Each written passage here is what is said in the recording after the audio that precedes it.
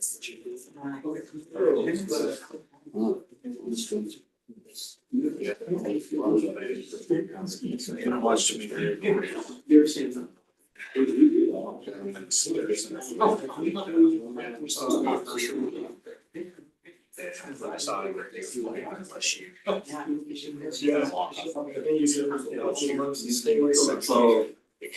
let's talk about maybe leaving this up, right? So that's maybe kind of like.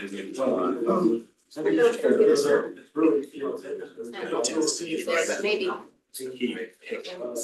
It's like no doubt on the just cleared all the sand.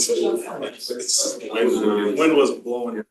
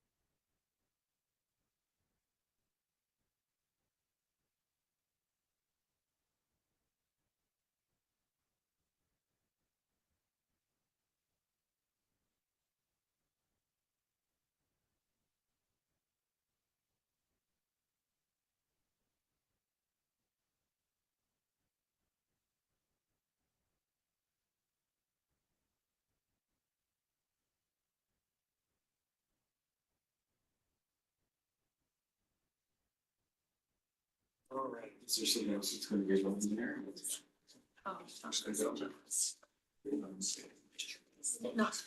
Yes.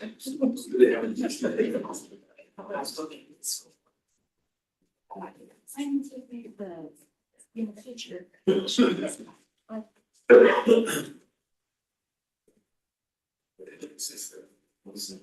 All right. I apologize, I'm running a couple minutes late, but I think we're ready to go. And we'd like to start out with the Utah Renewable Communities presentation. All right. Good afternoon, council, mayor. Thanks for having us. I'm Councilmember Dan Dugan from Salt Lake City. But here today, I'm representing the Utah Renewable Communities as the chair. And I've been the chair, I think 4 years. I took office as city council member in 2020 and just had re-election this past November. So I've been on the agency board for a number of years. And we're here to kind of the program's been able to open up this last year for the legislative sessions. So we're going out to reach out to other different communities, introducing ourselves again to the communities, giving us some information on how you could possibly join the community. And right now I'm going to turn over my time over to the Salt Lake City Senior Energy and Climate Program Manager, Christopher Thomas. He's the brains behind the whole program, so I'd rather have the brains opposed to talking. So Christopher's going to walk you through. If you have any questions, just feel free to shout them out. Thank you. Thank you, Councilmember Dugan. My name is Christopher Thomas. Again, we're here to talk to you about the Utah Renewable Communities. Thank you for the invitation. Carson, thank you for helping get it set up. So we'll go ahead and dive in. I'm going to try to work through these slides pretty quickly and then leave good time for questions because I think that's probably going to be the most valuable. And I just wanted to say at the outset, I'm happy to be here talking to you about Utah Renewable Communities because it is by far the most inspiring thing that I've been able to work on in my career. And I think it's a generational opportunity to do something good for ourselves and for future generations. So anyway, we'll go ahead and dive in. We are a coalition of 18 communities, and we are partnering with Rocky Mountain Power to design a new clean energy program. And this clean energy program was initially authorized by the state legislature back in 2019. We aim to offer customers a choice to supplement their current energy mix with additional clean energy at a minimal cost increase with a goal to achieve net 100% by 2030. And we work to empower our community members to be the change for a sustainable tomorrow. So I'm going to talk to you about a renewable program, but first I did want to mention Rocky Mountain Power has been in the news quite a bit recently. You may have noticed a lot of news about wildfires and liabilities. It's put the company in a kind of a challenging position to be able to invest in new power plants. They also announced in April that they were scaling back their clean energy plans and delaying a lot of them after 2030. And that was a concern to clean energy advocates in the state because that year 2030 is a really important one for those who follow the climate science. But nevertheless, our communities, our 18 communities that are part of the Utah Renewable Communities Initiative, we're still moving forward. We're still working with Rocky Mountain Power, and we see more than ever now our initiative as a really important way to bring new clean energy online by 2030. So why create this new clean energy program? I think for most of our communities, it's really about creating another choice. Usually when you're served by an investor-owned monopoly utility, they make all the decisions. They have all the decision-making capability of where our energy comes from. This would provide one other voice for our communities. I mentioned for those who care about climate, 2030 is a really important year by which we need to have made quite a bit of progress in reducing pollution, and our program is designed to do that. It allows people to support more clean energy development, people who just feel really strongly that there's a new technology and this is a way that they can help deploy it through their energy bills. It will reduce air pollution, both climate pollution and other air pollution. And no other program that is out there right now is as impactful for as many people as what our program hopes to be. So just a little more about reducing air pollution regionally and locally. So when you add new clean energy to the power system, it reduces pollution because it means that the other power plants don't have to produce as much. And so we've taken a look at this using the Environmental Protection Agency's models. And so if we add about 400 megawatts of new Utah solar, that would prevent about 700,000 metric tons of carbon dioxide annually throughout the whole region. And in Utah County, it would prevent around 1,500 pounds of other types of pollutants. So that's PM 2.5, NOx, SO2, and VOCs, volatile organic compounds. And those pollutants are precursors to PM 2.5 and ozone in summer. So it reduces air pollution. And primarily that's by reducing the dispatch at the Lakeside and BABO power stations in Utah County. So how would our program accomplish these things? Well, primarily because under this state law, Rocky Mountain Power is authorized to acquire utility scale clean energy on our behalf. Now, of course, our program has to be approved. It hasn't been approved yet, but once it's approved, that's the goal, is to acquire utility scale clean energy. And net 100%, I mentioned that earlier. What that means is simply that we would match the consumption of all the people in the program with clean energy by 2030 over the course of a year. It doesn't mean that, we're not still connected to other types of power plants, gas plants and coal plants and so on. It just means we're adding a big slug of renewable energy in an amount that matches how much we're using every year. So. And is there a plan to accelerate that as population grows? Yes, the goal would be that over time we would keep that match after 2030. Yes, great question. So unfortunately, one of the bad pieces of news we got from our perspective was Rocky Mountain Power in April said, they've been running this big solicitation for new resources. And then they suspended it and then they terminated it. And that was a bummer for us because we thought we were going to get our first tranche of clean energy through this solicitation that Rocky Mountain Power was already doing. So they canceled theirs, but then we decided, okay, we're going to try to prioritize running our own solicitation for clean energy resources. So we hope to host that this year. In fact, I was just on a call with our outside counsel and consultants about trying to finalize these documents. So we're really eager to get that finalized and published. These resources that we're soliciting for will need to connect to the PacifiCorp transmission system. And when I say PacifiCorp, that's really the same as Rocky Mountain Power. Rocky Mountain Power is just the name that PacifiCorp does business as here in Utah. And I mentioned our 2030 goal, so we're looking for resources that can be online no later than December of 2029. We're really excited about this. We just need to finalize the documents, and Rocky Mountain Power needs to submit them to the Utah Public Service Commission for review. So I talked about the PacifiCorp transmission system. This map gives you a sense of where that transmission system goes. It's those gray lines. So the PacifiCorp power plants are all across the West. And so technically, the resources that serve our program could also be anywhere that connects to any one of these gray lines. However, for practical reasons, it's most likely that the resources that serve our program would be in the eastern side of the PacifiCorp transmission system. So that would be Wyoming, Idaho, or Utah. So that's likely where our power plants will be located. Can I just clarify, that's not PG&E then? Correct. Correct. Not PG&E. Yeah, that's California. Because they have big problems. Yeah. Okay. Yep. Porter Hathaway owns PacifiCorp, and Rocky Mountain Power is a subsidiary of that. Perfect, thank you.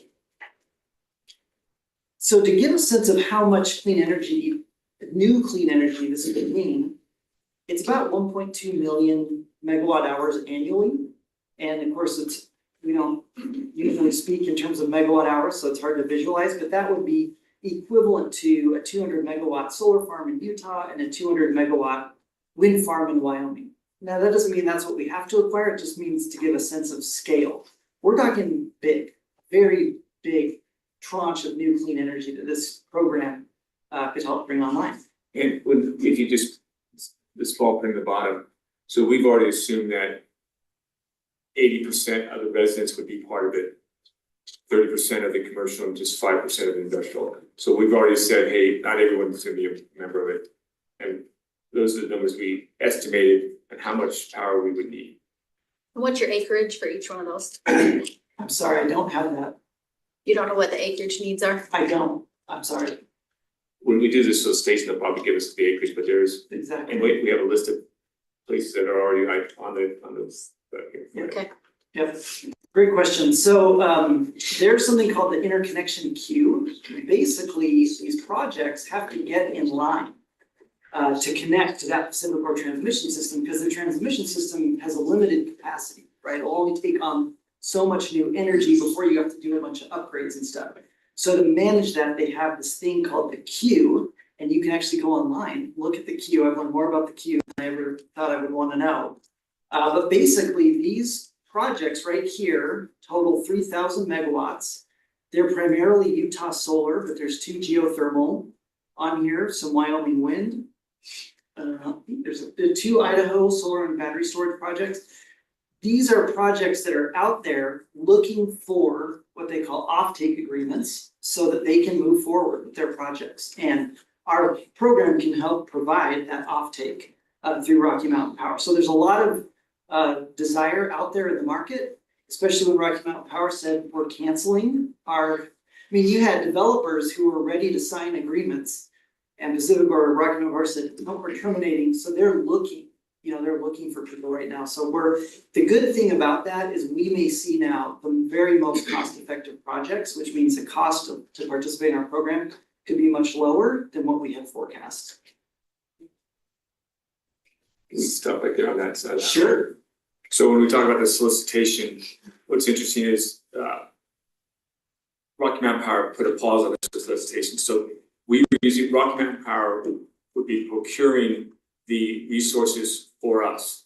We pay for it, but they would go through their system, their solicitation program. And they would, as Rocky Mountain Power, they have a goal on this the blue dots here, they have a goal of also increasing their renewable energy and their clean power. And so with that goal, they're gonna always pick the least expensive, the best program and the right program in the right place for their system. And then we would get the leftovers and we'd have to say, do we want that or not? Now, because Rocky Mountain Power has put a pause on it, now we have a list of all these companies that want to provide resources, and now we go to the top of the line. And we're picking out the cream of the crop here, who are also gonna be competing against each other to provide us with solar, wind, and solar wind battery power. So in a sense, the solicitation, losing the solicitation from Rocky Mountain Power, put a lot more work on our side because we have to go through the RFP process and the scaling process. But the bet on the flip side, it allowed us to probably get industry at a less expensive price. Right. Yeah, you made a comment a moment ago that you assumed 80% of residential. I think that's a lofty goal if they have to pay something for this. Have you seen this elsewhere where 80% will pay extra to do this? It's been hard to track down quantitative data like that, but yes, we have seen high participation in similar programs in California. The 80% in particular came from a scientific survey that Salt Lake City did, and Ogden also did one. Okay. And we asked people, we said, well, if the program costs this, or this. At what point, where's the break point? Where's the break point?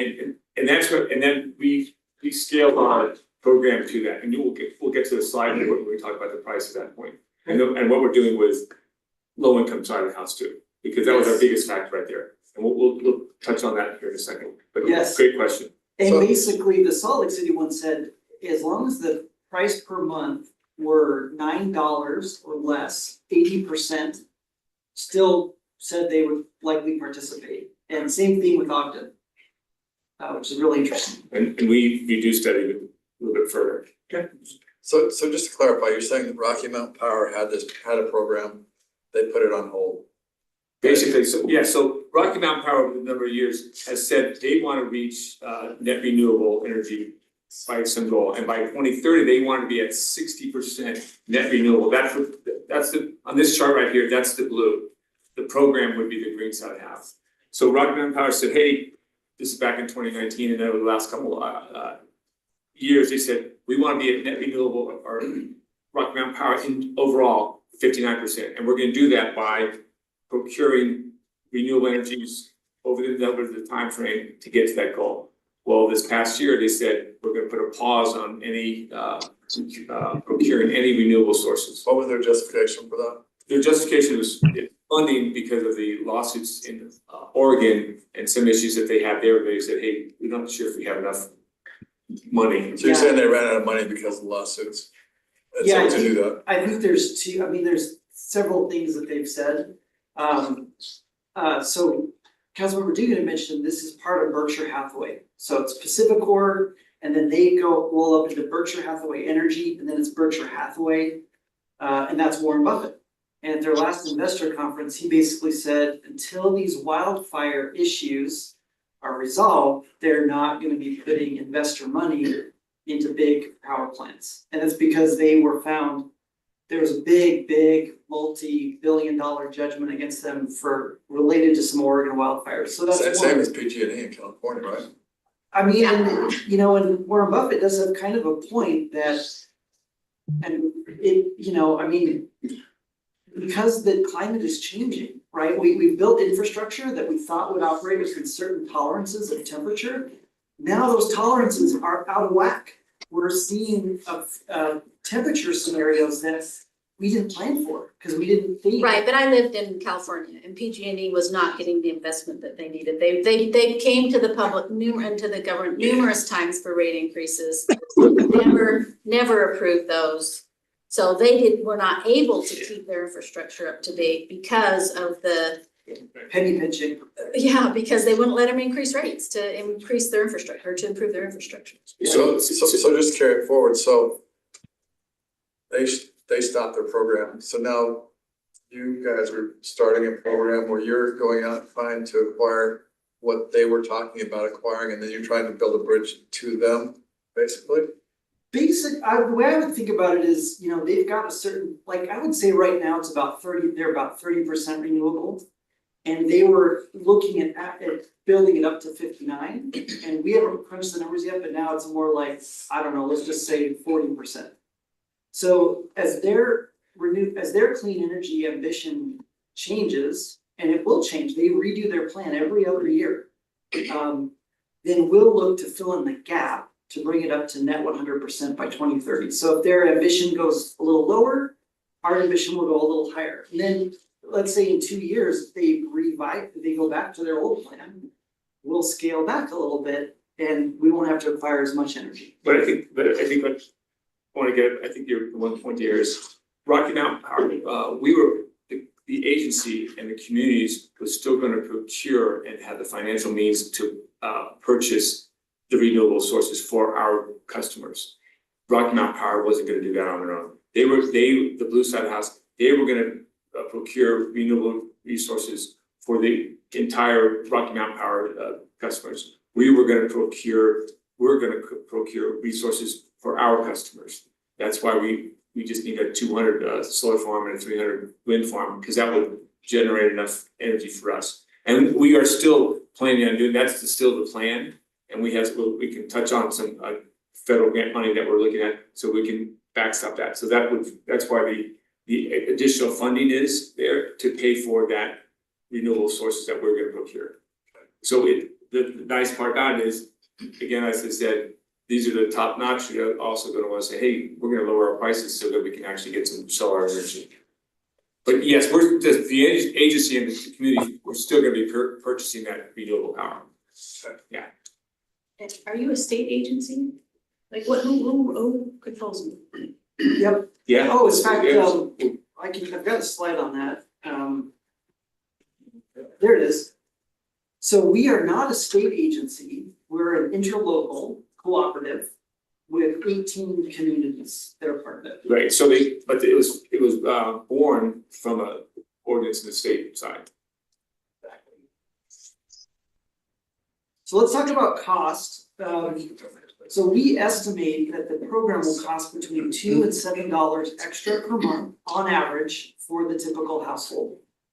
So that falls within that $9 range that I mentioned earlier, where Salt Lake City residents were saying, well, yeah, I mean, up to $9, still about 80% said, hey, we're game. It's very similar numbers in Ogden.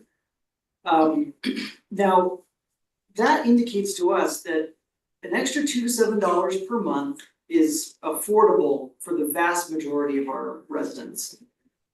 However, we understand that is not true for all of our residents. And so, as part of something that the state statute requires called a plan for low income assistance, we are planning to offer an enhanced bill credit up to $7 per month for qualifying households. And the way this would work is it would just stack right on top of the existing bill assistance that is offered through Rocky Mountain Power. That's called the HELP program, or it's also called Schedule 3. This $7 enhanced bill credit would be paid for by a surcharge on all the other participating customers' bills, but no more than 70 cents per month. So there's a subsidy there, but it's capped, right? And there may be, so I'm going to talk in a minute about the process here of how people are enrolled, and then there's an opt-out period and a cancellation period. After all that stuff, there may be a termination fee to leave. We've been looking at something that's pretty affordable, again, for most households of $30.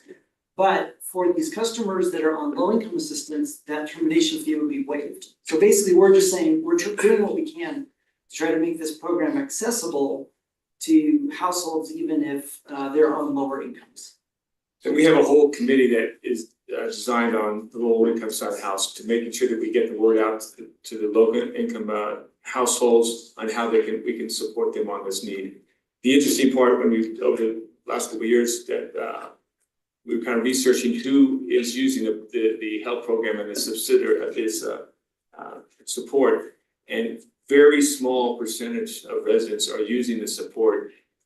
Like 3 or 4% of the residents are using the support, but 15% could use the support if they actually would sign up for it. So, and we're trying to target that other percentage. Hey, this is a way to, if you want to be on the clean energy side, here's a way to do it, and here's a way we can support you by increasing that visibility for those low income families. And that's across all the different communities, because there's some communities that majority of their population, some of these smaller towns, are all on the low income side. Just out of curiosity, is this the path you were going down before Rocky Mountain shut down? Yes, yeah, we've been going down this path since the beginning. Yes. So the way that the program works is that once a community decides they're in, and that's pretty far down the road still, but once they decide, then when the program starts, everybody is automatically enrolled with the chance to opt out of the program if they want to. Why is it this way? And I know that some people don't like this. That's exactly what We're happened shaking last our heads, time. no. It was you're automatically in, you gotta opt out. I mean, we had the same with recycling back in the day. And everybody opted in, and we had a lady die of a heart attack, and she wasn't able to opt out because she was in the hospital. It's a no-go for me. Like, you're not gonna opt everybody in and force them and then they have to opt out. It should be the other way around. And we'll go through on How how. open are you to an It's gotta be. Well, this is, what we did here was it's over a few months period of time where they can opt So I mean, out. that's why it died last time. Just, we weren't in favor of that at all. It's like, Okay. Yeah, You know, that's it- kind of the hard. and to say, hey, it's only gonna be this much money, I mean, It goes up. I mentioned Utopia. Utopia, said, oh, and Utopia's great. We're in a debt 116 million because it wasn't supposed to be that much money. You know, to me, it's gotta be an opt-in instead of an opt-out. We had a long discussion with the members at that time, and we went the all opt-in method. And I understand your point, and I was using it, it's I mean, funny it's how. such a great deal, everybody's gonna opt in because it's gonna save. And we also, we also talked about the whole side of the termination fee, you know, and making sure there is waivers if you are to opt out and have those special circumstances. I was looking at it from the idea that, and I don't want to derail this, is, hey, you have a 401k program, everyone's opt into the program because we want people to save their money, and it also helps them on their taxes. And if they do that, they don't even see how the benefit of it is, but if you have to opt in, very few people did opt in, and I'm just talking about the hourly wage people that I had working for me. Very few opted in because they had to make that work, so when we automatically did it, a lot of them just opted in and they stayed in the program, so that's how we made That's it. saving and this is spending. But I had, right, I had I another, get your example. yeah, so anyways, Well, and I totally thank you, that's- understand people have strong feelings about this. I will say it's a requirement of the Community Clean Energy Act, so the state law requires it, the program to work this way. And it does reduce the cost of participating in the program, primarily because it allows us to build at scale. So a 200 megawatt solar plant will produce cheaper energy than a 20 megawatt solar plant. So and it also reduces advertising costs, because instead of having to pay to go out and reach that 80%, the 80% of Salt Lake City's already told us, hey, we're interested. And so we're spending our money on energy that's more affordable than advertising to try to reach individuals directly. And I think, the way I think about this is that it really treats clean energy and positive climate policies as a public good. That, hey, our community has decided we want clean energy, we're in. But unlike things like, garbage collection or whatever, it is optional. So if somebody looks at their bill and they said, what in the world is this? I don't want to be paying, $3 extra. Then we're gonna try to make it incredibly easy for them to opt out, just as simple as picking up the phone and calling Rocky Mountain Power. Or going online. We're talking to Rocky Mountain Power to make it so that they can just log into their account and opt out of this program. And like we said, after that, a small termination fee may apply. And so basically, the requirement of the law is everybody has to receive 2 notices from the utility. That's the opt-out period. Then the program starts, and then the following 3 billing cycles, if they look at their bill and they don't want to be in, they can also cancel for free. It's only after that full 5 months that there might be a termination fee.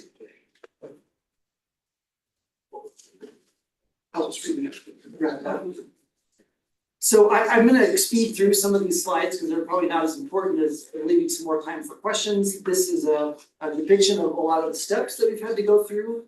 The law passed in 2019. And it basically laid out a whole series of steps that we had to meet, and we've been checking the boxes on those steps since then.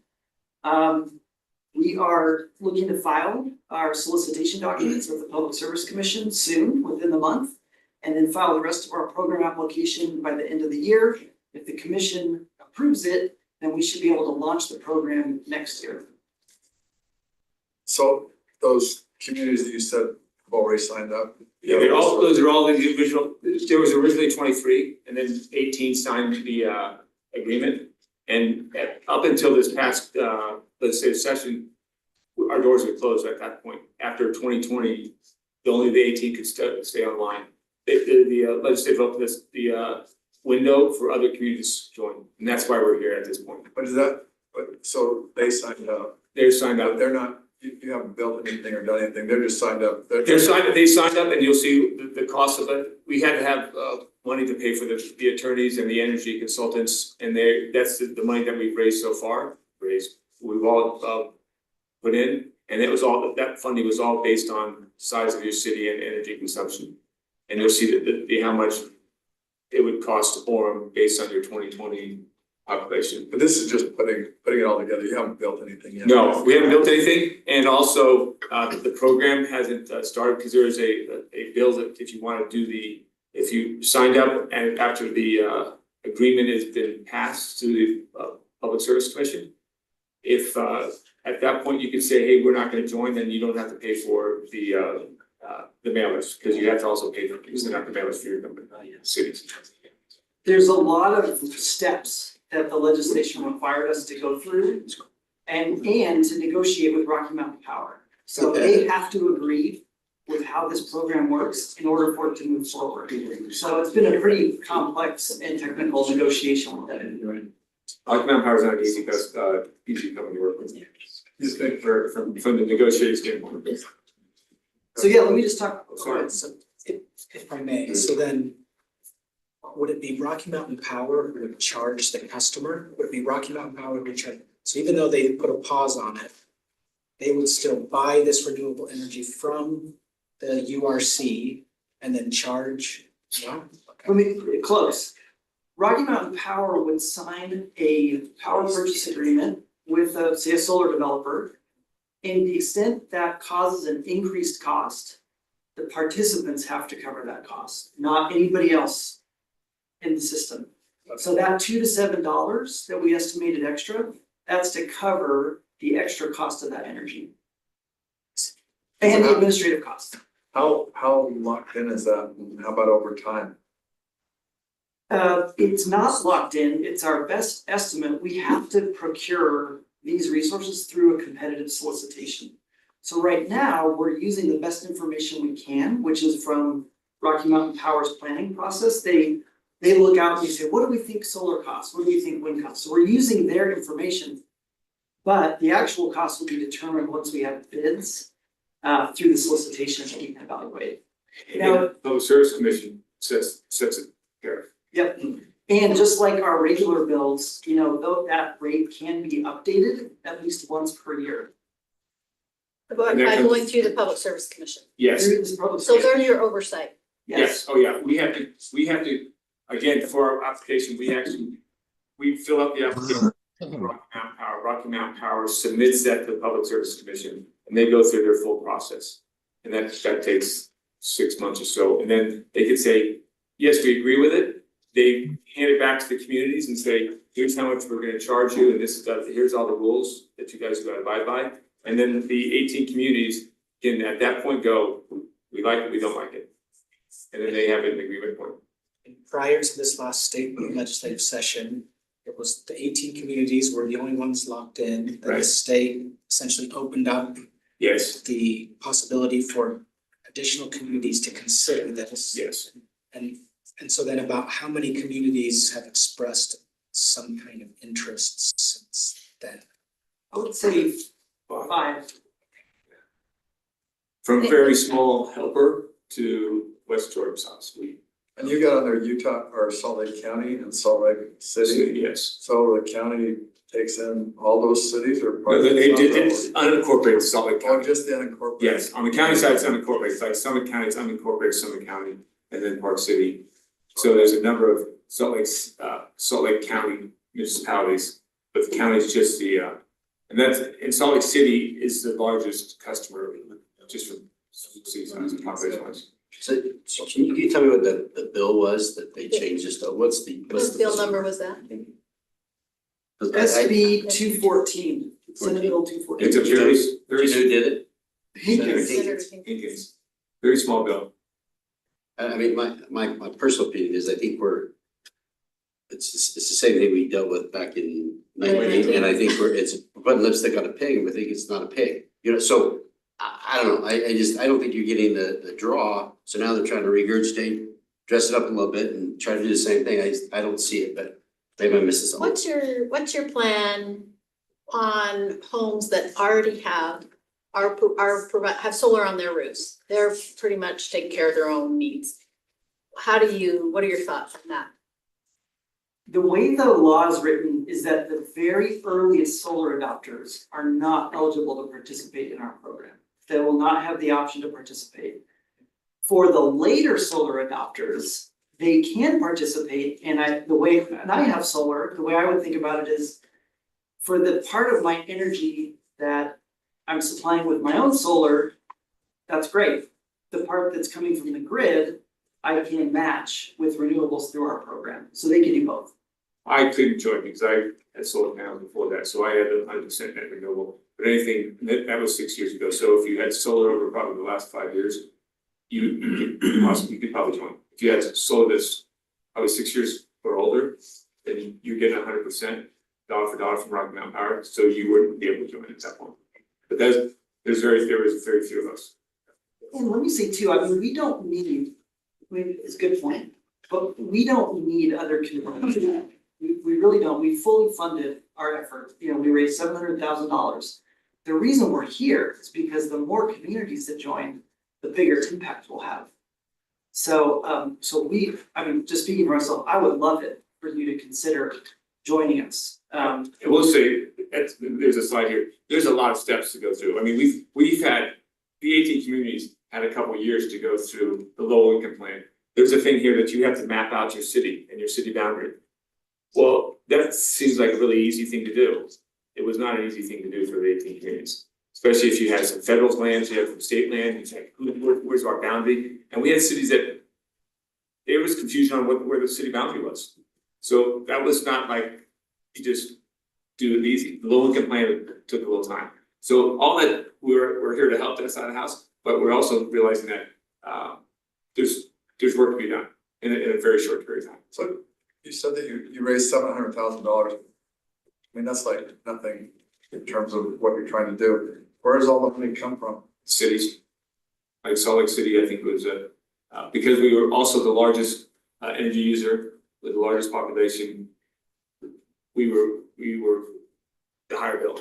But I mean, so that's how you raise the 700,000. Yeah. But beyond that, I mean, this is gonna be a multi-million-dollar deal, right? Oh, so the grant money for the procuring the resources, that part of that was how we used the $2 to $7, but also we submitted an application to the feds for $49 million to provide a backstop for the resources. Because the Rocky Mountain Power and didn't want to have that liability of having a resource on the grid without a financial backstop to pay for that if this program didn't succeed.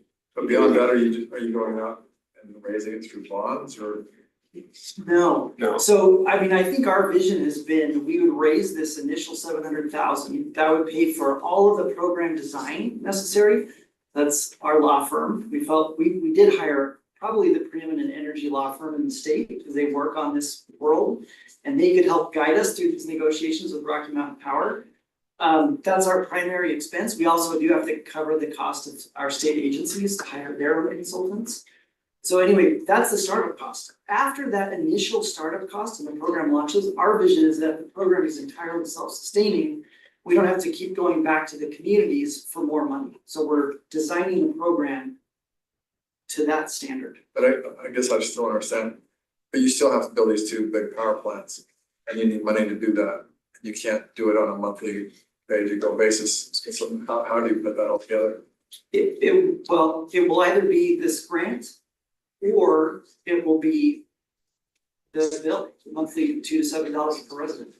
So you would have to finance it then, right? Right. And that's and pay it over monthly. So you get as far as you could with the $49 million grant and then you would pay it over time. $49 million grant would pay for, I think, more than just what we need right now. That would About 200 megawatts is what we scaled it to. So you would do one and then as you've got. Right, because we don't need to do all of Yes, it by exactly. 2030. We don't need to do it all today. Right. So Tom, do you remember, it wasn't like 120 grand, 130,000 that they wanted us to? I Oh, I've got remember. that. Here's What was the original? Before you, or were you here? here's the price. 5, 6 years ago. Yeah, it was a long time ago. Here's what it's on. Good put it right there. So the 71,000 Just more than that. over 2 years. I think it was more than that.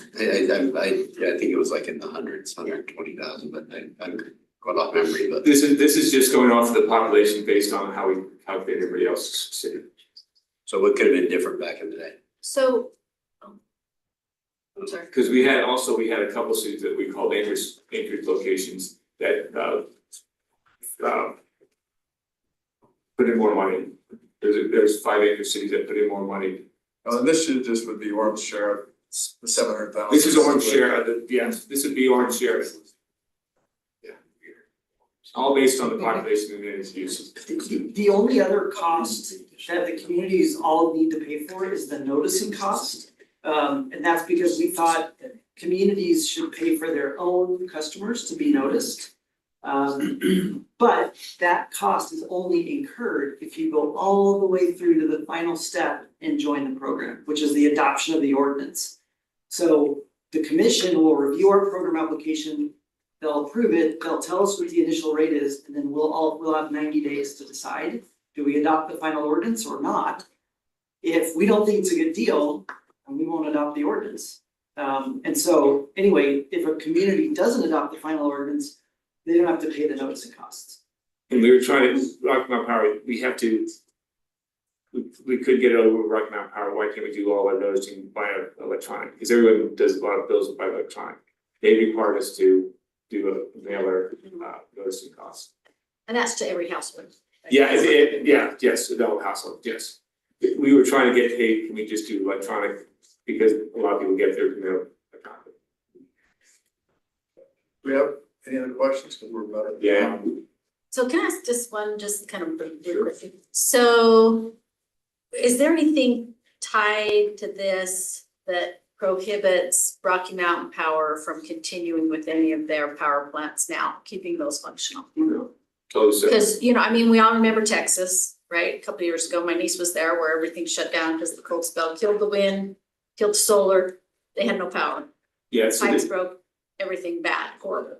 So what, are you guys okay with keeping these backup power plants in place, or is that part of this 2030 initiative to go straight 100% solar and wind? right, so back to the beginning, so we're looking at 100% net renewable for these 18 these communities, right? So we're gonna purchase renewable energy to provide the energy for these customers, so this is how much power they're gonna use. So that's 100% net. We're basically taking our energy, put it into Rocky Mountain Power's bowl of energy mix. And then they're gonna make sure, and it's their responsibility to make sure everybody's lights are on. So that however they do that, they're gonna do that. So you don't, when you turn your light switch on, you don't know where the power is actually coming from. It could be coming from all over the I place. guess my question is more, is there any type of pressure going to be applied on them to adopt this 100%? Or to shut down some of their plants? No, Not from us in this case, because this is just for our communities. yeah, because the state legislation that enabled our program did not give our program any authority over the thermal generation plants at all. But to the next question, then, it could be market driven. I mean, if they created enough energy, then Rocky Mountain just simply gonna shut this down. They're gonna shut them down? Yeah, because up until just this past year, Rocky Mountain Power's goal was to be, I'm gonna say, use the number 59% net renewable energy by 2030. That was their original goal, and they were gonna continue on that path until they said no more resources. So now they've flatlined that, and I don't know what that line is. Then my next question, do you have the ordinance? Can you do you have a draft of the ordinance that you anticipate you're gonna have? The final The ordinance, final that's the ordinance? final step. Yes, our board adopted a form ordinance. Now, it doesn't have all the things filled in because we can't fill them in to have an approved program, but yes, we're happy to send that. Okay, I'd like to see that. And we have a kind of a timeline here also, we'll send it to yours. And thank you very much for all the time you've given us and great questions and dialogue. Really appreciate it. Okay, thank you for coming and Thank you. sharing that with us. Appreciate it. Yeah. Okay, next up, we've got Utopia. Roger Timmerman.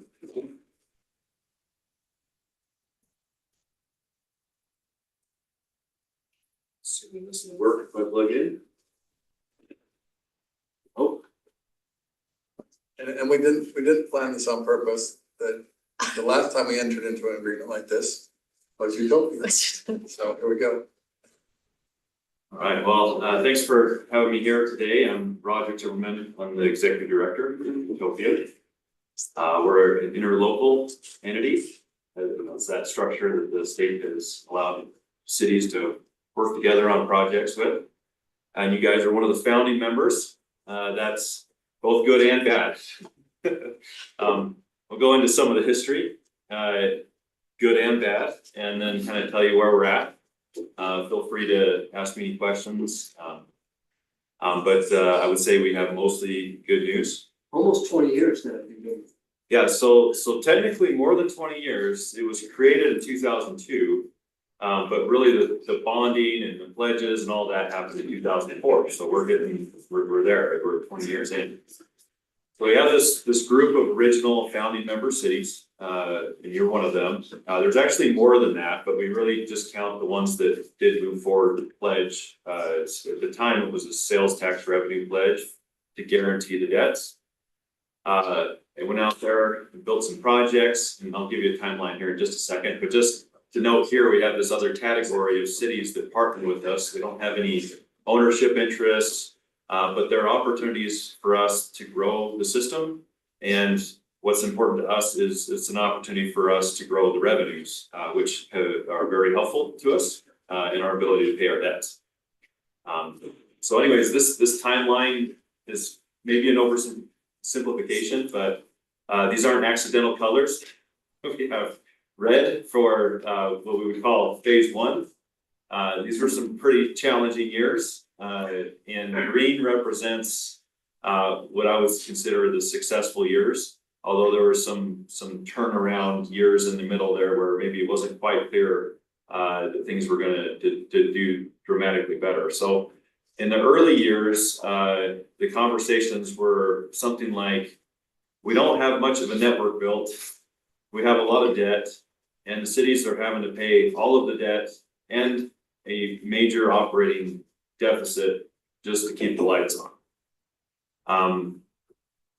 Now, we believe there was demand, there was people wanted better broadband, we still had that problem, but there wasn't a clear path forward. In 2008, really, I think the frustration with the contractors, UTOPIA at the time was really just a very small group of people overseeing contracts with the company called Dynamic City that became Packet Front. And obviously the project didn't go well, and we could say part of it was maybe their fault, part of it was bleeding edge type stuff. Part of it was we had lawsuits, we had legislative obstacles put in our way. There was a long list of things that happened that caused overages in cost, shortfalls in revenue, and it was a disaster for that period of time.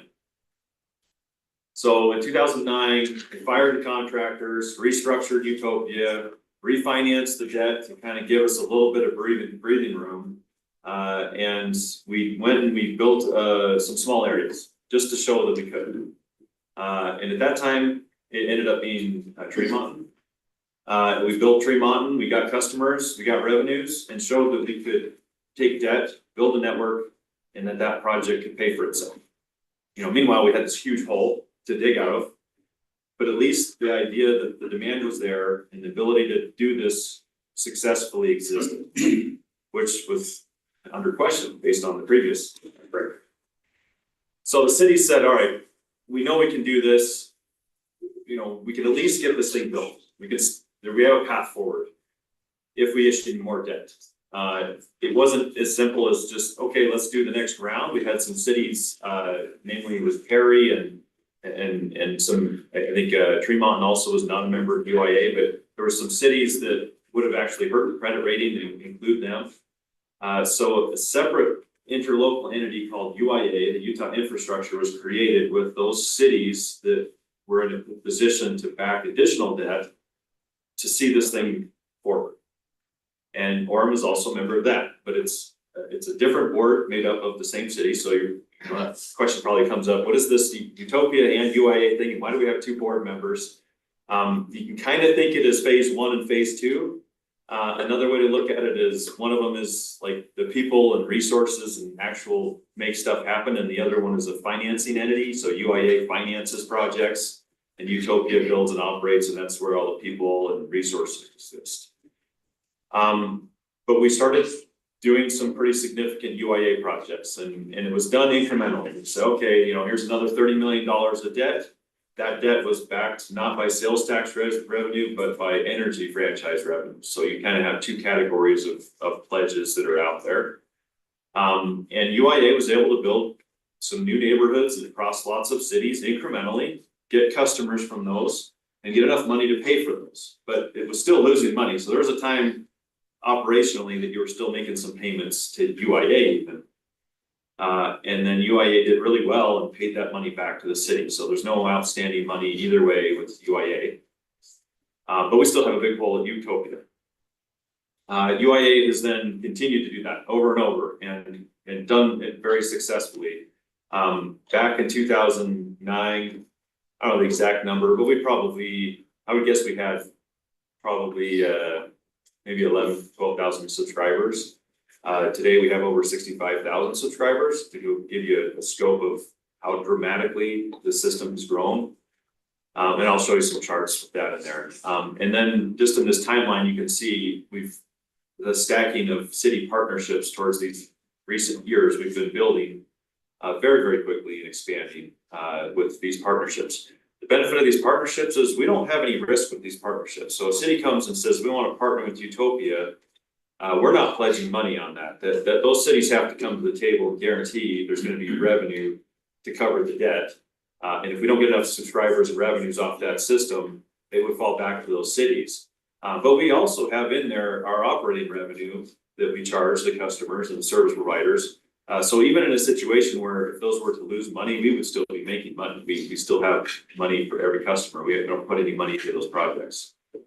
Well, fortunately, this project's gone really well in addition to our original city projects. So let me just hit a couple of achievements from UTOPIA.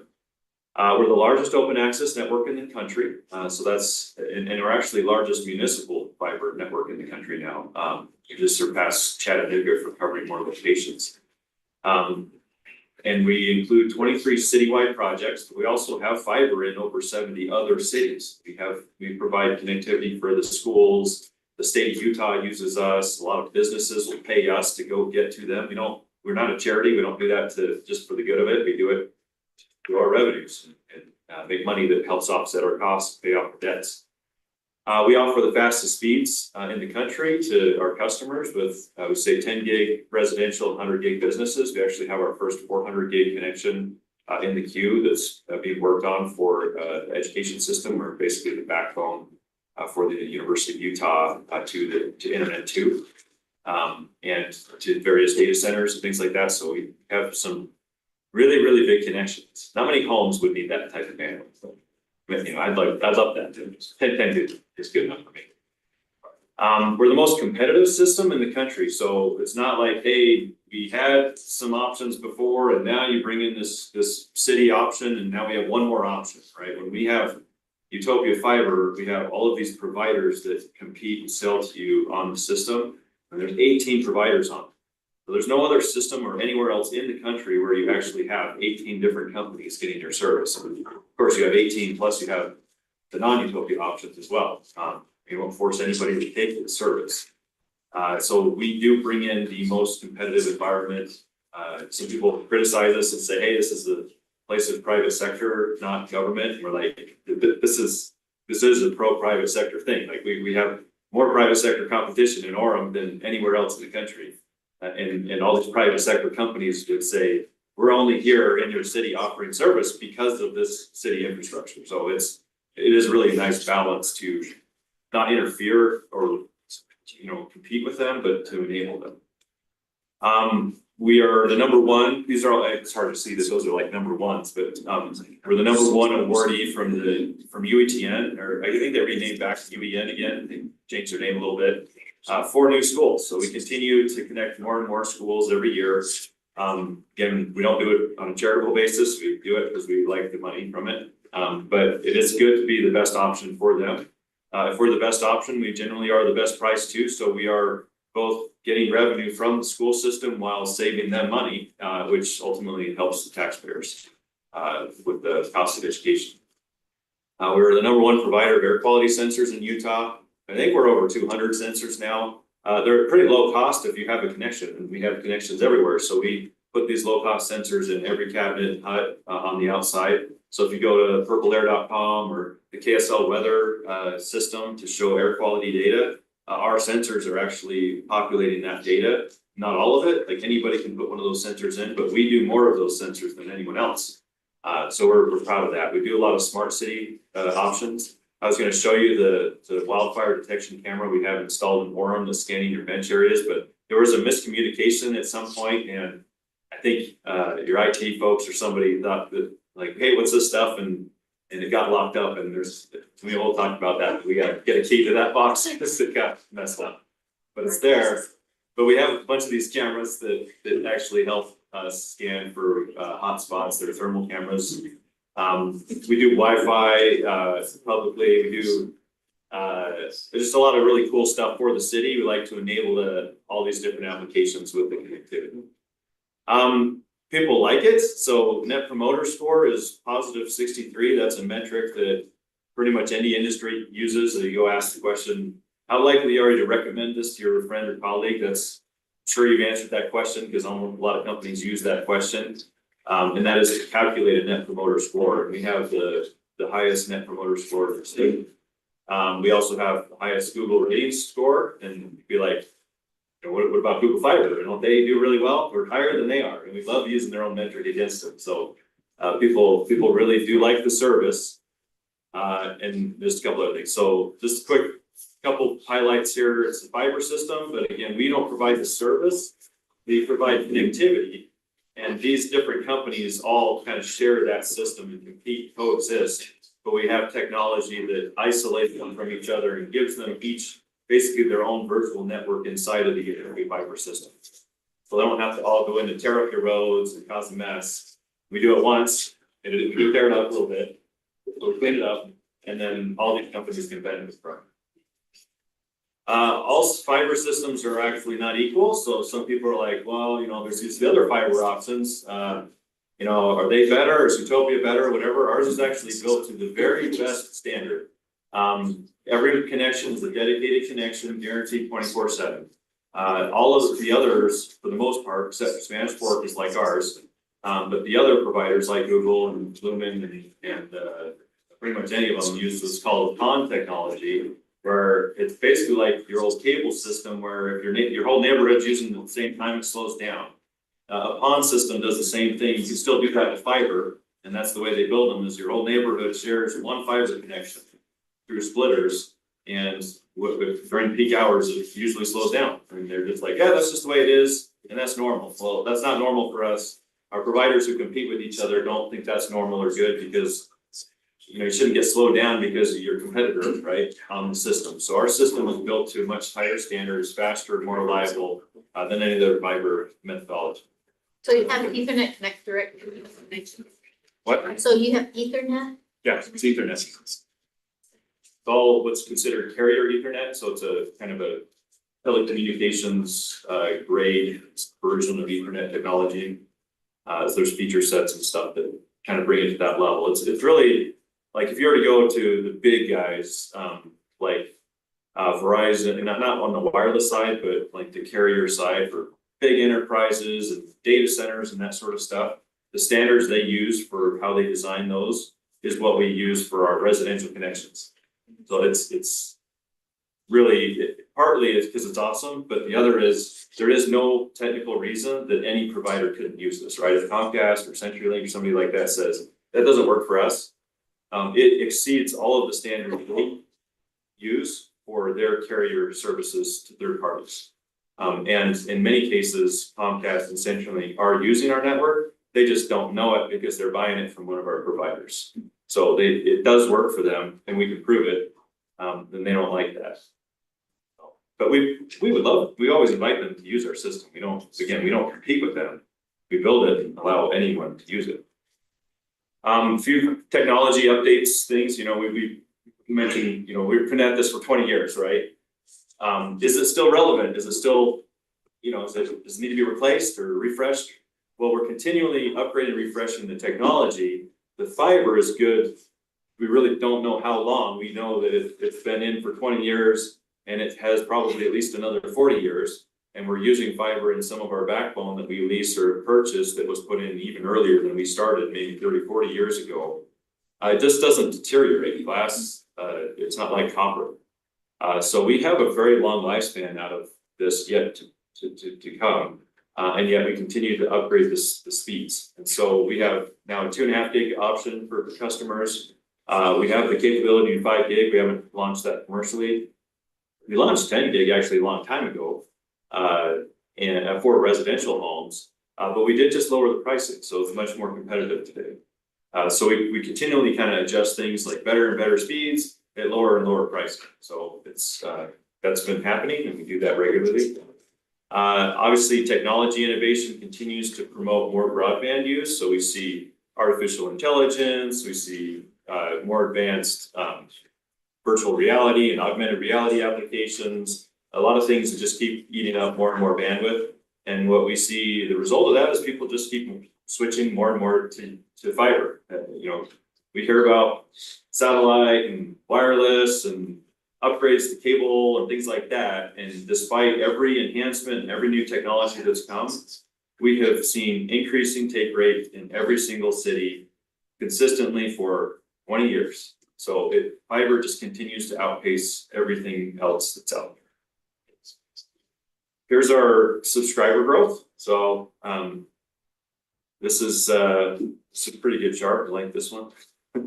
We're up over 65,000 subscribers now. Some of those are not like full subscribers. I mentioned there's partnerships. So we have like Idaho Falls and Bozeman and some things like that. We don't have employees out there, but we manage the technology and knock and things like that for them when we do get money from each of their customers. So there's a lot of benefit in those partnerships. This is by city. So these kind of stack, you guys are number 2 behind Layton What City. color are we, can you? You're the second one there. That's that brown line. So you're number 2, but you're at risk of getting surpassed by Idaho Falls. So we By the one that's growing push fastest, it, yeah. The red And who's the The gray red above one's us? Idaho Falls. So Who's the one above us? Layton. Layton. Layton, I think you're gonna beat Layton. You know, you're larger, but they got a little bit of a head start. There was an option out there for a while for cities to kind of jump ahead. Yeah, from a like timing Linden built out perspective. pretty quick.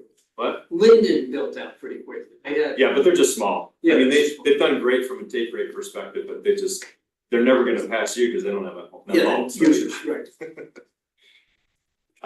Here's kind of your build out timeline. So you remember, you know, there's 10 years before this. Yeah.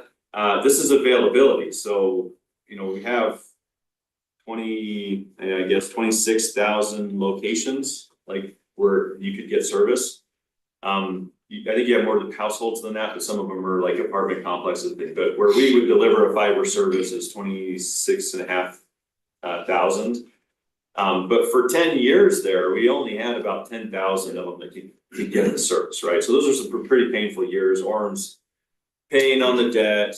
You have 2/3 of the city nearly that can't even get the service. It was pretty dire, right? Is that just residential? This is everything. Everything. So this is our subscriber rate. So you see, as we built out the system, we saw subscriber rates grow, which you'd expect. But what is very good and interesting is that we finished the build and there's not a lot of new development happening in Orem. You know, if you're built out, for the most part, there's a little bit of redevelopment. But we're seeing strong subscriber growth still. So we're still seeing about 40 a month, which on a business day perspective is like 2 a day that we're out there installing. And that's not slowing down. That's been very consistent over the last year.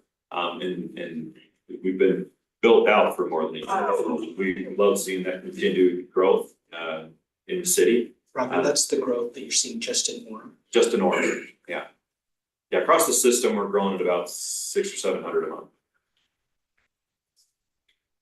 These are the customers. I tried to find a zoom level that wouldn't reveal too much. I can see my house. It's like, yeah, I got service there. Blue dots are businesses and residential. We have some reports of take rate, and those are skewed low, because it's based on how many parcels are there, and there's a lot of parcels that just aren't a household or potential customer. So those reports show us like something like 35%, but when we actually zoom down and look at real homes and real potential customers, I believe we're over 50%. Which means every other option is sharing some percentage of the remaining 50. Now, I'd love to push that to 60, 70 and higher percent, and I think we will. But a lot of your city is like, it's for a service that's completely optional and opt-in, you know, there were some conversations about that at one point. Where Yeah, that's what I like about UTOPIA, it's an opt-in. You got it positive from it. Oh, man. Like back when they were talking the Macquarie deal, and they wanted to opt everyone in. And I That was heard bad, that that was too. bad news, so. Yeah, 300 million, let's build Orem up to 300 million, stupid. Right, I mean, when I came back to Utopia, it was one of my great pleasures was to cancel that Macquarie deal, so that was, we all dodged the bullet there. We did have one on the council who voted for it, but I won't say who it was. Well, it was a dire situation at the time, right? They were looking for options, Yeah. so. When did you come in? 8.5 years ago, as 2015, executive 16? director, so. 2015, 16, something like that. The Macquarie deal was offered to us in 2014, shortly after we were. Correct. So I mean, when that stuff was getting really ugly, I quit. I mean, I didn't like some of the misleading information that had been shared. And didn't like the deal, so anyways, they didn't like my opinion.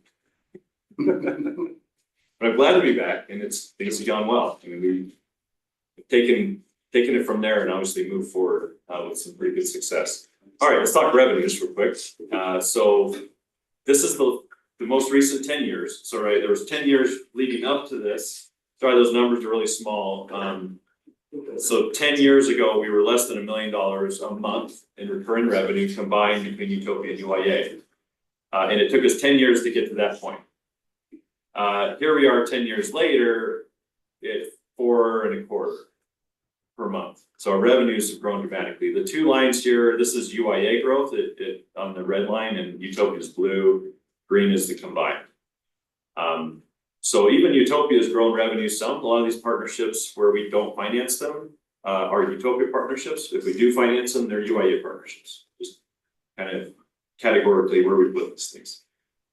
Bountiful is the most recent one, and that one is a Utopia partnership, and that's a big one. So we actually expect Utopia's revenues to grow a little more dramatically than we've shown. But we don't have any of the debt, so we have no expense and revenues. The UIA ones, we have debt expense tied to those, but we also have revenues, so it's better and worse depending on how you look at it. This is the UIA revenue with the debt obligations shown here. So this is kind of shows you like, yes, we've grown our revenues dramatically, but we've also grown our debt. But the beauty of it is we've grown our revenues much faster than we've grown our debt obligations. So this delta between our revenues and our debt expenses is beautiful.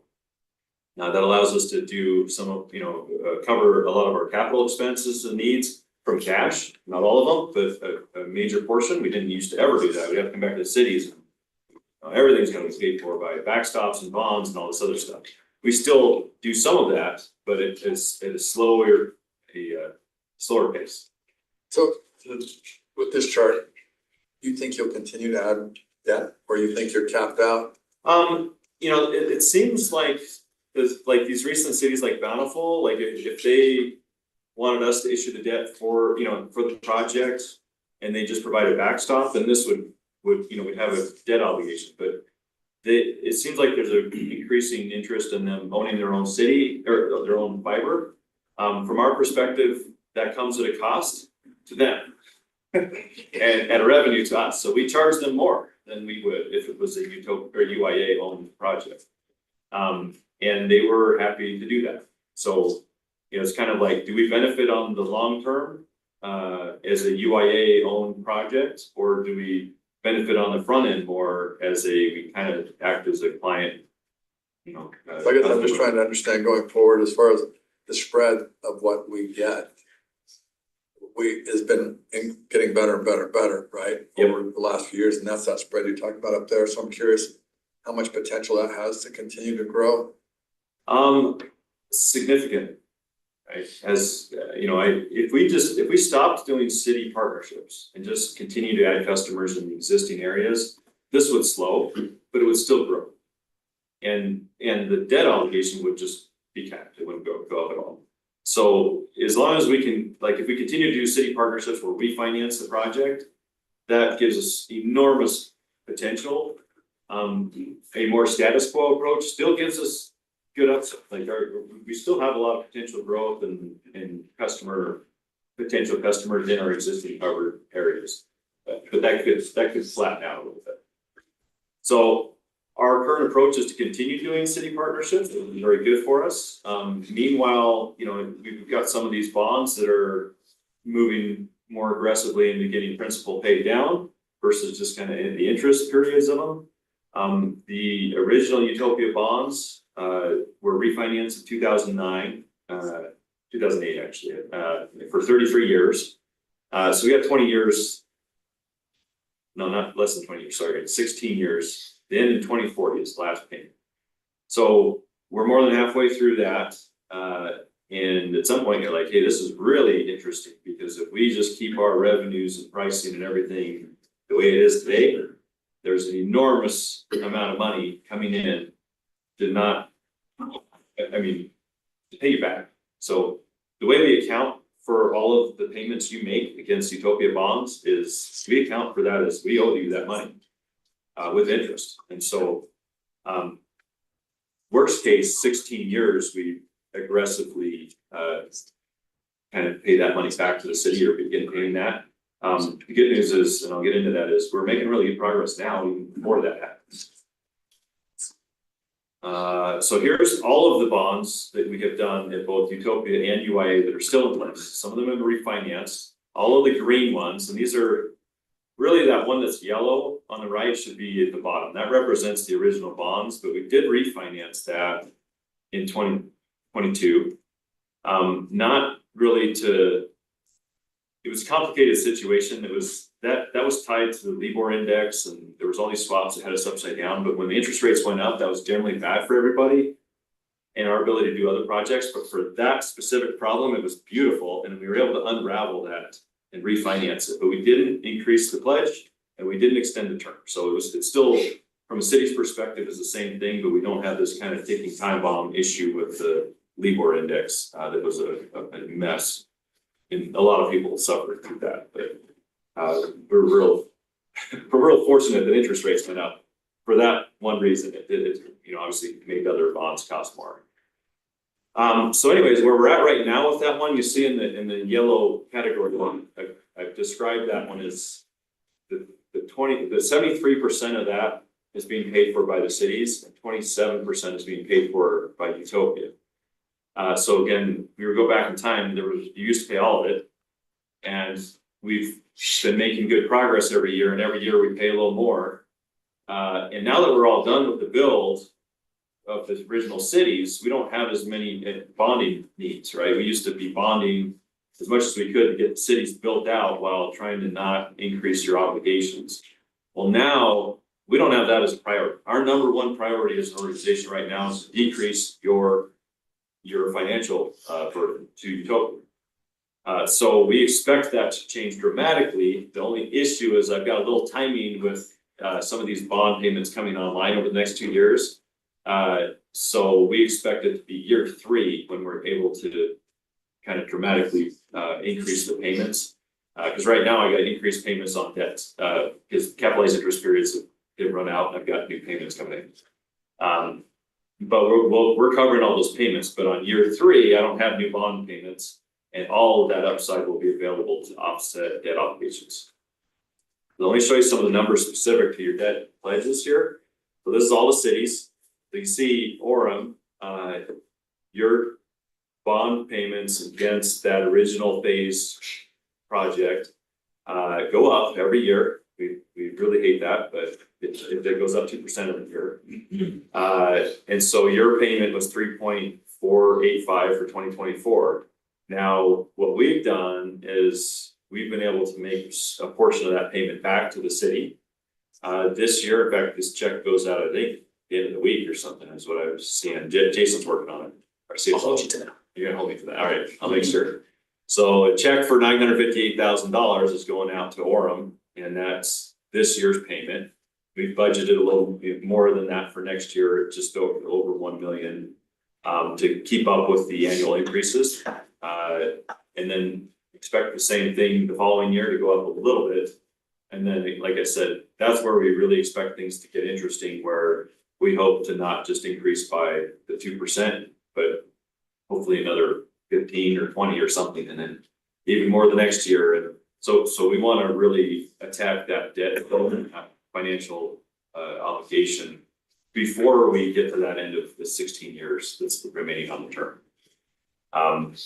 Again, none of that would be possible if it weren't for the growth and the new partnerships we'd have. We'd still be paying 100%, but you know, we've found a nice balance with these new cities and growth to kind of, they get to avoid a lot of the risk and a lot of the pains that we went through in the early years. At the same time, we're able to make money off of those partnerships. We see other cities kind of going it alone, even recently, and already having to budget for shortfalls. Like, well, you know, we wish for your success, but we told you so. You're learning that you're doing it the way we did back in 2004. So just to clarify, 2024 distribution is 958. Then you're saying next year would be the normal increment. what in dollar terms would that We potentially expect to look go up by the same amount, so that goes up by about $70,000. I think it would go up by another $70,000 then next year, and that would keep up. If we go back to the previous slide, you'll see your pledge payments go up by about that much each year. So your net would be about the same.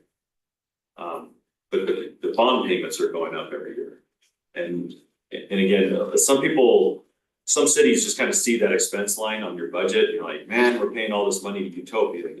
That, we don't get that money. I mean, that's a payment towards the bond. The money was spent 20 years ago, maybe 15 years ago. But the things that have been happening over the last 10 years are enabling us to contribute towards that. Most of your city was built without this money. It was built with UIA money and is also paying for itself. This is just a problem that mutually we're attacking and making good progress. Okay. That's all I had to update you on, but happy to answer any questions. Any other questions? I think we've asked a lot along the way. Anybody have any more questions? Okay, I think to stay on track, Mayor, could I say something really quick? Yeah, Jeff.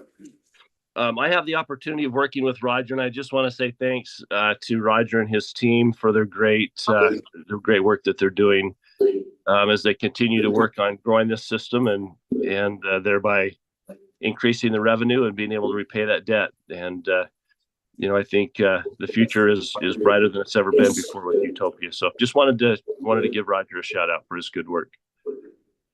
Thank you, Jeff. We appreciate Jeff and Brandon serving on the boards, so, yeah. Okay, well, thank you, Roger. Thank you. I appreciate the transparency too, right? Yeah, thank you very much. Okay, next up, item number 3. North Pointe Solid Waste Special Service District. Neil Schwindeman.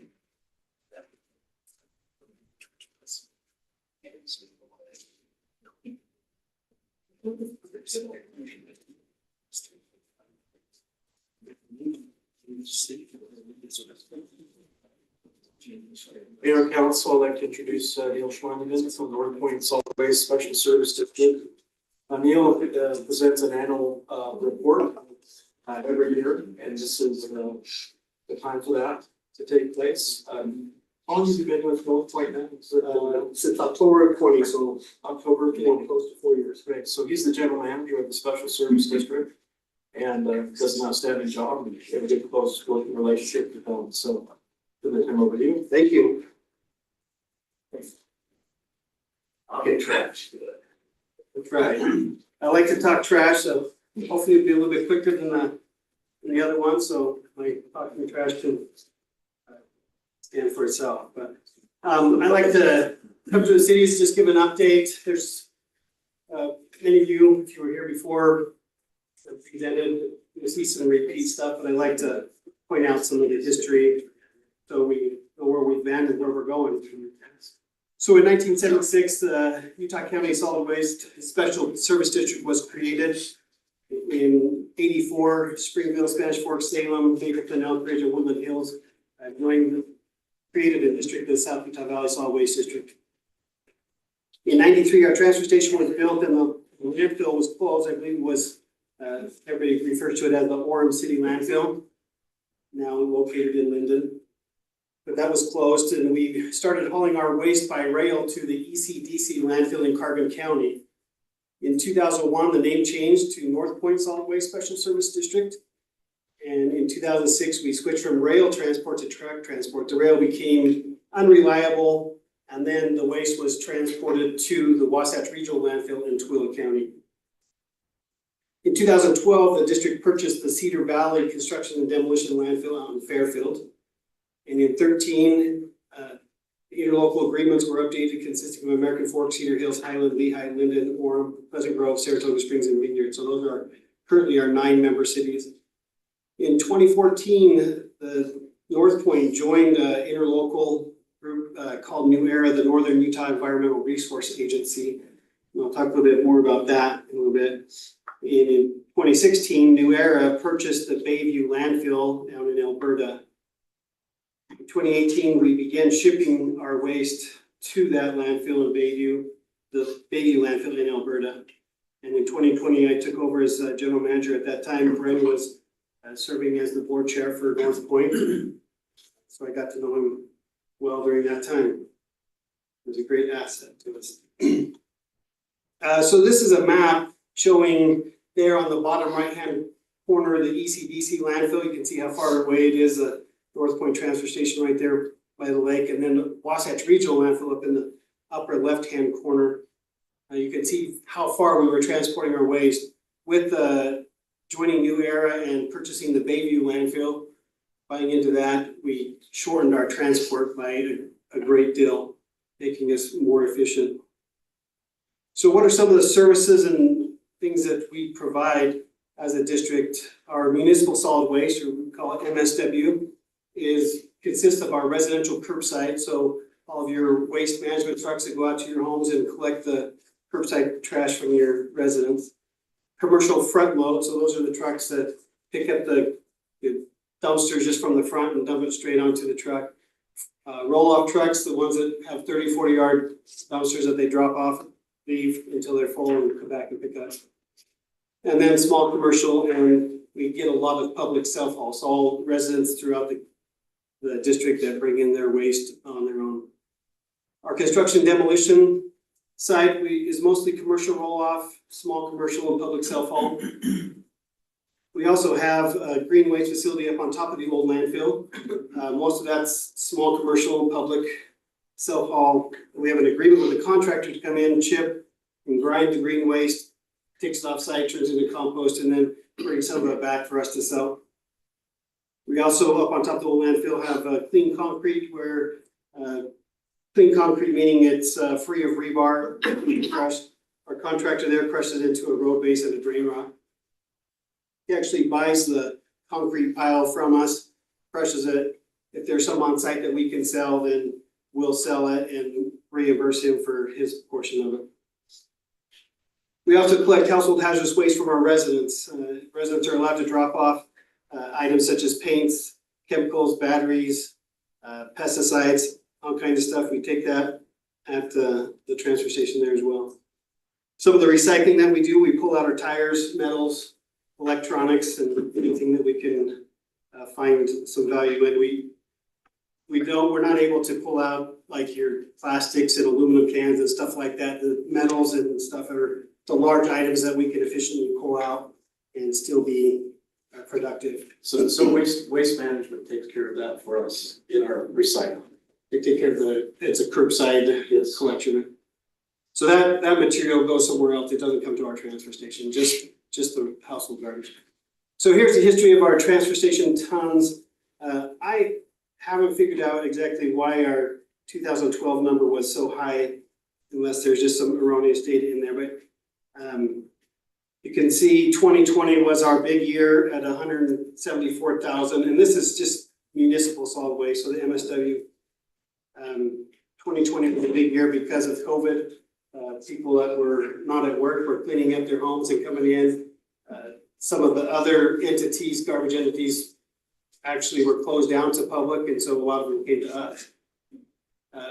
Last year we did in MSW 170,500 tons. Our construction and demolition waste has continued to grow throughout the years. Last year at the transfer station, we did 130,600 tons. So it continues to grow with, obviously with the growth and everything that we see building commercial buildings and homes. So our total transfer station tons have grown over the years, and we eclipsed 300,000 tons last year. So we moved a lot of material through our transfer station. So this is our 2023 totals. Again, 170,000 of MSW, 130 of construction demolition, 12,000 of green waste, and 3,600 of clean concrete. So you can see the pie chart there. The curbside portion of the MSW there in the purple makes up about 35% of our total waste volume coming through the transfer station.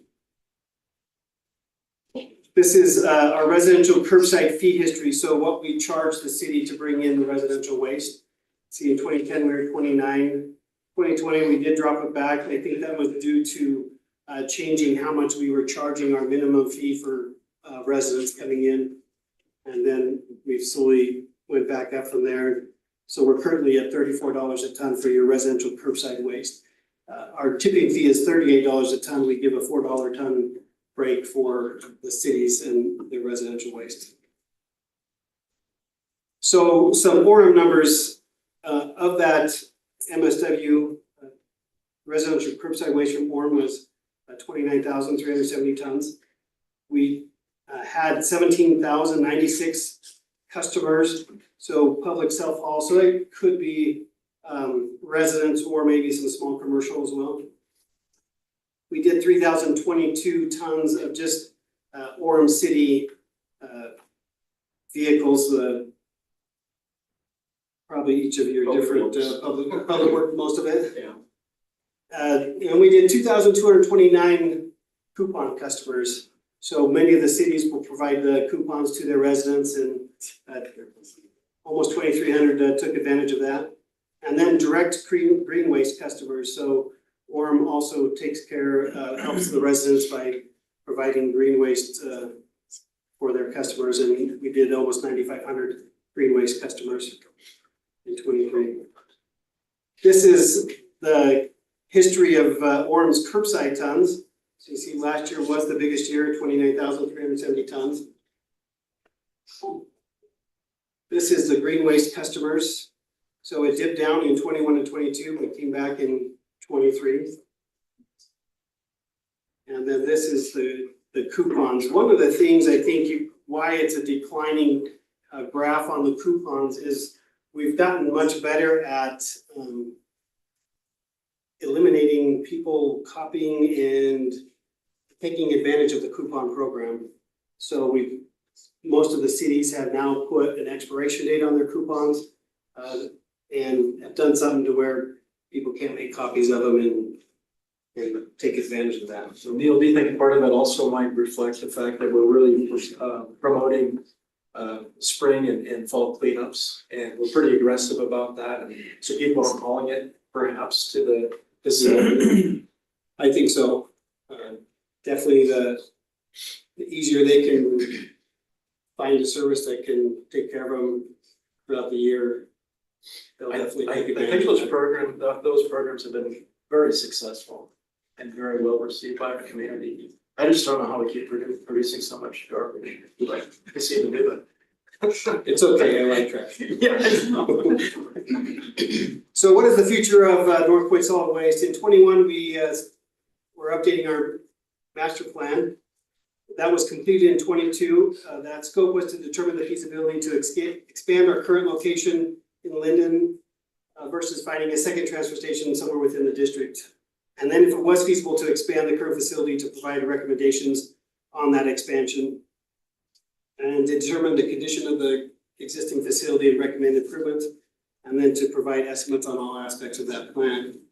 So some of the findings was we needed to install new stormwater infrastructure and paving repairs, replace damaged siding to the transfer station building. If you've been down there, you can see we got great ventilation, the air blows right through it. There's some structural issues in the building. Some of the metal beams are low enough that they can be hit by the loaders if we're not careful, and so needs to be some repairs on that. Engineering assessment of the concrete tipping floor is needed to figure out how much of a repair we need to do or replace the concrete tipping floor. Our site operational improvements we asked them to look at was to relocate our household hazardous waste facility on site to make it more streamlined and keep the traffic flow going through the transfer station better.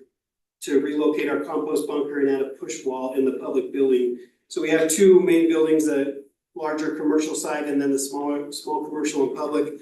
That waste is much lighter than the commercial waste, and so adding a push wall, we can push into it, smash the material up before we load it into trucks to improve our efficiency there. So two viable options existed to expand our current facility to handle the projected volumes for the next 25 years. And expanding the current site remained the most cost-effective option. Here are some of the pictures. You can see upper left-hand corner is some of the paneling. unfortunately, without a push wall in there, when you start pushing some of that trash, it's unpredictable and some of it will poke through the side, so putting a push wall in, expanding the building, we'll make sure we have things in place to keep that from happening in the future. Again, the second one is just some of that siding, and the third top right is the concrete floor. It's hard to see with that shadow, but it's all cracking and whatnot. Again, some more of the siding on the bottom left, and then some of our drainage issues on the bottom right. That's over at our construction demolition. Everything's synced up on there, so we regrade everything and get it to drain appropriately.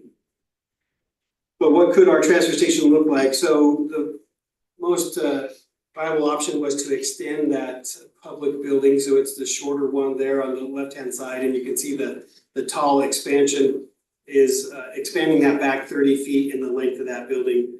You can see the one tunnel. We already have a tunnel where trucks go through, get loaded. There's a scale in there, they get weighed, and then they go out. This would provide us another loading option where that red truck backing into that new expansion would provide us another loading option and increase our efficiency moving forward.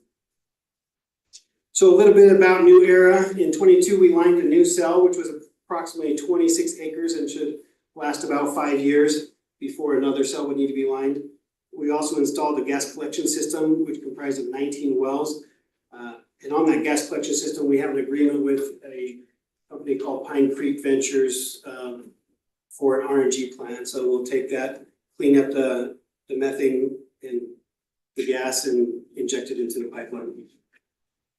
We recently acquired an additional 140 acres with the Sitla lease for the Bayview landfill and extended the Sitla lease through December 31st of 2082. And that lease will likely be extended at that time as there will still be capacity in the landfill. Where's the Bayview landfill? It's down in Alberta, so southwest Utah Lake. So that's trust lands, Yeah. Sitla, cool. So our current estimated life of the landfill is 99 plus years, so we have lots of room to continue to put waste in. So summary, the estimated cost of our transfer station expansion is in the range of 10 to 15 million. The district is currently in the process of evaluating timing for that expansion, working with the county to obtain bonding authority. The county didn't provide the district with any bonding authority, but recently passed a resolution to allow us to be able to utilize revenue bonds. And so we're working with our board now to update our bylaws so we can move forward in that direction. Bayview's landfill capacity allows us to control our disposal rates for the foreseeable future. Currently, we're paying $10.50 a ton to dispose of the waste at the landfill, which is the lowest rates in the state of Utah. And I'd like to say thank you to Orem City staff on a great relationship. Thank you to Chris for his time and effort spent on the board, and Bren for the time he spent on the board as well. And just thank you for being available and helpful when needed. We really appreciate it. I just want to show some slides of what a modern transfer station and recycling facility can look like. So here's one in Pomona, California. This one is in Bellevue, Washington. On that picture on the right, on that wall is actual bicycle rims. They repurpose them to use it for decorations. We'll give them to you. Yeah. This is a rendition of the inside of a Berkeley recycling transfer station. The exterior of that one. And this one here is the one in Spanish Fork. Brand new, built by South Utah Valley Solid Waste. It's 108,000 square feet. I'm a little jealous of the building, not of the price tag, but of their facility. So some pictures of it. It's a really cool facility. They built it for making sure they had enough room for the growth that's happening in southern Utah County. Inside here, they actually have a water cannon that they can control when there's fires. I don't know if the fire, probably heard about the fire I had on the way here. Every once in a while, we do get fires. We need to call the fire departments. Most of the time, we can put them out, but. Yeah, they're down there currently. Yeah. Is that the end, the siren I heard? Yeah, they've been down. We're probably 2 hours down to the Linden facility. Yeah. Yeah, unfortunately, we get stuff brought in. One of our biggest problems is lithium ion batteries. They'll start fires in our facility all the time. So where do people, I'm sorry, where do people take their batteries? To the dump. Yeah. Just- Are they supposed to take it? Job They security. supposed to. I just had a friend ask me that. If they separate them out, bring them to us, then we'll take care of them Okay. separately. We have options for that. Neil, maybe that's an educational opportunity we could do, It really should. essentially saying, hey, look, we can still take your batteries, separate them from your other garbage so that we can dispose of them safely. I'll have fire prevention message out. That'd be great.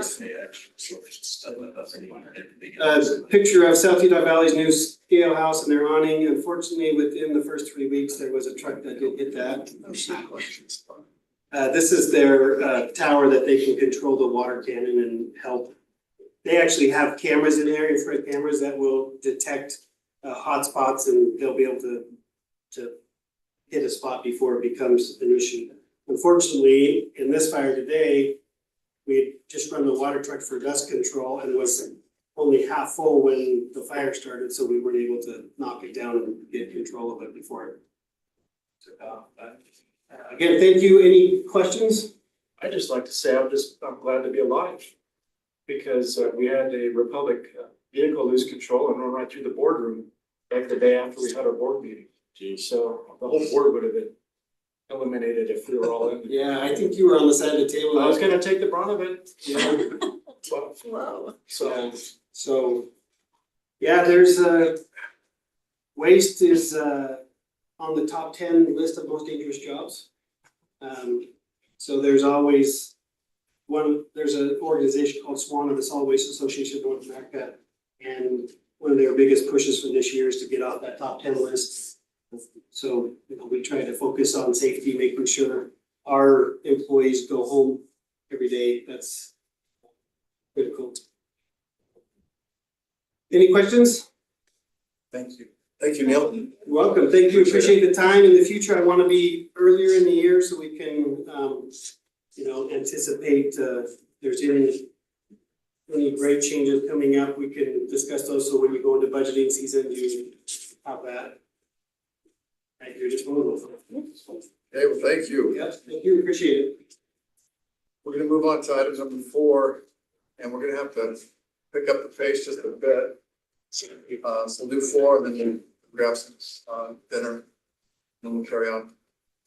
But we'll have Brandon, Rod. So every year, the state auditor's office requires you to go through a fraud risk assessment with you as the city council. Identifying entities, and they've, in my opinion, arbitrarily assigned a score to the assessment, as you can see, based on the check marks and where the total points that have been determined for that. And so this is yet another year. It's exactly the same as last year. We haven't changed anything in relation to it.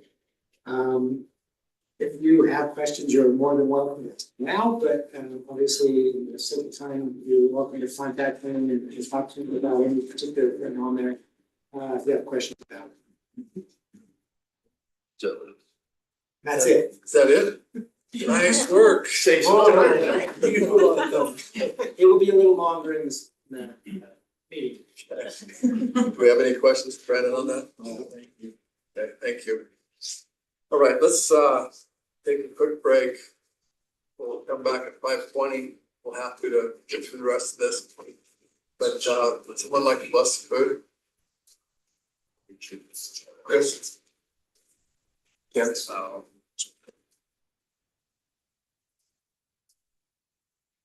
Father in heaven, we're thankful for this day, for this food, for those who provided it, grateful for the opportunities we've had to review particular presentations thus far, help us in the remainder of our meetings. We're grateful for the opportunity to serve and for the blessings upon the food and all who are in need. In the name of Jesus Christ.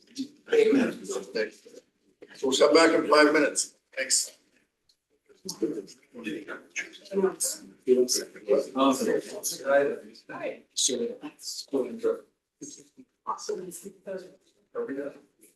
went to Italy and McDonald's until.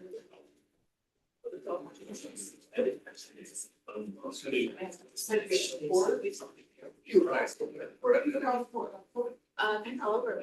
We read. People think I hate. Yeah, you. So, no.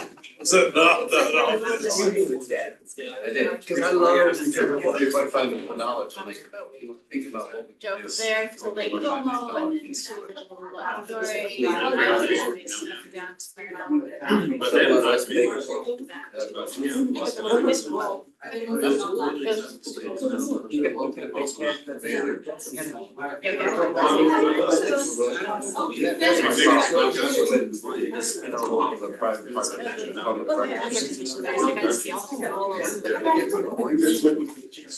good, it was a good book into school.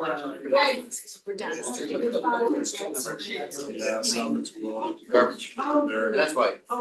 It's not that they would go back down. I saw it.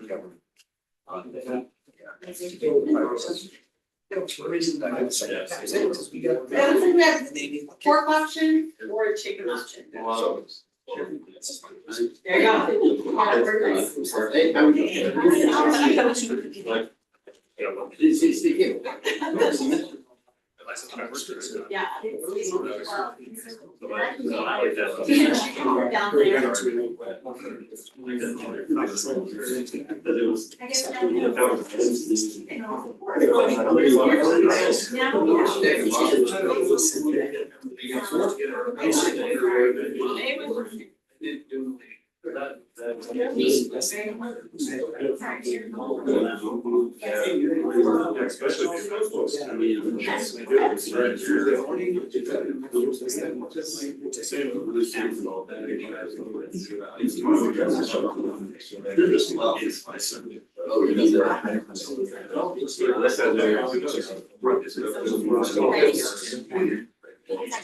Yeah.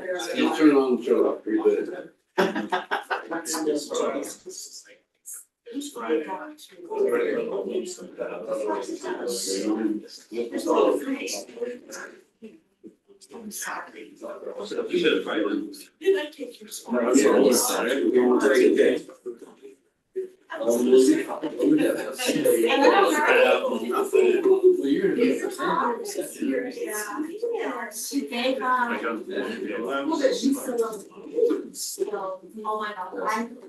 But. Well,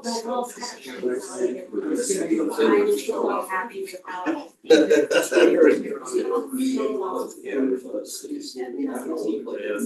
right? She's 31 on 7/11. Oh, no way. That's what I love.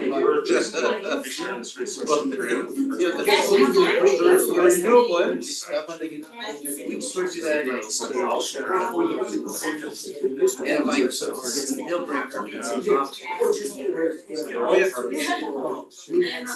So just make it as not. And I'm for it. I don't like the air. What do you like?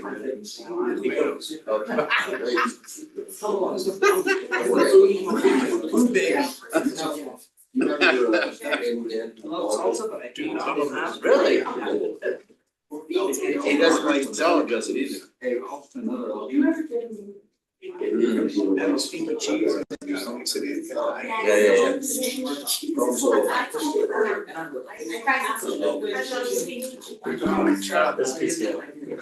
you want my cilantro?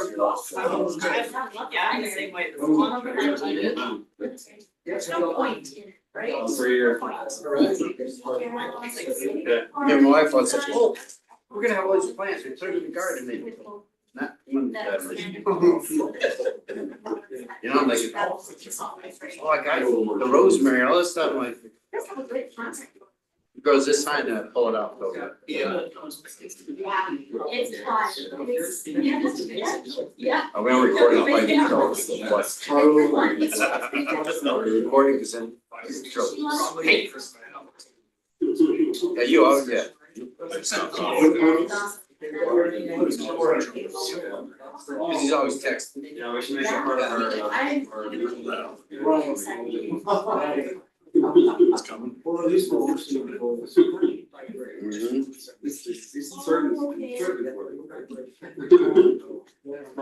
I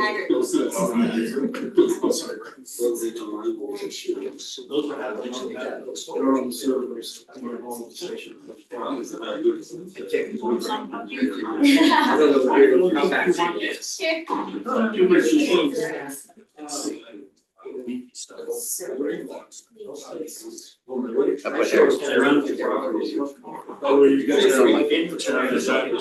what'd you guys eat? Look at all those kids, you probably.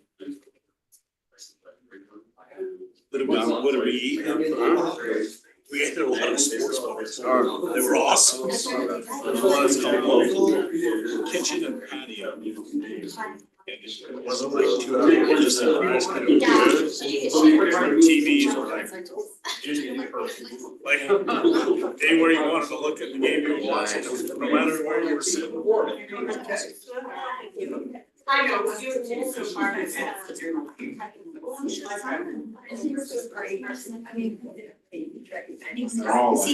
All right, What do you have now? I think we're ready to start. You should all thank Brandon after this because during his time the way he did allowed us to eat. Thanks, Brandon. Always love to have Okay, we got item 5, urine school safety. All right, Scott? Neil, do you wanna come up and join me here?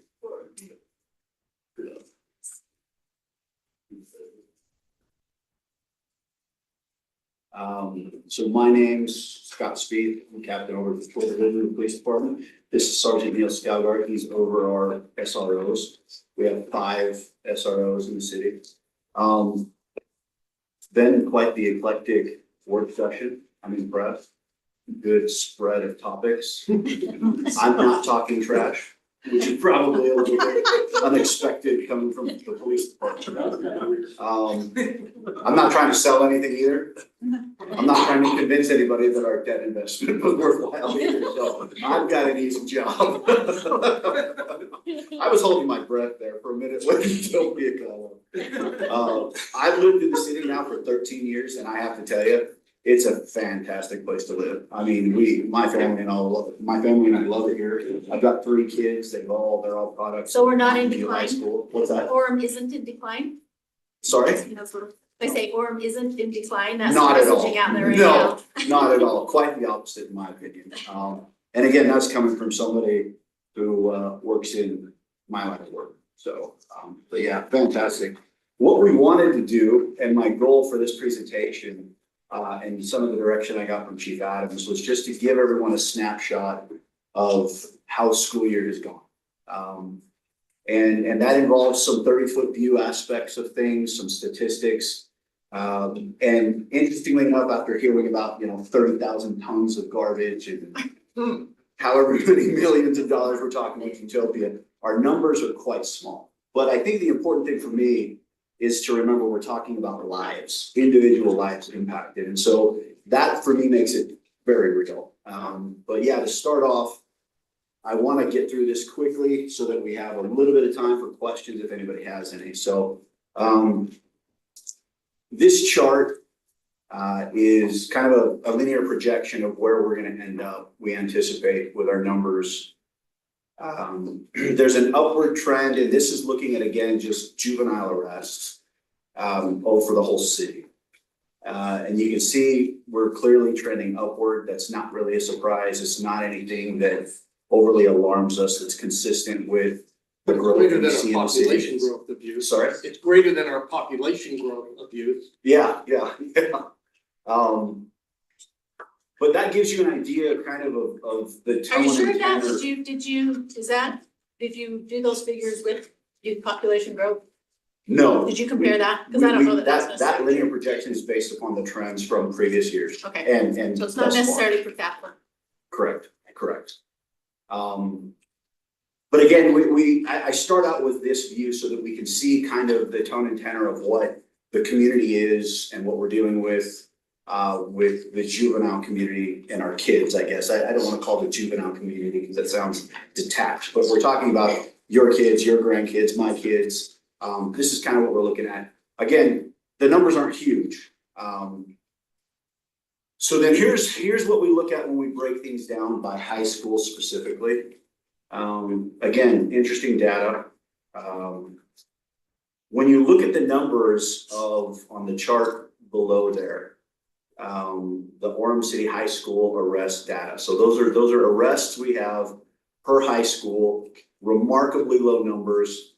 And when we look at those, they represent an incident that branched and was serious enough to where we actually had to make a referral to juvenile court, or there was some kind of actual police action taken.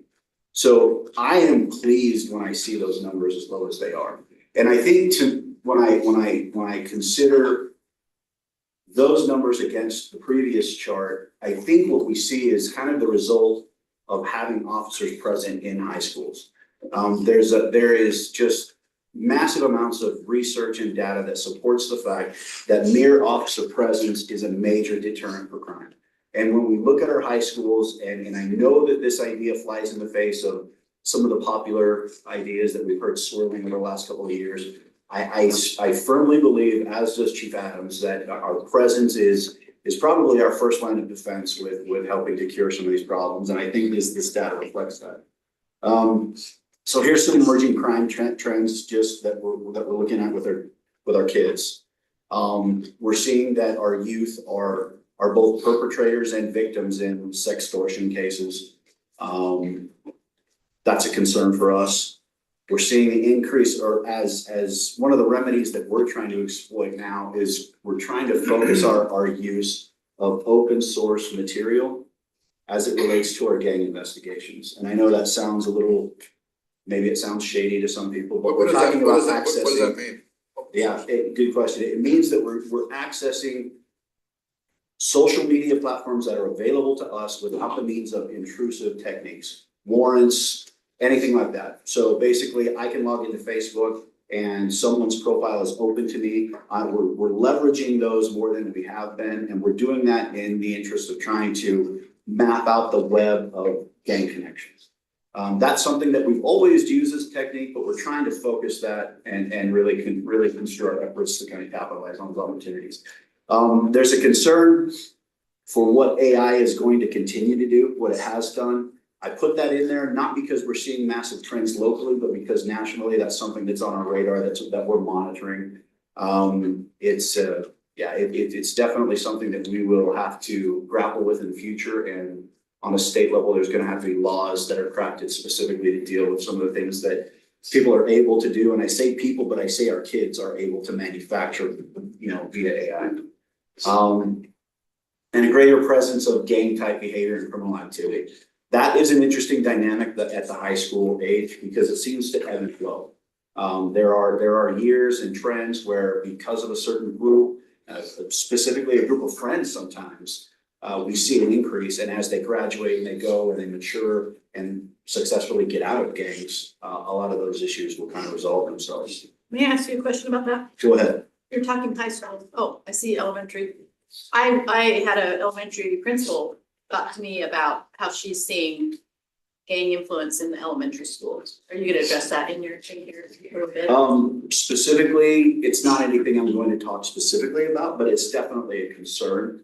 What we're seeing, and I love the way Neil has termed it, is these pop-up gangs ideas. And some of that stems from younger age groups just kind of wanting to mimic what they see.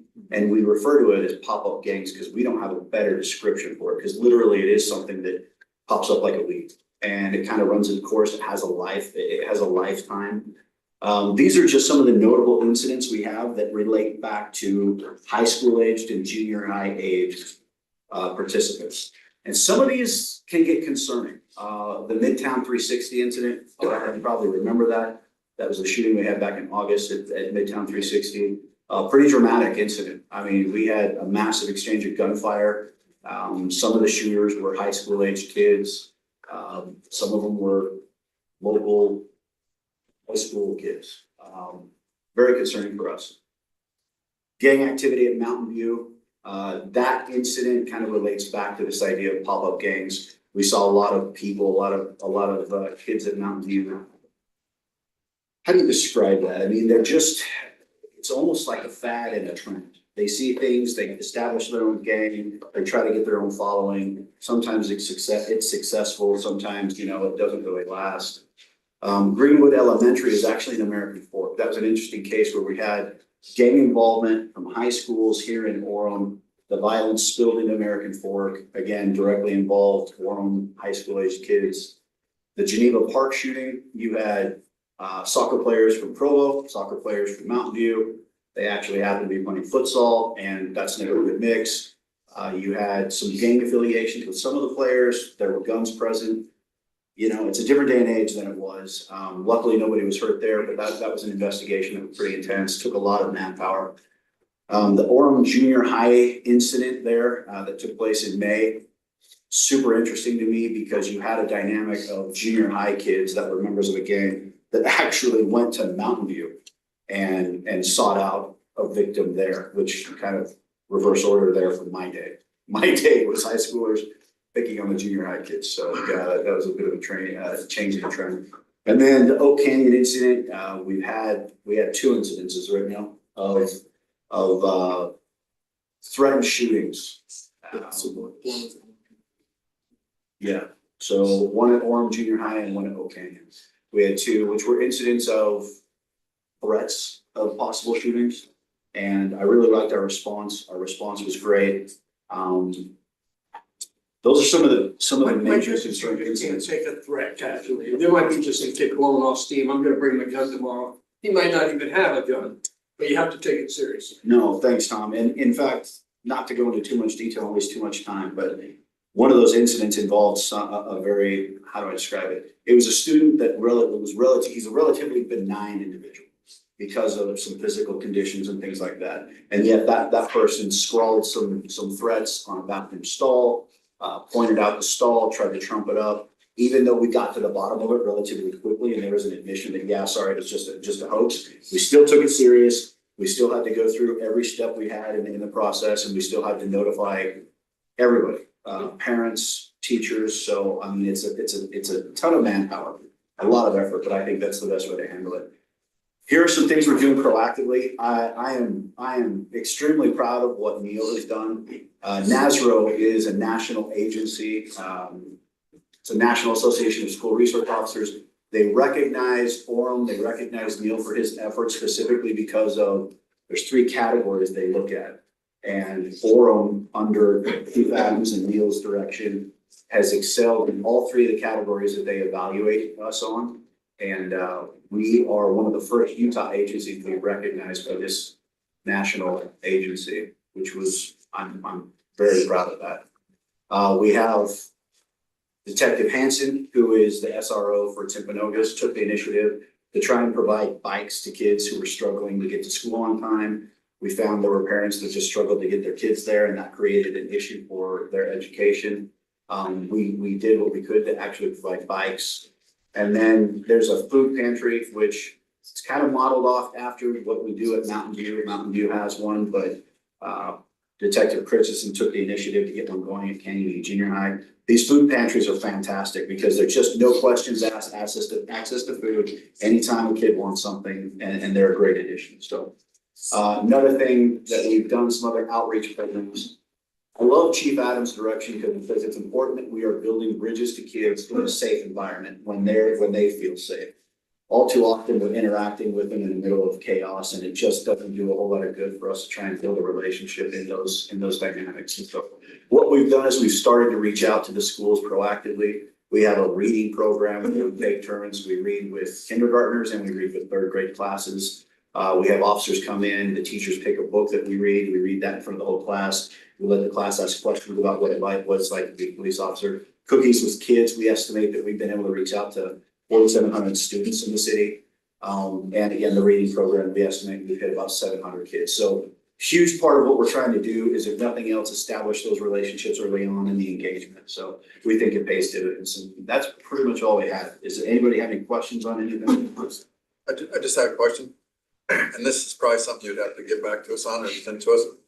But the numbers you showed at the beginning of Orem, as far as Orem and Orem kids and the different high schools and arrest rates and all that, I'm just curious what that looks like compared to other cities in the state and even nationally. Yeah. Absolutely. I'd like a follow-up on just how's your youth justice program going? That alternative way to help kids affirm and help them. Yeah, I mean, it's a fantastic opportunity. Yeah, I mean, it really pays dividends. Like it's kids at that age group, the high school age group, are notoriously going to be kind of confrontational, but being able to level that playing field to give people that open opportunity to establish a relationship is a big deal. Perfect, huge deal for us. Thank you for all you do. Yeah, and if there's any questions about anything here, direct them to me. Go ahead. Monday, the school safety committee at the legislature held a hearing, and they were talking about panic devices that each teacher is legislatively mandated to carry now. Is that gonna be something we're bringing into the Orem schools? So, Well, yeah, no, a fantastic question. So that's in reference to House Bill 84. House Bill 84 was an interesting piece of legislation that hit us. There's so many caveats to it. I mean, I think we were talking near 5,000 pages in the bill, and it's fraught with issues and it's fraught with things that we're all struggling to wrap our heads around. Now, that being said, one thing that we found that we were really pleased with is we were ahead of the game by about 4 years on a lot of their requests. That panic button idea that you're talking about, that's something that falls specifically on the shoulder of the district. Now, I'm grateful for the fact that we have a fantastic working relationship with Alpine. They are partners with us. We see eye to eye to them. Structure and management and the philosophies at that higher level don't necessarily jive with everything we do, but here locally, we have a very, very good working relationship with them. And so I anticipate that will be a talking point that we continue to flesh out as we go forward, because yeah, there's a lot of questions we have about how that's gonna look like, how does it function?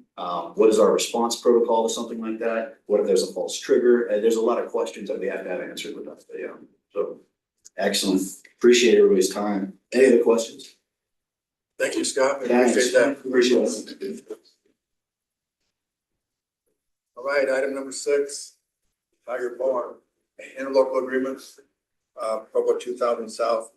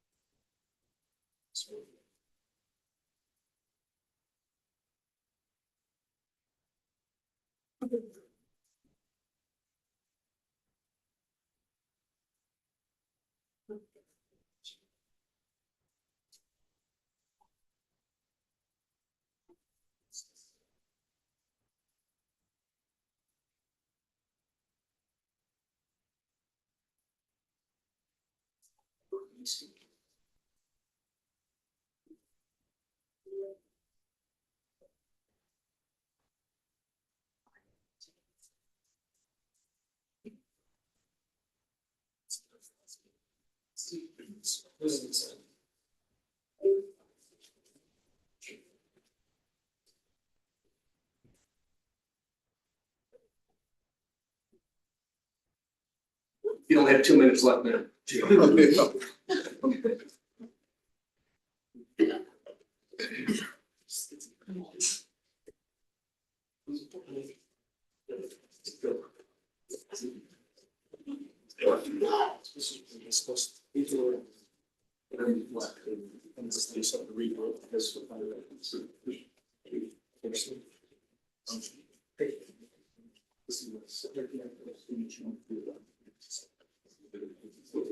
want to email it to me? I'll do this.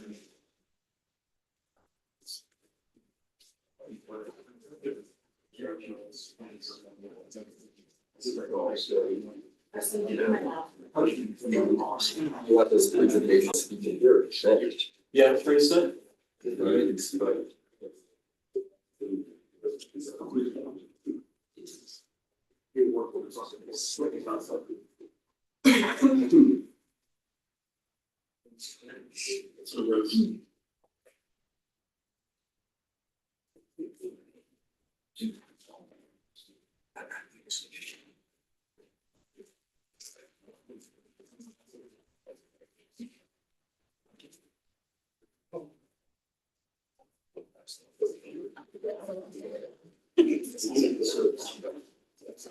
I'll make the right.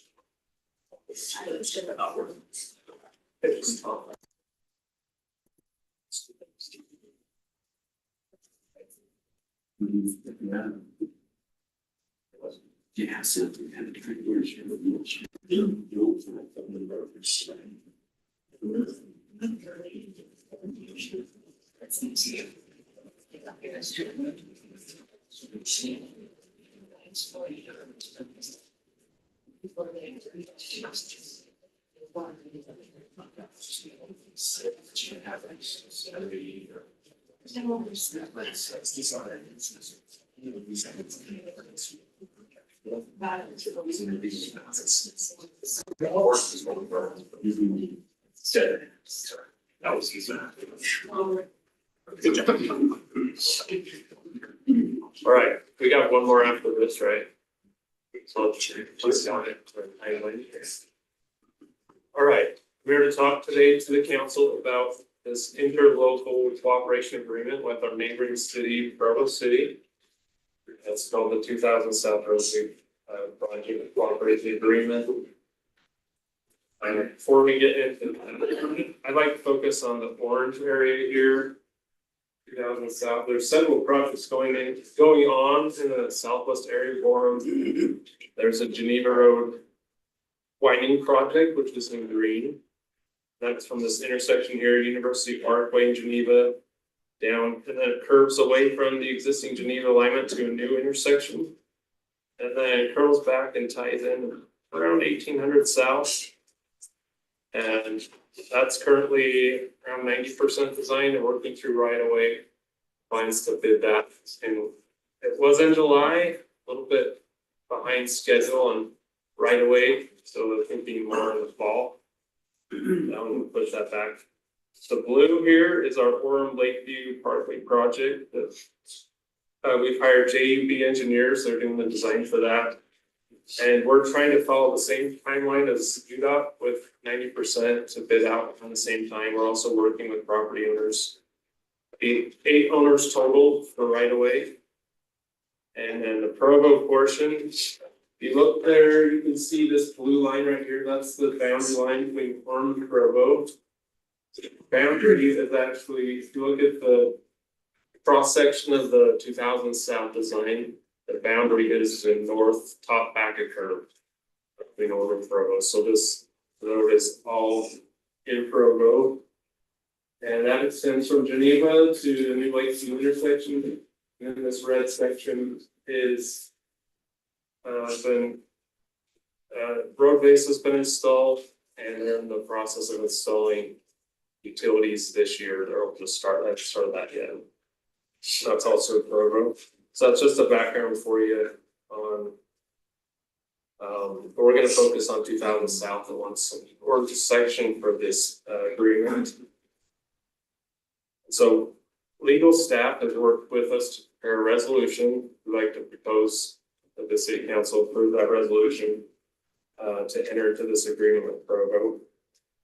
And so this page here just shows cross sections from the transportation master plan of what these roadways, when they're built, the lane widths and what they look like. This top one is, if you go back, it's the green section from University Parkway down to this new intersection. And then the second one here would be this piece here from the new intersection back to Geneva. And So that section will have 3 lanes, portion that connects to Lakeview will have 5 lanes, but a wider section. And then this section down here, 2000 south in the orange, indicated that the orange line is 3 lanes, a little bit narrower. Where'd you show me your bike? What are you doing about bike and walking paths? So the bike Is lane, that, how wide are they, or what, are they separated, elevated? What'd you guys decide? for the Lakeview section, we have a bike lane and it'll be separated by a buffer stripe section. Be a separated bike lane in the roadway for 2000 and then in Lakeview Parkway. As well as UDOT. All, and then we have this multi-use path that's here on the east side in the UDOT Geneva section, and then How wide is that? it's 10 feet wide. What's that? Sorry, 10 feet wide. And that matches the cross section of the sidewalk where the temple put in concrete. Right through that area. And then through our portion of the project, it's gonna be, I think we narrowed it a little bit, it's about 12 feet wide. It'll be on the west side of the road, so it'll transition from the east side to the west side. Thank you. So Provo, as we were working with JUB to design the blue area, Lakeview Parkway, we coordinated with Provo on this intersection, which is down here, 2000 south for timing of utilities. And so we worked with Provo, their engineering staff, to design, they did all the design and bid out earlier this year, what they call the 2000 South Roadway Utility Project. And the items included in that bid were, let's go through these quickly. A 54-inch and 48-inch shared storm drain line would be shared by Orem Provo. A 12-inch Orem water line, 12-inch Provo water line. And then we separated out the area through Geneva Road, which is being a lot more expensive or impacts to traffic as a bid alternate. So this is kind of hard to see notes and everything, but the dark blue line, this would just be, this intersection is at Lakeview Parkway, and then this is going south into Provo. The dark blue line here is the 12-inch Provo water line. The purple line is the 54-inch shared stormwater line. And then that's very hard to see. The light blue line right here comes up here is the Orem 12-inch water line. And then this is the other half of that project. And then there's a Geneva Road intersection. And then you can see the laterals right here. And so Provo agreed that they would install the laterals. And then Orem will Orem will pay for the main line. Provo will pay for the laterals in the stone. So Provo received bids. They bid it out earlier this year in March 2024. The bids were a lot higher than expected, which has been a trend. The low bid was incomplete, non-responsive, so after reviewing the project, the bid schedule with Orem staff and Provo decided we should rebid it again.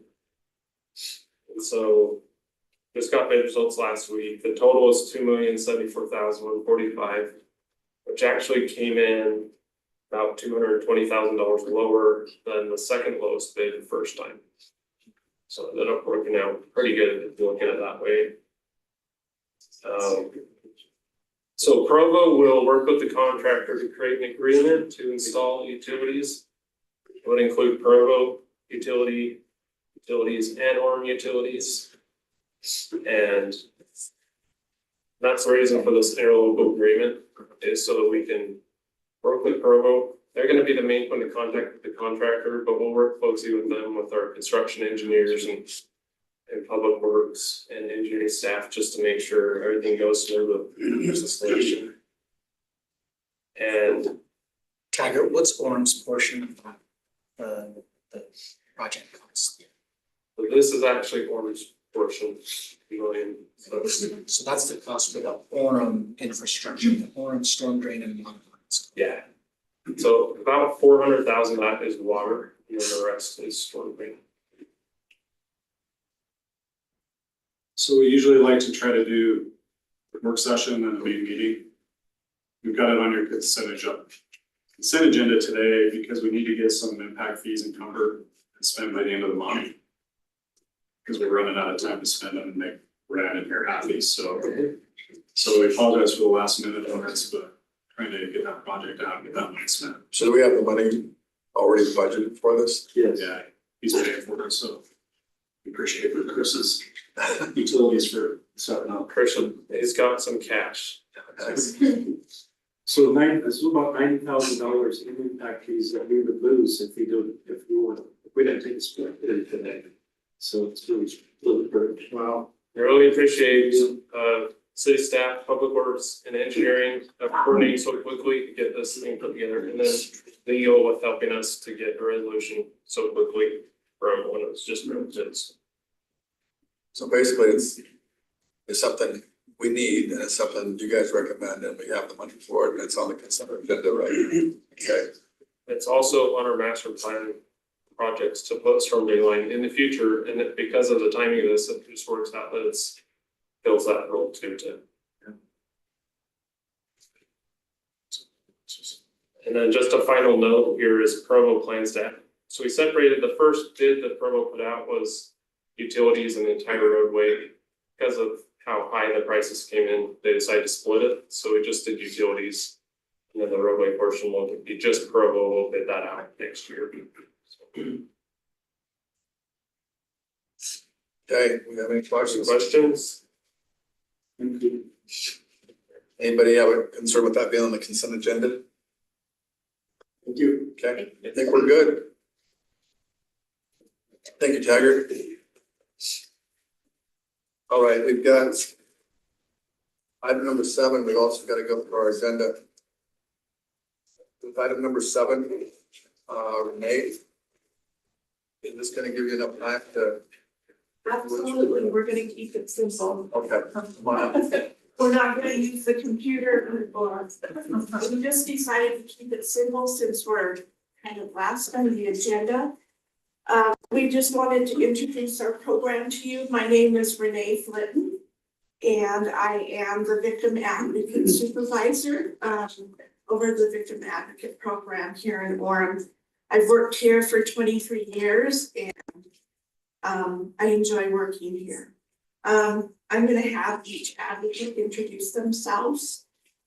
I'm Heidi Francis. I started with Orem City almost 5 years ago as a dispatcher and moved to Provo to dispatch. Tried that for a year, and then in October I was able to come back to Orem City and make advocates. Been good. My name is Isa. You guys mostly know me as a handler of Hoku.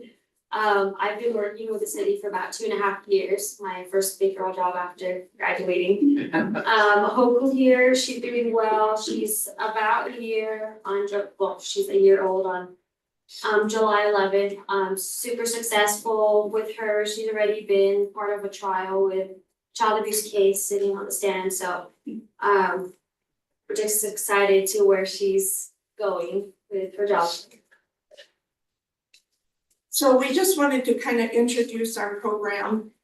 Not a lot of people know who we are. I think we're probably one of the smallest programs maybe that Orem has, but we have a huge impact on the community.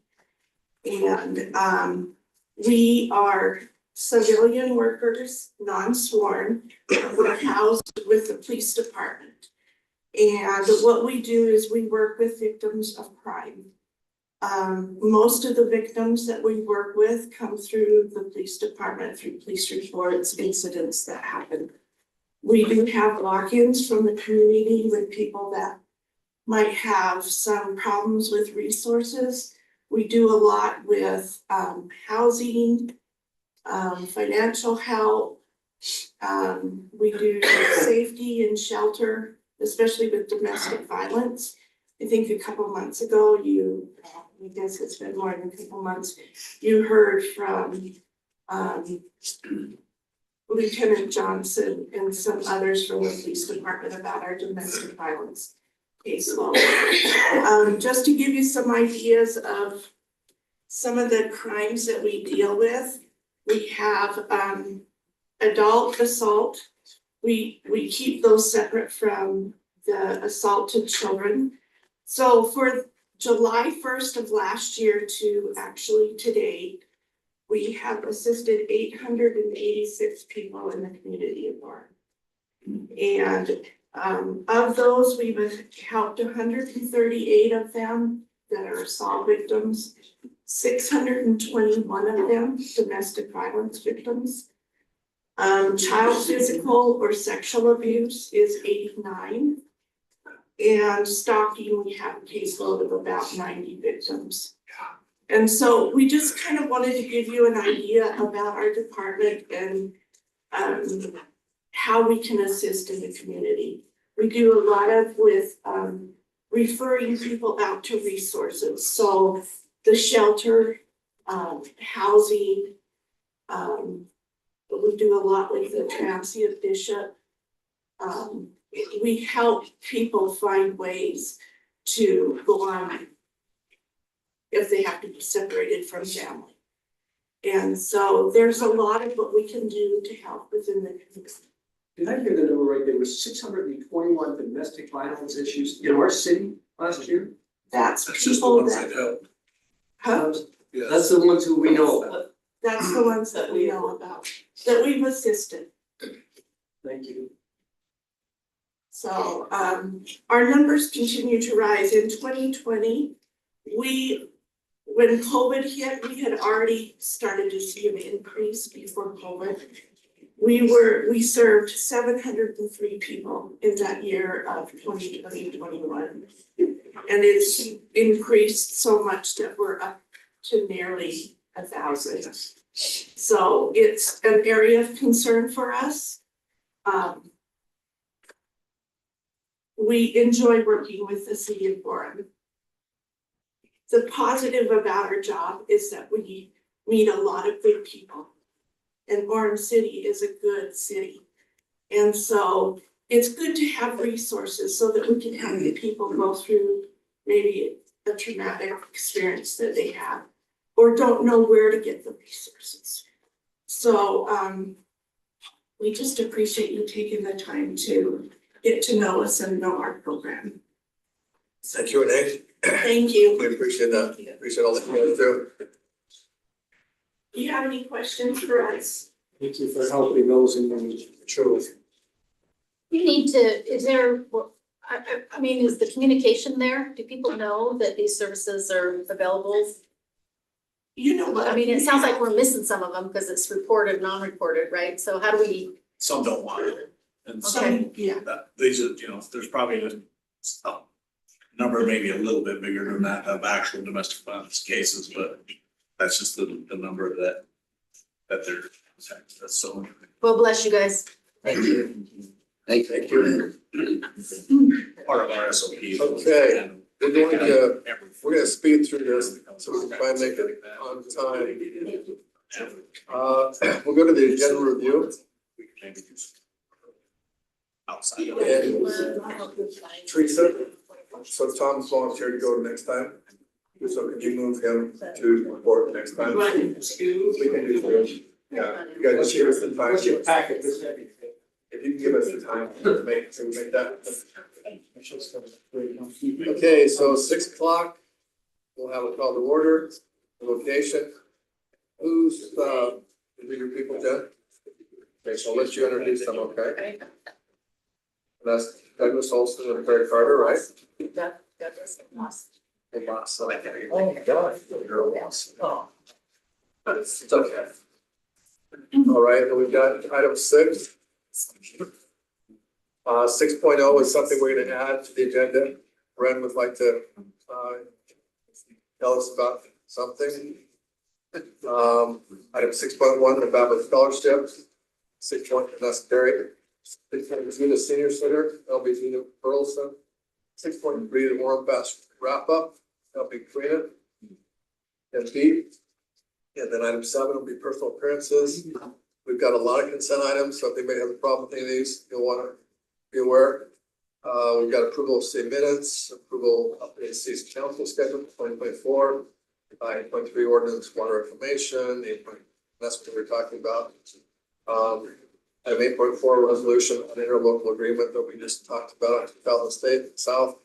8.5 reappointment to the Transportation Advisory Commission. Kathleen Turner, Jeff recommended her, and she's a reappointment. And then 8.6 an appointment planning commission. Dave Spencer put that out there, and everyone agreed that I heard from. Item number 9 is schedule items. We've got a public hearing to amend our current fiscal year budgets. Will be Brandon. Item 9.2 is another public hearing for vice fund transfers. Brandon. Item 9.3, Brandon. So that's why you were so quiet today. Can I make a request? I'm gonna pull that Sometimes the chair. public comes and they hear us approve this budget fairly quickly. They don't know for the last 4 months, we've been getting reports twice a month and in this in detail. Maybe before you welcome Brandon to take the stand, you say, hey, we can study this. This isn't something we're approving in 10 minutes. We've been approving it over 4 months, just so the public's aware, if you would, Mayor. Right, no, that's a great suggestion. Yeah, no, because there's a whole lot more that goes into it than. That is my board. Right. We sleep through. I mean, that we miss an intent Again. Item 9.4 public hearing ordinance to adopt the fiscal budget. Item 10. It always says that, but what the heck? Oh, sorry, I should have figured out their phone. There, right? Okay. Item 11, city manager information items, that's Brent. Then we'll adjourn to the RDA. And then we'll have a RDA consent items, RDA schedule items. 15, and we'll adjourn to a meeting of the Orem Special Service Lighting District. SSLD consent items and SSLD schedule items. And 17.1, a public hearing. My goodness, we're having a lot of tonight. And Brandon's here a lot tonight. Thanks, Mark. And then we've got item 18, adjourned to a meeting of the Municipal Building Authority. So you guys can have lots of resolutions to adjourn here tonight, it looks like. NBA consent items. And then finally, item 20 adjourned. So, good, adjourn this meeting.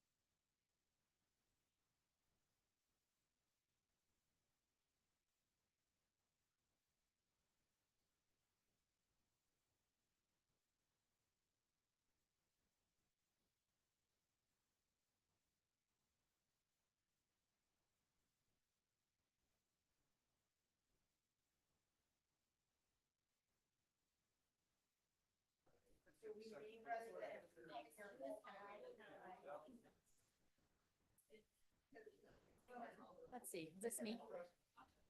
I always forget where I am.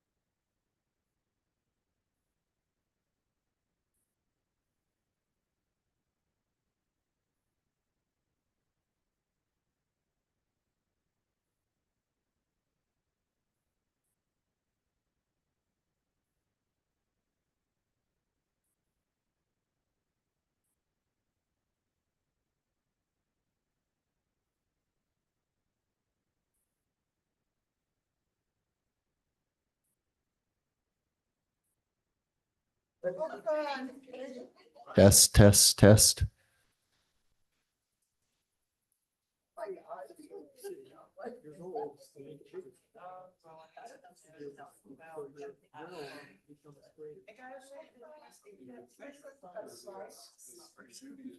Carson, are you gonna go to 2-day healthy events that we got an email today from Heather for being on that committee? Like maybe cardboard, like maybe. And then, that's what I was thinking, this first, and then,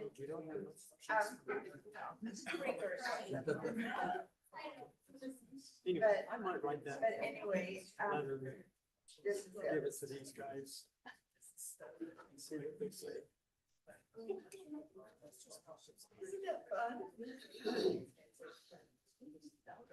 That's his dream. He's got 4 minutes or so. So that's making you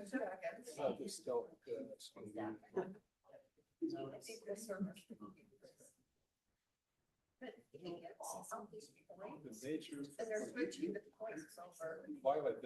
I need cards. That was the first one. It's maybe another one. But I just blame Yeah. parents and grandparents, both sides. They were all sticks. My grandmother used to weigh 100 pounds. Well, I'm the same way that was. Is that just for the old guys? You see, I'm questioning. No.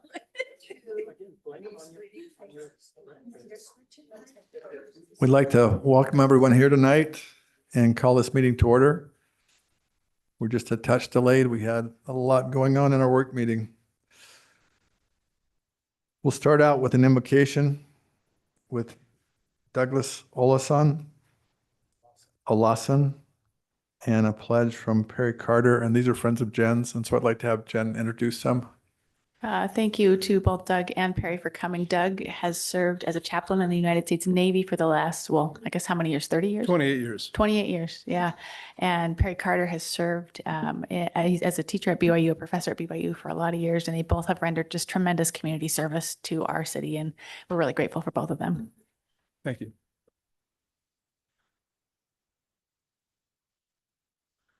Our eternal Father in heaven, we come before thee with a grateful heart for the liberties and freedoms we enjoy in this great country, in this great state, and in this great city.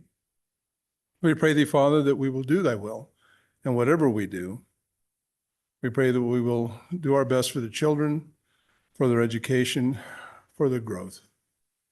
We pray for thy Spirit in general to guide us with common sense and with the Spirit, that our city will grow and that we will be blessed for living here. We do love thee and we praise thee, Heavenly Father. We're grateful for our Savior, Jesus Christ. We offer this prayer in the name of Jesus Christ. Amen. Thank you, Doug. And we'll have Perry Carter with the pledge. Please rise.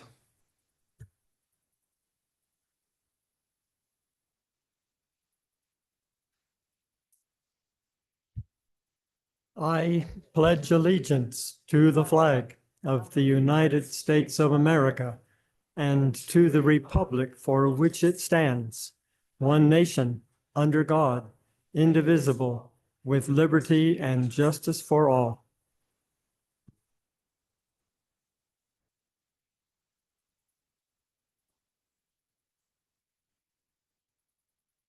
Thank you, Perry. We'll move to item number 6. This is the mayor's report and items referred by the council.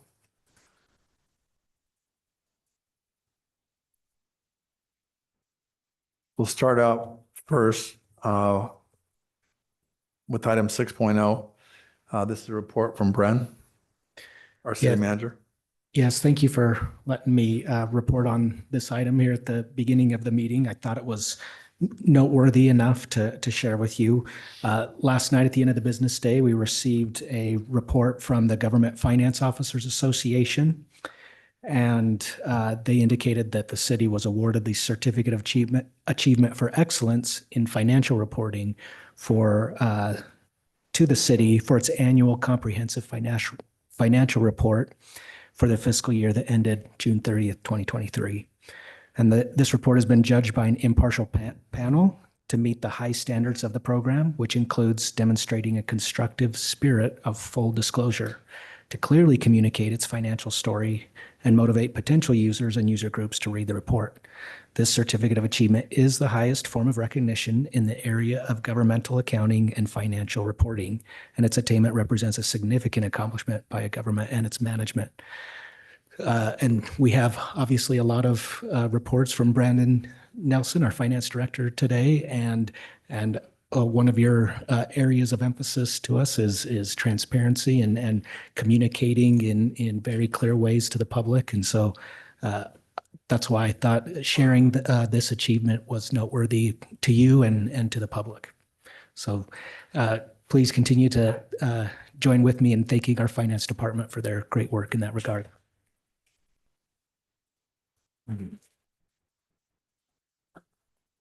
Thank you, Brent. And as you mentioned, we've got a lot on finance tonight, so this is a very timely award to receive this right in front of this. So that's great. Next up, we've got item 6.1. This is the BABO Ambassador Scholarships. And Carrie Rugg and Amy Peterson are going to present that. Thank you, Mayor and Council. Just to give you a little bit of history behind these BABO Ambassador Scholarships. In 2021, the city began the Women in Leadership Scholarship. And since that time, with the support of the council, the city awarded 22 employees during that time. And of those 22 employees, 9 of them promoted in the organization due to their ability to go to school. So we know that it's a very successful program. So this year we wanted to expand it. And instead of just offering it to women in the organization, we expanded it to all employees. So we are now calling it the BABO Scholarship Ambassador Program. And I'm excited to announce that we will have 8 new awardees here tonight for the 2024-2025 Ambassador Program. So I'm going to introduce them each individually quickly. They will come up and then we'll get a group photo with you. So the first one, Mackenzie Phelps MacArthur, and come up when I read your name.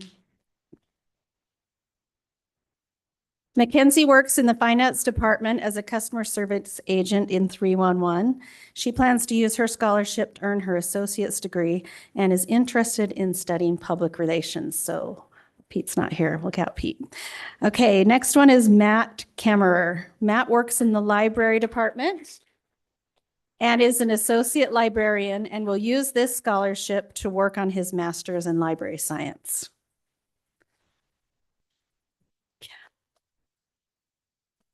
Jet Buxton. Jet is a GIS analyst in the Public Works Department. He will use the scholarship to work towards a bachelor's degree in GIS. Jeremy Jameson. He's in the hallway. He's not. He went on a cruise, so he's getting over his cruise cold. Jeremy is a lieutenant in the police department, and he will use this scholarship to continue progress towards his bachelor's degree.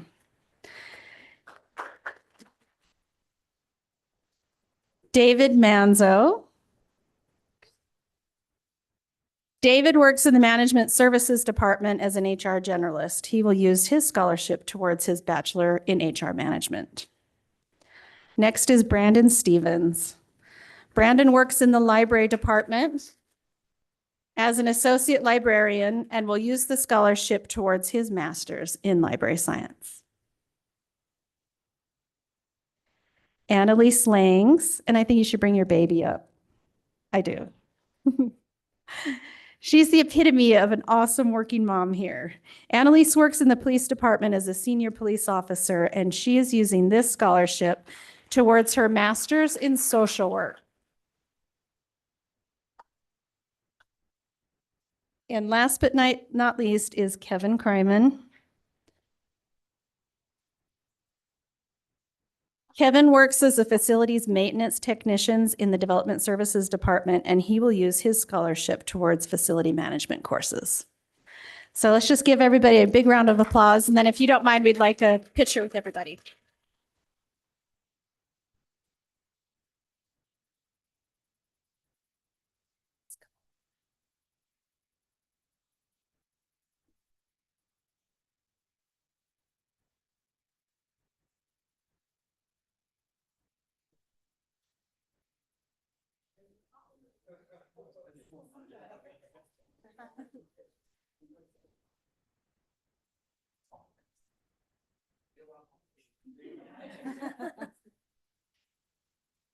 All right, 1, 2, 3.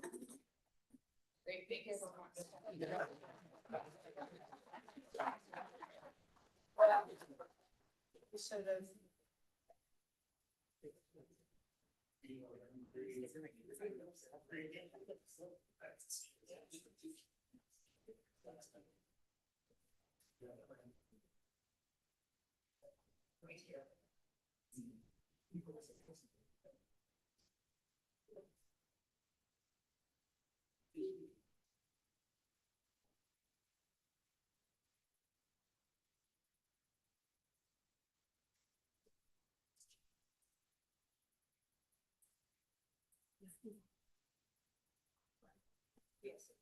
Thanks.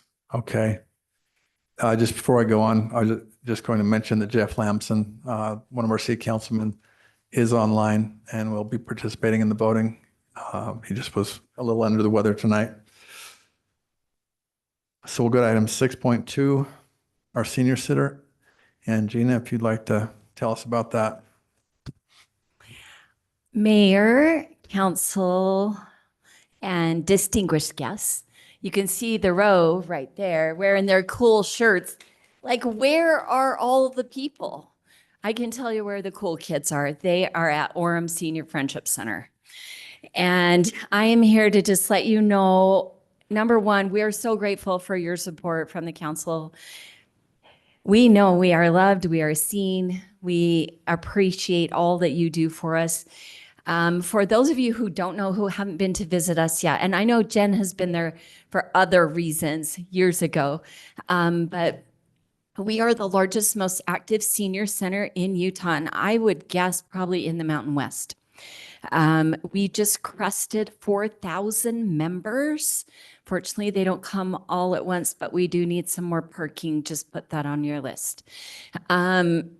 But I created just a little 3.5-minute video of kind of some highlights of the last 12 months that I wanted to share with you. So I was going to bring you some popcorn and I thought, that's probably going to be messy. So pretend that you have popcorn and enjoy.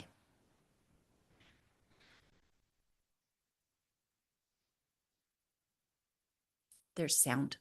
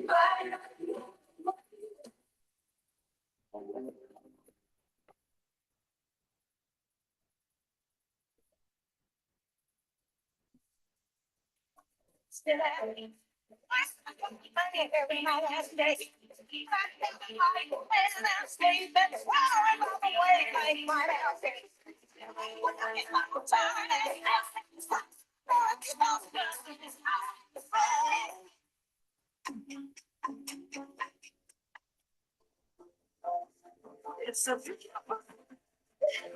Give us something down to do.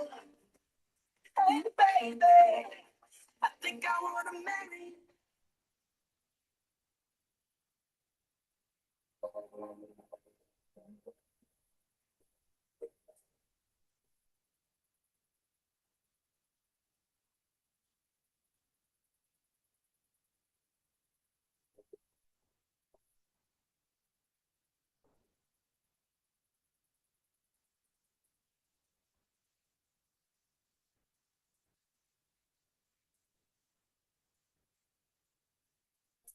I'm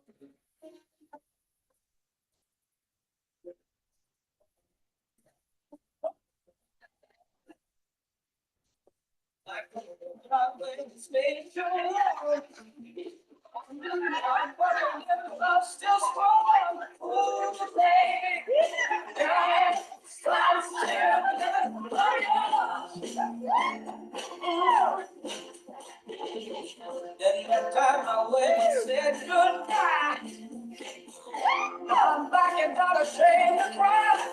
Ooh, baby, God, I'm still alive.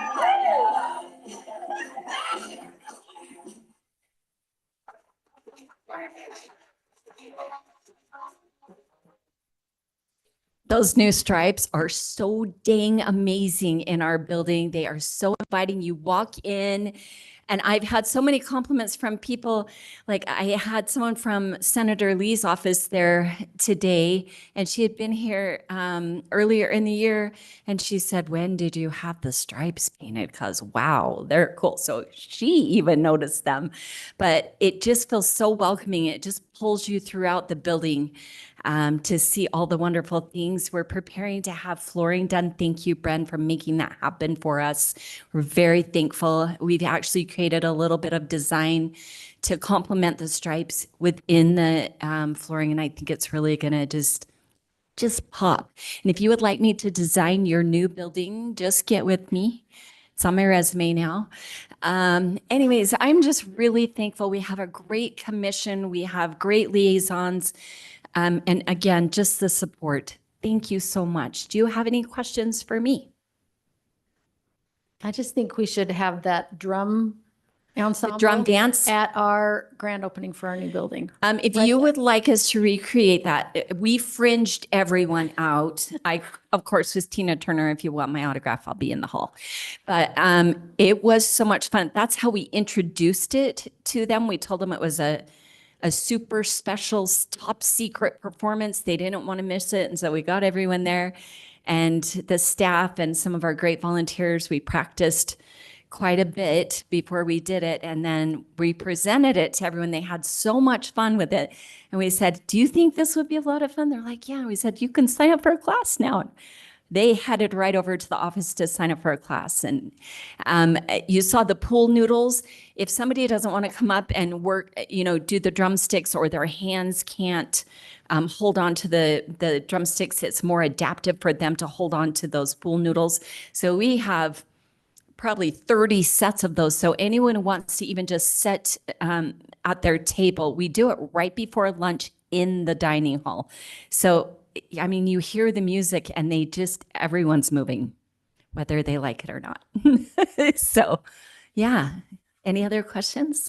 Yeah, Gina, I Yes. have a question. I think that we are privileged to have you in Orem and at the Thank Orem you. Senior Center. So I think everybody in the audience there just loves dealing with you. And I think you give her a round of I applause. warned the officer we were going to raise the roof tonight, and just thought I'd put him on notice. I mean, to have Orem have the best, senior center We do. basically in the state is awesome. Mhm. And it's all under your leadership. So we appreciate you. Thank you so much. I love my job.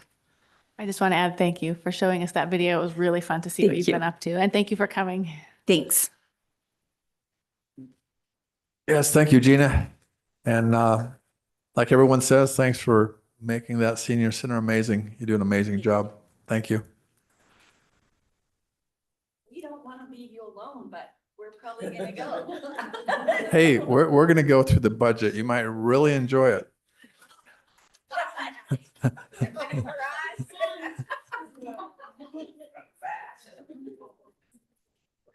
All right. Next up, we'll have our Oremfest wrap up from Karina. And it says Pete, but I'm guessing and Bryce is going to come up. I'm guessing Pete's passed out, right, from Oremfest? After no sleep for like a week. Mayor, Council, thank you for the opportunity to come and present on Oremfest today. We just wanted to take a minute and talk about the event. Most of y'all were able to join us for significant portions of the event, significant portions of planning the event. celebrating it on social media. And all in all, we just wanted to come and talk a little bit about what the event looked like from the event organizer standpoint, share some thanks to a number of our residents, our commission members, our businesses, y'all, everyone that made it a possibility and made it such a successful event, and talk about what we can expect moving forward. So I'm going to turn over to Melanie to get us started. Awesome. We were able to take several photos, several videos, and so we wanted to share one of those with you guys today to get a little bit of a feel of what it was like to be at Oremfest this year.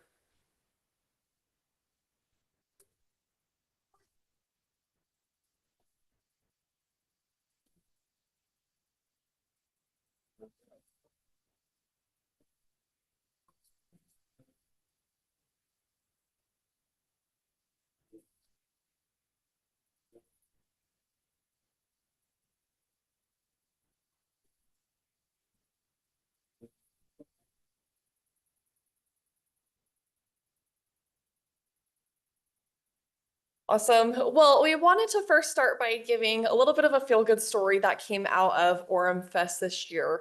And it actually happened with the Orem's Got Talent event, if you were able to go and attend and see that.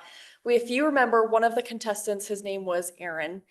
And Aaron is somebody who is using music to turn his life around. He is currently struggling with some mental health, and so he knew that he wanted to use Orem's Got Talent as a vessel to propel his mental health forward in a positive manner. And he knew that the positivity that would come from that would really be beneficial to him, but as well, it would push him out of his comfort zone, which is really what he was striving to do. And so Aaron, if you remember, was actually able to win second place. This was his first year competing. He was one of our vocalists that competed. Aaron just is such a great example of why it is so important to have these positive community events that bring people together to motivate them for their different reasons, whether that's like in Aaron's case to improve his mental health, to cheer on some of the younger kids in the community who are getting up there and being so brave and sharing their talents with us. And so we were so grateful that we were able to have Aaron perform and experience what it really means to have a positive community event come together. Last week with Karina and the communications team, we were able to send out a survey to our residents to see what can we do to improve, but also what was the success of this year that we could celebrate. And so I have a few examples for you that I wanted to read that came out of this survey that we just got back. The first example says, "I love everything about Oremfest. I even have family that comes from out of town to attend. The Oremfest Orchards Jam with the Kids Entrepreneurship Market was my favorite event this year." And lastly, we have, "Loved that Bike Orem offered a bike valet service at the carnival this year.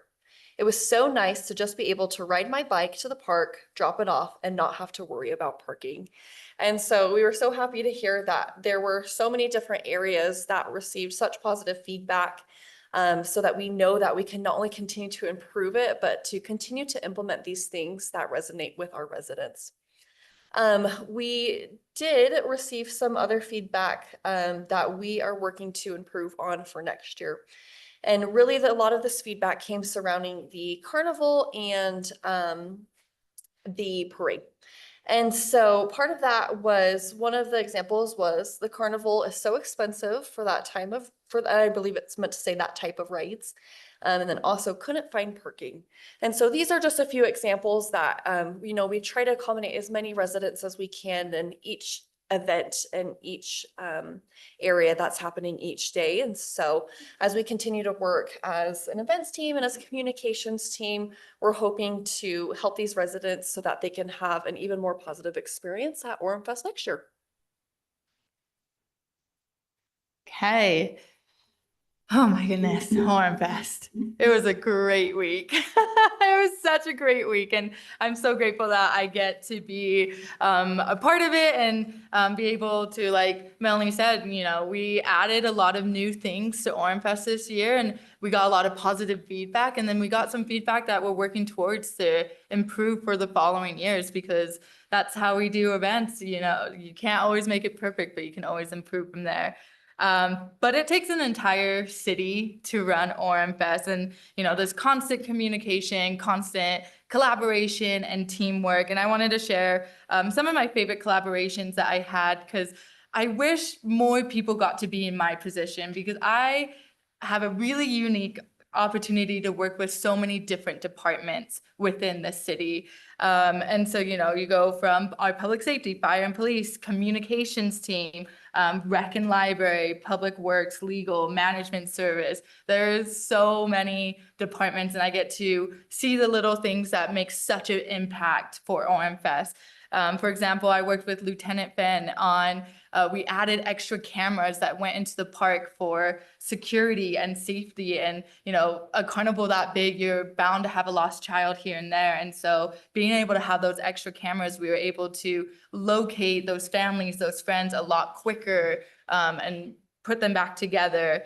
Our communications team, a big effort on being creative with the content that they created, and then pushing that out and making sure people knew and were aware of what was going on.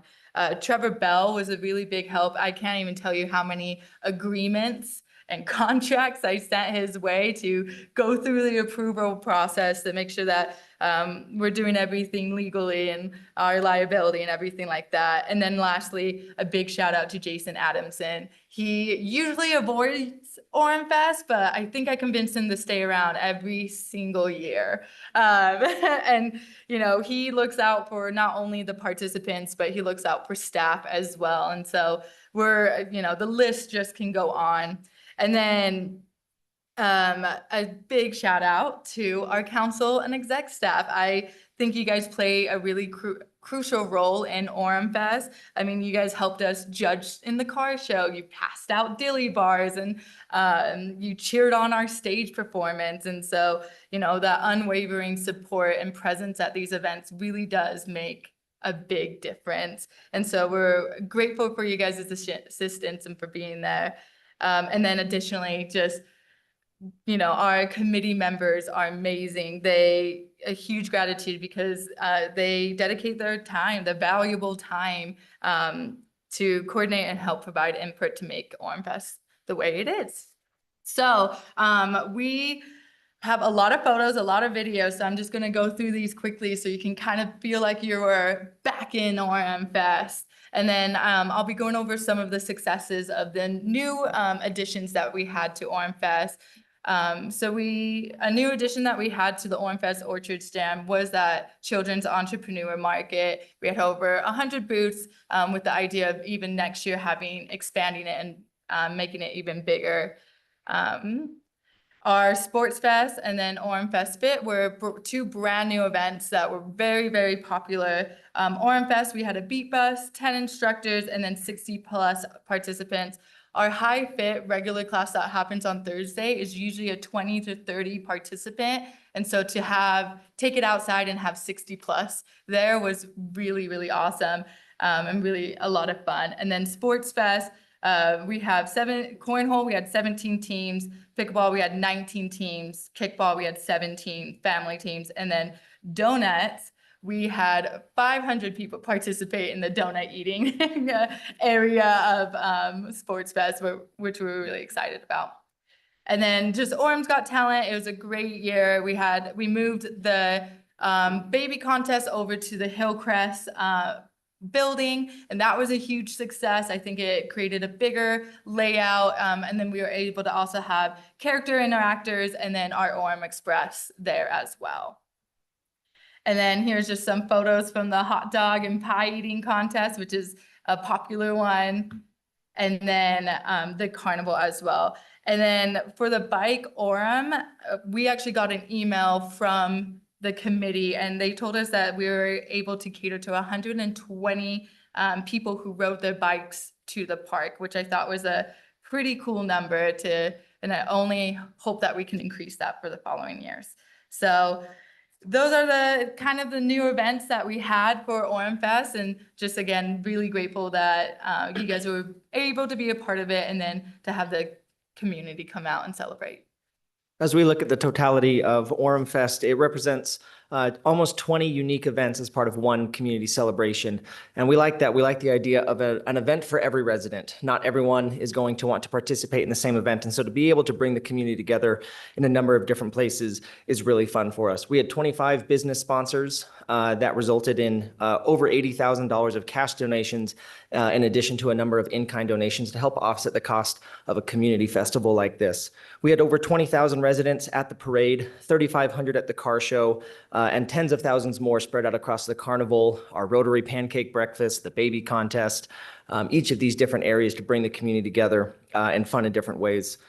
We consumed 3,500 hot dogs at the car show, but perhaps the most important hot dogs were the 13 that Chris Moreno put down in less than 10 minutes at the hot dog eating contest. As we look forward to 2025, which planning started about a week ago on that, we were able to use those hundreds of surveys that we had back from our residents, dozens of surveys that went out to our commission members, to our staff, to get an idea of what it looked like behind the scenes, to what really how our residents prioritize the week. We do a lot of things, and not each of them are equally as important or impactful. And so we want to sort of evaluate that and say, you know, we have finite time and finite resources. How can we deliver the best Oremfest experience? We'll continue to build on our robust year-round event schedule that we're building here in Orem now. And so you consider the Taste of Orem event that we'll have at the beginning of the fall, the Touch a Truck event that we'll do later in October, the Lights On in December. You know, we hope to leverage the experience and the input from our commission, from y'all as council, from our residents, to make each of these a better event. We get a chance to test some changes, you know, with the rich history and tradition of Oremfest. We want to be a slow-moving change on anything that we might introduce or change or take away. But we have other events that are new, and we might be able to make some of those changes or test them out. Even I think of Bike Orem and the valet parking. You know, it's like that's an easy one that we can test at a number of different things, the location or the way we do it, to make something like that better. One of the other great changes, you know, we mentioned parking, and we mentioned lines, and we mentioned congestion. You know, those are things that a staff team can spend a lot of time thinking about. That energy towards some of the theming and the actual resident experience. We really benefit from passionate committee members that come in and get involved with us. But I think some of those day-to-day logistics, you know, we need some time to work on those, and they really can. If we can remove those things from the thought process of a resident who did or didn't enjoy part of Oremfest, then the emphasis will be on our, you know, our parade, our grand marshal, or it'll be on the actual activity that we're there to do. And so our hope is to find creative ways around parking and parades and carnivals and some of the really challenging logistics, so that people are thinking about, again, hot dogs and picnics and parks, and Orem's got talent. So we'll be working with our commission. We'll be working with y'all as council to test some of these changes and make sure that we're able to continue to mitigate the concerns and deliver on a really wonderful Oremfest. But again, thank you to y'all. Thank you to our many friends and our, you know, our Orem royalty, to the many organizations, the nonprofit organizations, the volunteers that made this happen. No way that we could do a comprehensive list of everyone that was involved to make it a success, but we're grateful to have it in the rearview mirror for now. And we're grateful that it was such a wonderful event, and thank you for the support that we're able to continue this wonderful tradition. Any questions for us today? Just well done. That was an amazing event to participate in and watch part of the planning and participate in the way of just support. And so all those who participated, just make sure that they're extended that gratitude from the entire community for that tremendous effort that we saw, all of you, all week long, all day, all night. That was a busy time for all of you. Thank you. And I just want to add, I love that you guys are doing surveys post-event, and that you're not shying away from the hard stuff either, that you're sharing that with us as well. So well done. Good job. Keep going. Thank you. So Bryce, did you say how many people you think were at the parade? Our estimate was 20,000. I was gonna say easy, because it was almost double. I mean, it was huge. It was bigger than normal. Yeah. It was massive. We don't have a lot of the technology to track some of those things, but I think conservative numbers put us at 20,000. I mean, just coming around 8th East onto Center Street, that was, you know, probably 10, 15 deep. It was unbelievable. So excellent job. Kudos to you. And I was just going to say, I told Bren this earlier, but So when we were done with the parade, because I know there were questions about the parade and are we doing this as good as we can and all the rest. So once we left the parade and now we're over in Smith's unloading our stuff, this lady came up to me and she said I didn't know her, but she said she was from Modern Display.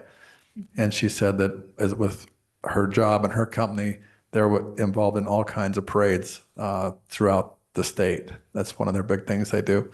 And she said, I just want to tell you that this parade was the most well-run parade we've been involved in ever. So anyway, very good job. Which is good because we experience a lot of stress. And we do genuinely have spaces to improve, but it's nice to know that sometimes our internal chaos and stress is not translating to commotion for our residents. They're there with their families. They are there for a wonderful Saturday evening. They're there for the right things. And that's what they come away with, not what we come away with. Yeah, no, it was an incredible event. It was, there's so many moving pieces. And I know behind the scenes, because I talked to a lot of you, there was just so much going on, but you guys pulled it off great and had another very successful Oremfest. So it was amazing. You guys are the swan on the top of the water with the feet going crazy underneath. Well done. Well done. I'm glad you thought we were on top of the water. That's good. Okay. Thanks, Thank y'all. you. Thank you.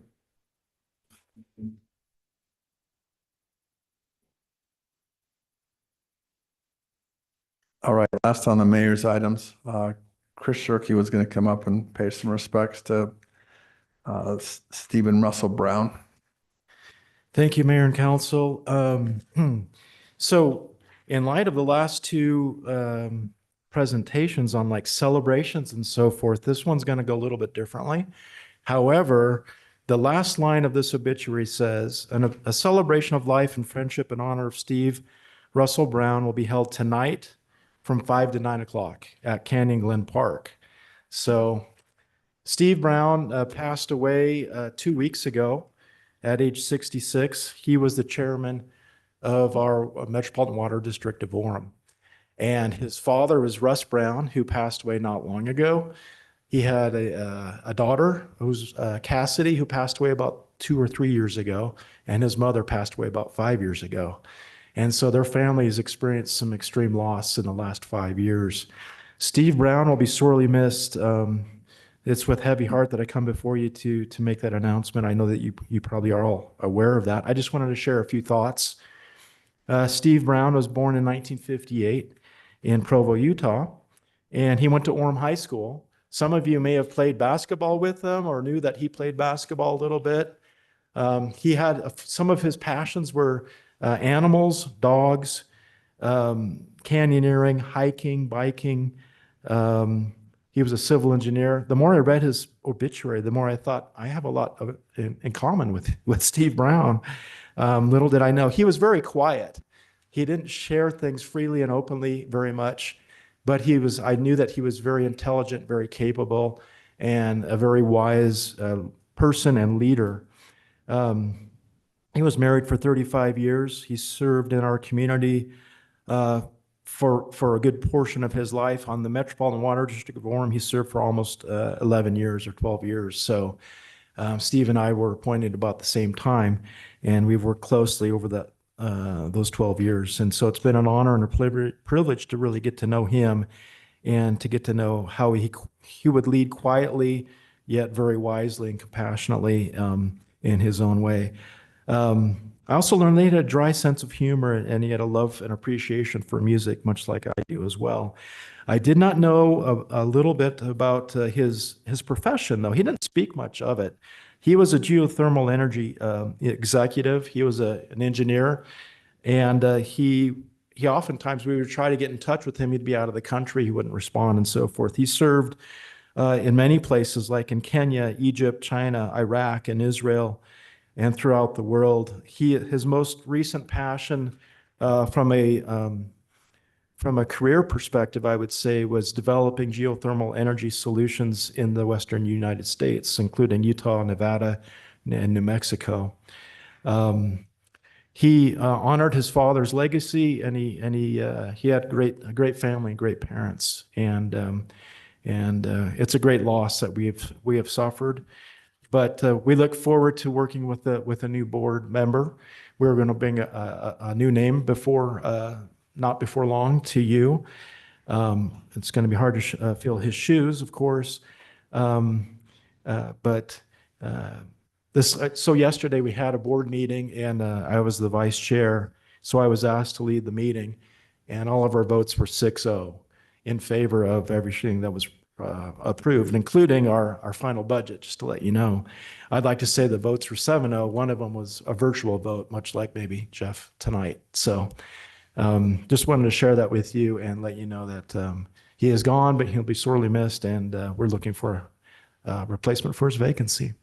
So thank you. Thank you, Chris.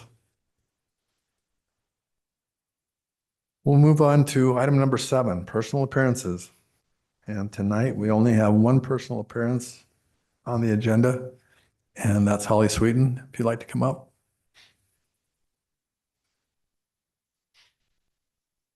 First of all, just want to comment, Steve Brown is a neighbor and friend for many years. We'll be heading on up to that celebration of life soon.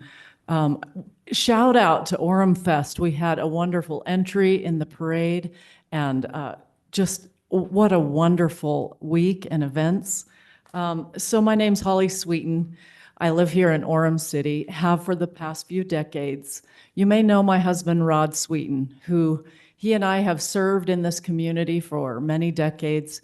He runs the Orem Youth Baseball League and has for several years. It is one of the premier programs of Utah County. I want you to know they have nearly average, 1,400 kids signed up and teams that they run in and out. And it's wonderful to be able to be part of the community like that. Well, I'm running for House District 58 and hope to be your representative soon. I work for Congressman Burgess Owens and have for over 4 years. I work in Salt Lake, Utah, Juab, and Sanpete counties on all of the local issues that really matter. And so I have the privilege of working on many issues here in Utah County, some of which have to do with small business and school districts and Utah Lake and roads and infrastructure, many of the things that we care about here in Orem.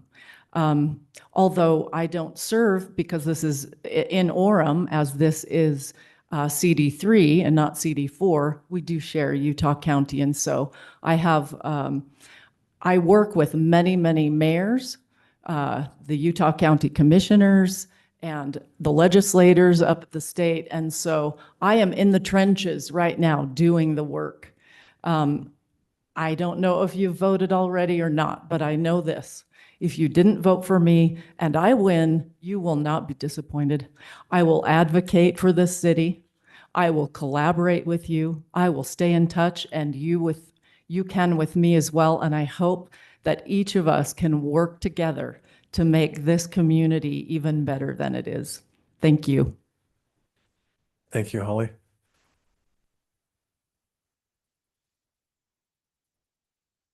Okay. We're moving on to item number 8, and these are the consent items. There's a few of them tonight. We've got item 8.1, which is approval of the meeting minutes. Item 8.2, approval of the updated city council schedule for 2024. Item 8.3, an ordinance for water reclamation, pre-treatment, and local limits code updates. Item 8.4, a resolution for the interlocal agreement between Provo and Orem on 2000 South. Item 8.5, a reappointment to the Transportation Advisory Commission of Kathleen Turner. And item 8.6, an appointment to the Planning Commission for Rod Erickson. Is Rod here? Yeah. Okay. Rod, if you'd like to just stand up and wave so people can see who you are. Thank you, Rod. Mr. Mayor, I move for the approval of the consent items. Second. Aye. Aye. Aye. Aye. Aye. Aye. Aye. Okay, the consent items pass. Thank you. So Mayor, I'd like to make a comment on Rod Erickson. It was I didn't know him at all, and I went through all the resumes, and he was awesome. And I think he brings another added experience, another level with his military service and what he's done in the community. So appreciate your opportunity, your willingness to serve, and we look forward to working with you on the Planning Commission. So thanks, Rod. Yeah, Rod's amazing. Okay, we'll move on to item 9.1.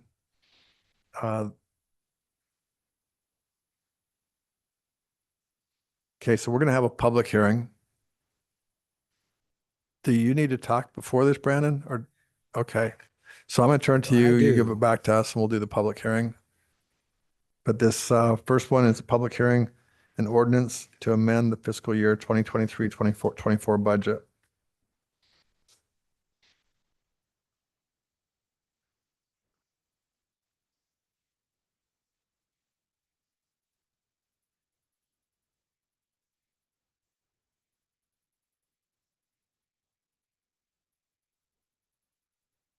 Well, if we can't get my presentations up, this may go really quick.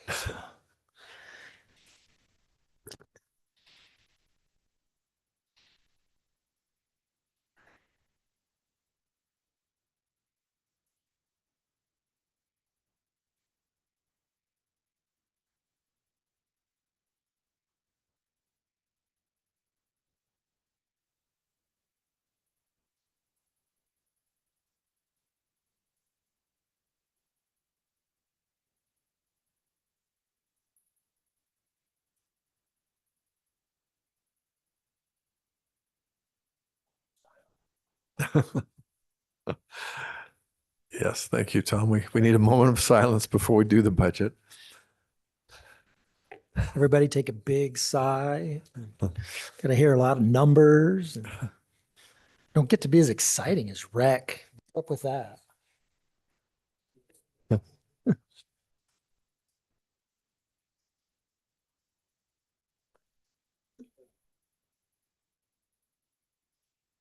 Although with all the new AI stuff coming out, I went to a conference and they talked about using AI to create a presentation and just letting it give it the spreadsheet and then let AI create the presentation.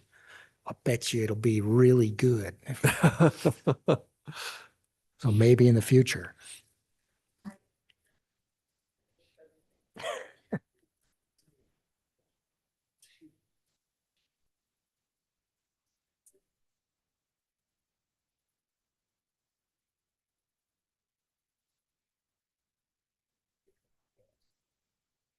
There we go.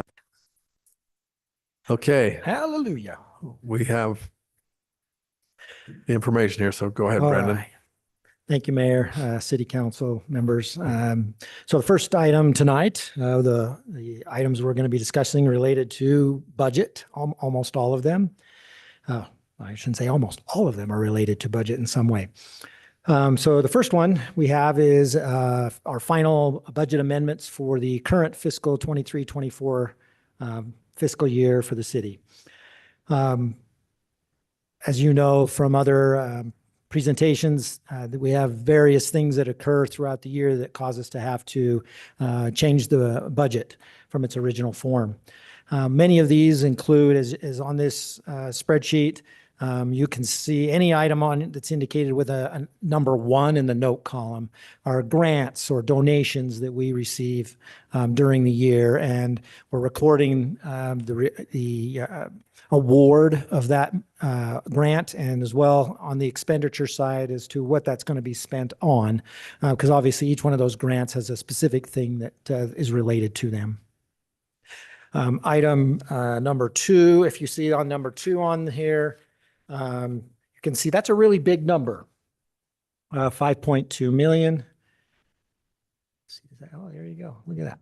So every year, we, based on our brand red, the award that we received for our fiscal 23 annual financial report, as part of that annual financial report, the last decade or so, we have had extra surplus funds that we then transfer to our capital projects fund. And that's where a large number of primarily parks, but we have many other things that are in there, some street items, some traffic type items, some various equipment related type things also use those funds. Recently here, those monies have been going towards that big building that's being built next to us. And this is not a lot of, not different. A large portion of this 5.2 million is going to make sure that that building is totally funded. So this budget amendment moves that money from out of our general fund and moves it into our capital projects fund. Part of those funds are required under state law because we've exceeded the maximum that we can leave within our general fund. And so a portion of those had to be moved just so we didn't not meet state law. Are there any questions about that particular item? Because obviously that's the single biggest item on here. Will you just clarify that percentage of our rainy day fund, or the limit, and then you transfer over, just so people know? You bet. So number one, the state law allows us to only have 35% of our general fund revenues for the year. Then so that's the piece that we then go from above that to try to get down to that 35%. Then as a city, we have elected to try to maintain something in the 15% area so that we're using as much of the money that we've received as possible towards various things that the city's in need of to improve the city. And that can range from a large number of different things. And so we strive to get that. To be honest, each year it's a bit of a moving number, and so I have to make a bit of a guess every year. And so sometimes that number can be a little bigger, and sometimes that number's a little bit smaller. But generally speaking, we're trying to target into that 15% range. Does that answer your? Okay, thank you. Item number 3, Councilman's members, did you have it? Okay. Great. So item number 3, we've come to before, but currently we have some outstanding bonds that we're trying to spend the money on related to various water, sewer, and stormwater projects. Until that money is all spent, it sits in a account with our trustee, and it earns interest. And so obviously interest rates have been very good, and the funds that are there have been earning money. And this budget amendment accounts for those interest earnings, and they have to be used towards those similar projects, those bond type projects. But the budget amendment here accounts for those interest earnings. Let's see, item number 4, which you can see in the top section right here. We had a safety issue down with one of the doors down at fire station number, I believe it was number 2, that a door would lock and lock you into a room. So number 1, that's not good to begin with. Number 2, it's definitely not good when it's at a fire station. So we had to get that addressed immediately. Number 5, down to the bottom of the screen here, you see, obviously with the completion of Hillcrest Park, we had various things planned there. And so we had added some budget to try to accommodate for the things that are been happening down at Hillcrest Park. It's fully funded, obviously, in our new budget, but we wanted to get some dollars in here in relation to the things that were happening prior to our fiscal year end. Item number 6, so let me scroll up here. So you can see item number 6 here in our IT fund. We had some various upgrades related to our Microsoft licensing, as well as some of our disaster recovery equipment and whatnot that we felt needed to be done prior to year end. And so this amendment uses some of the IT funds, surplus funds as well, to be able to get those completed now rather than waiting, because there was a need to get those accomplished now. Speaking of our senior center, which that was really fun to see. Those guys are rocking it down there. So number 7, related to our senior center, obviously the Monday meals have been going very well. And so in order to balance, make sure our budget, we don't get a write-up from our auditors, we needed to make sure that we increased our expenditures to cover the costs of that program. Fortunately, obviously, there are revenues associated with those expenditures, and so we can raise both the revenues and expenditures to cover that, to make sure we don't get any kind of notation from our auditors. And the last item, number 8, related to, so we have some charging stations that we own, and we have a revenue share arrangement with those charging stations. We wanted to move, we had a need within our capital projects fund to fund some things with that charging station revenue. And so it had been getting coded into our general fund, but we're now moving it into our capital projects fund to be able to fund those items. So that's the last time. Are there any questions about any of those items that you have any concerns or questions about? I'd just like to make the comment that it's been appreciated over the last several months that you've come and discussed all of these budget items in great detail, and it's been very helpful over many periods and many work sessions where I've been able to come to understand more fully. So I just commend you for the many hours of work that you do that help us in your presentations to now culminate with this. So thank you very much. Thank you.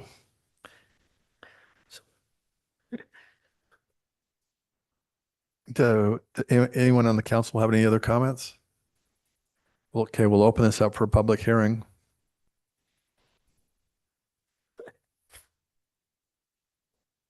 Yes. Your fan club is here again, I guess. All right. So if we don't have any comments from the public, we'll close the public hearing. And Sorry, my phone dropped. be careful. I wanted to make a motion that we approve the amended current fiscal year 23-24 budget as shown. Okay, so Do I have to say that whole thing below it? yeah, so Okay. what we've added to the agenda is the verbiage to Yeah, help sorry. everyone get the exact right. Whereas the Orem City Council has held a public hearing on on revising the fiscal year 2023-2024 budget and deems the revisions appropriate to accommodate new revenues and expenses, I move that the City Council of Orem amends and approve the fiscal year 2023-24 budget as shown in Exhibit A. I'll second that. Aye. Aye. Aye. Aye. Aye. Aye. Aye. The ordinance passes. Thank you.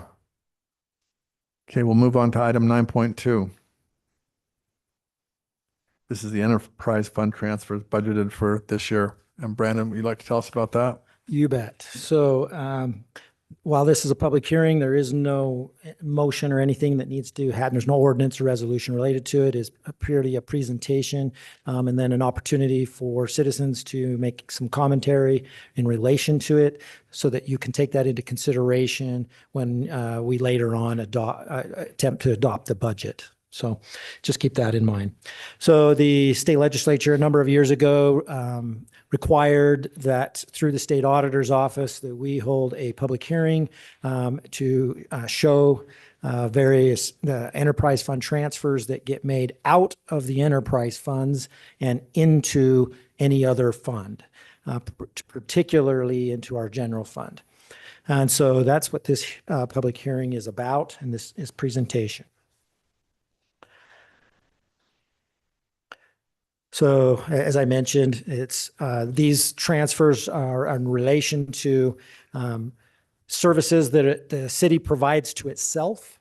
And so in doing that, we are supposed to, in essence, charge the city, meaning the general fund, for those services. And it includes water, sewer, storm drain, and street lighting.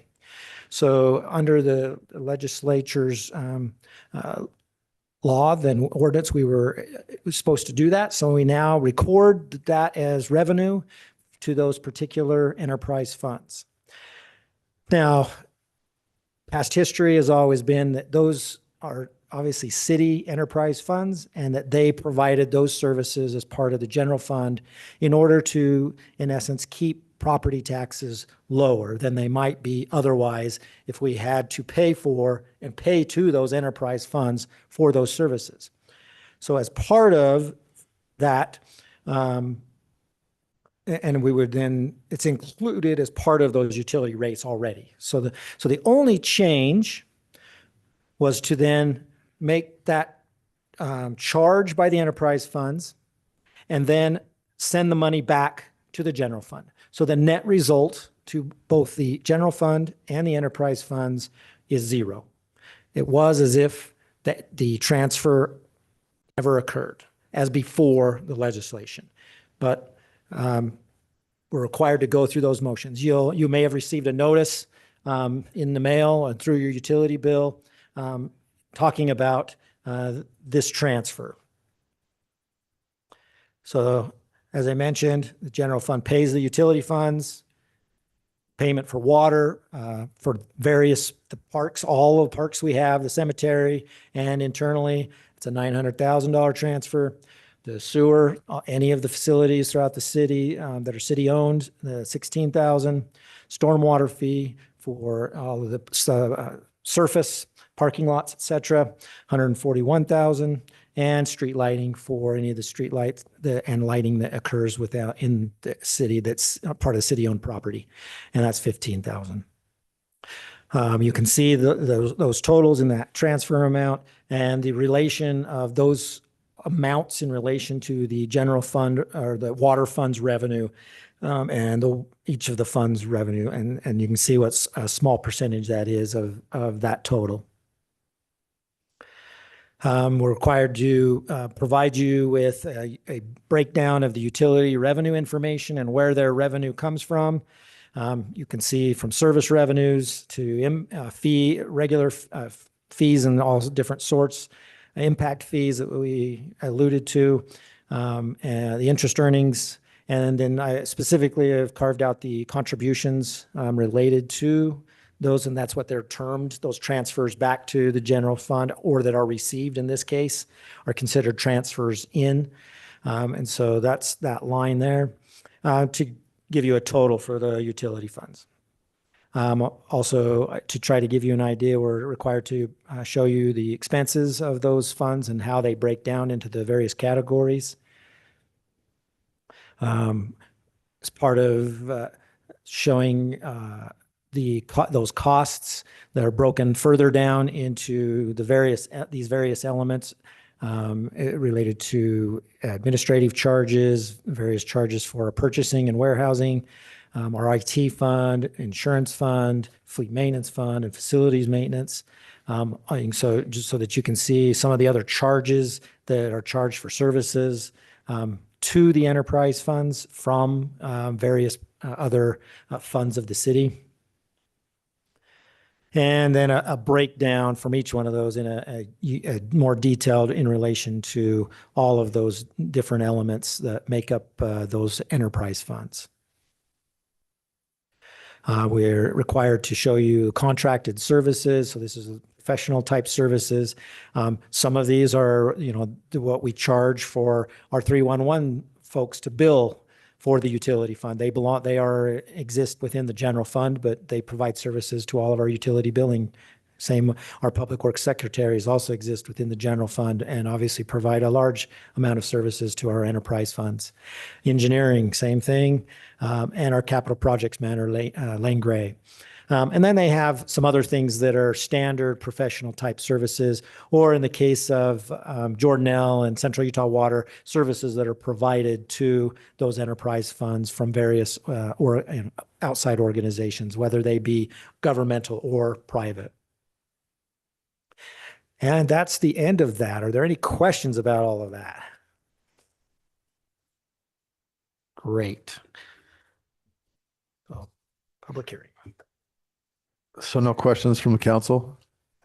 As has been mentioned, we've talked about this a lot, so that's why it seems so easy just to go through. We'd like to open this up for a public hearing if there's anyone would like to make a comment. Okay, we'll close the public hearing. And as you mentioned, that was just informational.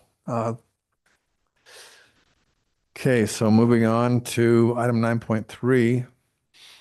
This is something new through the legislature, but it's a discussion on local government officers' compensation. Correct, Mayor. So thank you. So this year, as mentioned, Senate Bill 91 requires municipalities and other governmental entities to provide pass an ordinance outlining what the expected pay increases for various executive officer positions. So this year, we are doing that and meeting that ordinance and creating that ordinance for the first time. What you see on the screen is as the city we have as part of our fiscal 25 proposed budget, tentative budget. I don't know if there's any specific questions about any of those. As you can see, Bren's not getting a raise at all, so that's always nice. And everyone else has the 3% merit increase. So, And that was not due to merit or anything else. That was just the way it all worked out. Yeah, Correct. that his raise was given fairly recently. It for was, those who yes. Don't know that. So. Yeah, let's get that on the record. Right. He earned his raise earlier than everyone else. How about that? As part of his agreement, yes. I officially feel well taken care of and well compensated on the record. So thank you. No questions, Mayor. So does anyone have any questions about this? This is pretty straightforward. So I have Lene? is this the resolution here, the ordinance, compensation ordinance, where's Steve? Yeah. Correct. 9.3, yeah. Executive compensation. So would you just explain to me this last, number 4? Talks about zoning maps? What are you talking about? 9? It was in the 9.3? packet. Sorry, I'm So- not sure what your question was again. Yeah, it's the ordinance of the City Council of the City of Orem, Utah, enacting compensation increases for specific city officers. So in our packet, it has like this item 4 that talks about any ordinances, resolutions, policies, or zoning maps of the City of Orem hereto adopted. I just read that. Is that in the wrong place? It sounds like Yeah. it. Do we need to change this before we do a motion? Well, we're not going to do it based on that. We'll do it based on the paper. This was in our. Yeah, so we don't want to do that. Yeah, it sounds like that was just a mistake. So Okay. misplaced. Yeah. Yeah, and Lene, you've always had this advantage because you've got it on your computer. But we now have paper and Teresa updates it so we have the exact wording that's supposed to be said. I just didn't want to adopt this thing. I'm like, that was in my packet. Absolutely. Okay, any other questions? Okay, we'll open this to a public hearing.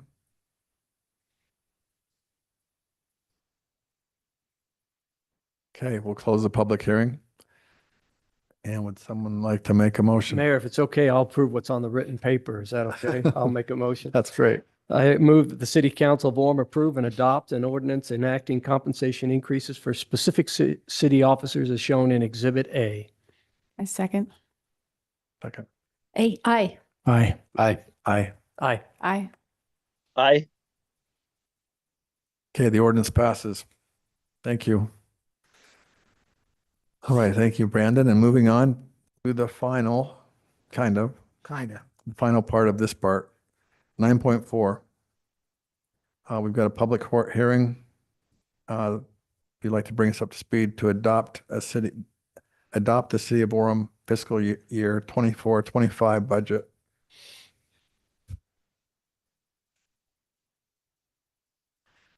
So thank you, Mayor. So to complete the fiscal year and move into the new fiscal year, we obviously have to have a budget. You approved the tentative budget back on May 14th, which barring some kind of a catastrophe or some other thing where we couldn't meet to pass a final budget, we would be relying on that past tentative budget until such time as we could adopt a final budget. Obviously, here tonight, we're intending to come before you to get the tentative budget in essence approved and in essence adopted. Throughout the year, we have met several times, beginning with our council retreat back in January, moving to the accounting staff and various department directors meeting together to go through the details of the budget during January and February and into March. Then we come before you in a couple of work sessions, 3 work sessions to be exact, to discuss revenue, compensation, operations, our fleet program, various IT elements, as well as capital projects, which have all occurred over March and April.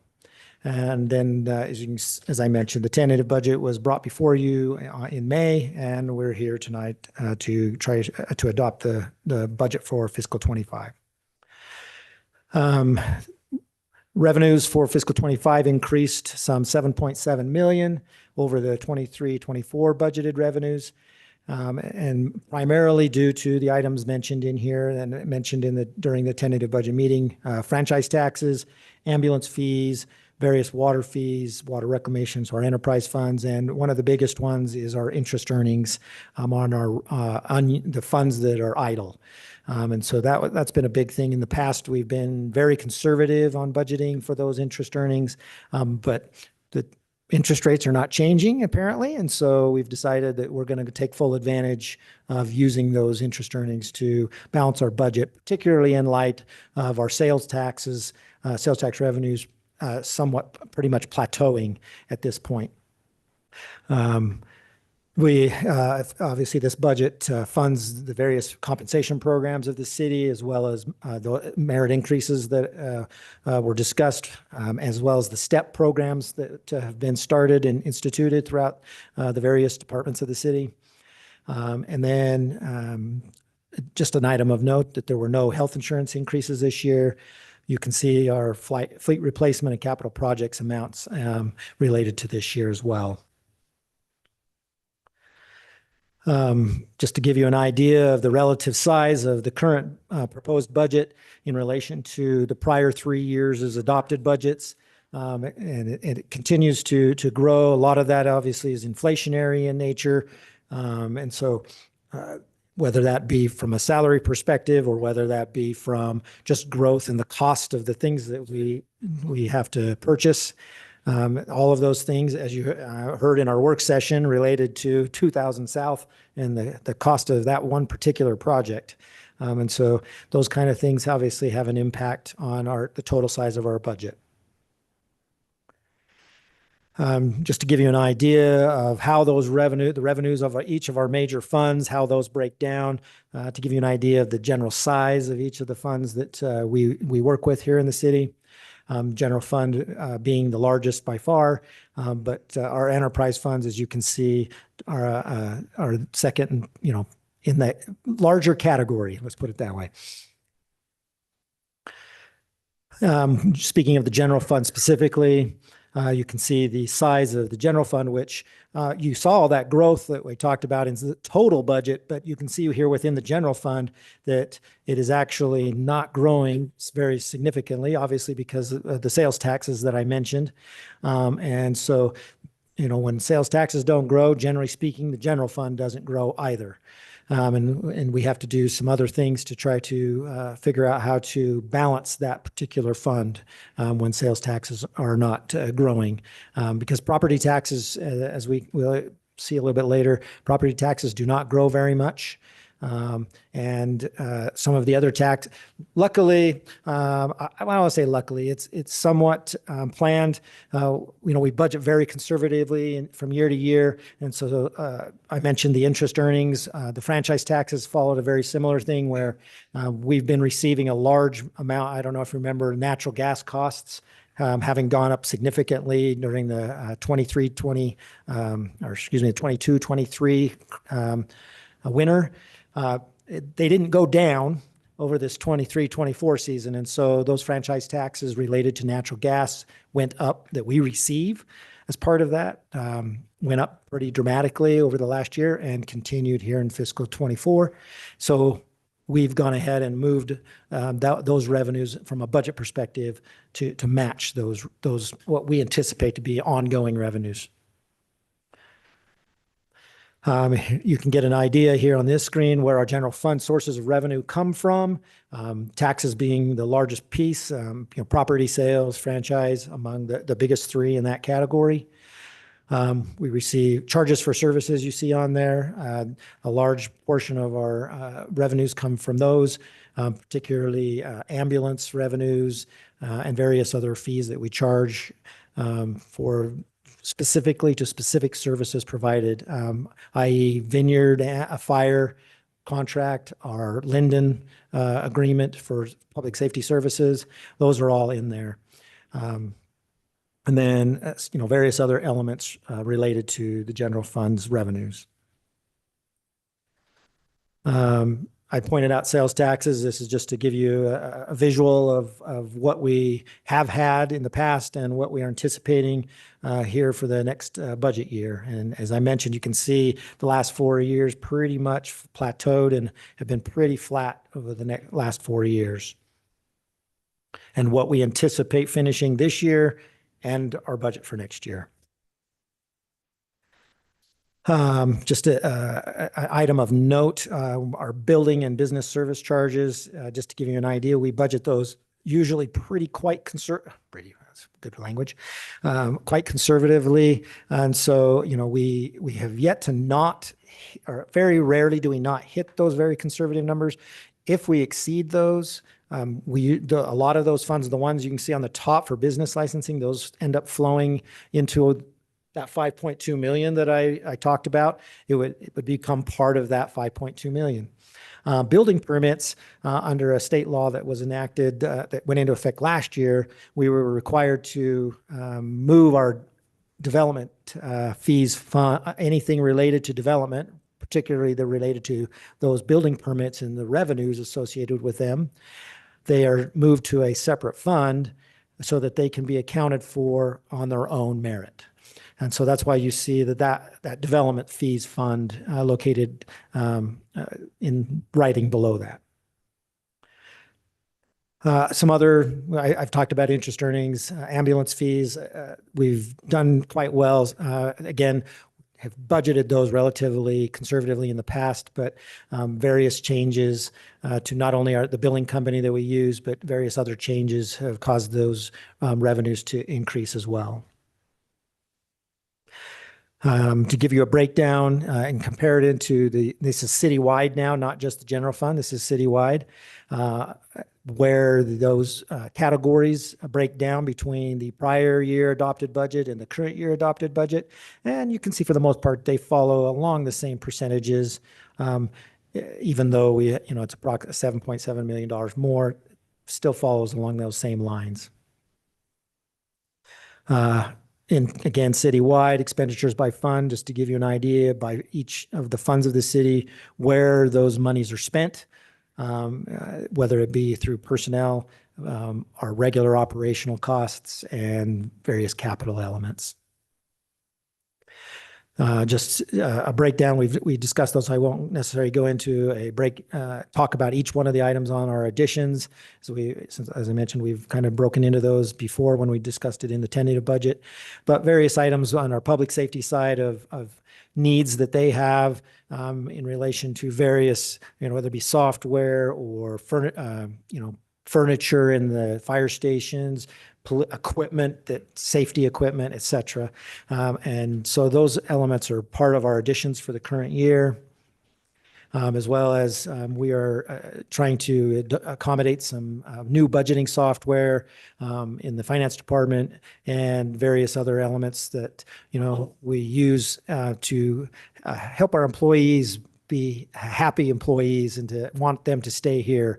Many of these things are part of that thing. Earlier today we had our program for scholarships, and those kind of things fall into the categories here in relation to management services.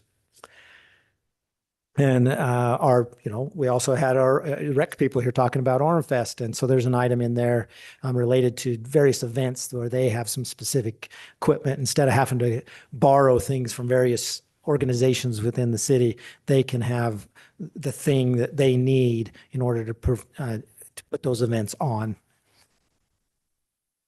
Related to personnel additions for the budget 25. Police officers want to add a detective position that's specifically talking about domestic violence. You heard from the victim advocates earlier in the work session regarding the need there and the growth that is occurring in that arena. So obviously the public safety is well aware of that and has requested an additional officer for that purpose. In our rec as well, Gina here in relation to our senior center and Karina, who is here, is in city events. So some changes to their positions to provide some additional pay in relation to those promotions. And then in our rec program, we have some coordinators that make all of those rec programs happen and some increases for them as well. In our fleet, it's always amazing to me how much vehicles cost even before these last 3 years. So the last 3 years have been just incredibly crazy. And just police vehicles and fire trucks by themselves are just insane. So to be able to keep funding all of those things is a major accomplishment for our fleet group and to be honest with our the city budgeting folks as well, as we get together to try to discuss all of the fleet needs and how to best manage those. So this just gives you an idea of the kind of needs that we have in this particular year, and that quite honestly is probably relatively ongoing. Our streets capital projects, you can see a breakdown. We have two funds, two sources of money, revenues that we receive. Technically three. The Transportation Sales Tax Fund has two elements in it. One that was just recently passed and then one that was passed several years ago. The B&C Road Fund has been around quite some time. The B&C Road Fund, there's when you buy gas, there's a specific excise tax related to that. And then the other two in the transportation sales tax, those are on any sales tax purchase, has a component related to those two particular taxes in there. And this is how these various projects are funded, primarily through those sources of revenues. Within our debt service fund, this just to give you an idea, obviously we've been talking about bonding this Thursday and Friday. We were heading off to talk with our bond rating agencies about the sales tax revenue bond that we did in our last council meeting. And this is just to give you an idea of where those funds reside as far as being paid. You can see the increase from fiscal 24 to fiscal 25's proposed budget, which accommodates for that bond being issued this next upcoming year. As we move on to our individual enterprise funds, our water fund gives you an idea. The last three fiscal years here we're talking about. We are raising proposing to increase our 3/4 inch, all of the meters, but the 3/4 inch is the most common in our residential, and increasing that to $21.17 from $20.45 on the base rate. And then all of the tiers would also increase over the as well. Are there any questions about anything to this point, but particularly the water fund as we have that on there? Great. Water reclamation. We've had many discussions about the needs that are going to be happening down at the treatment plant. As far as improvements that are going to need to occur. The proposed increase in the base rate is to get us on our way towards being able to accomplish all of the things that need to be done down at the treatment plant. And there is also an increase in the volume charge as well. In our stormwater program and fund, there's a 2.8% increase in the base rate there as well, as we continue to try to figure out how to handle all of the canal abandonments and the various movement of stormwater that we need to get pushed somewhere and get it dealt with.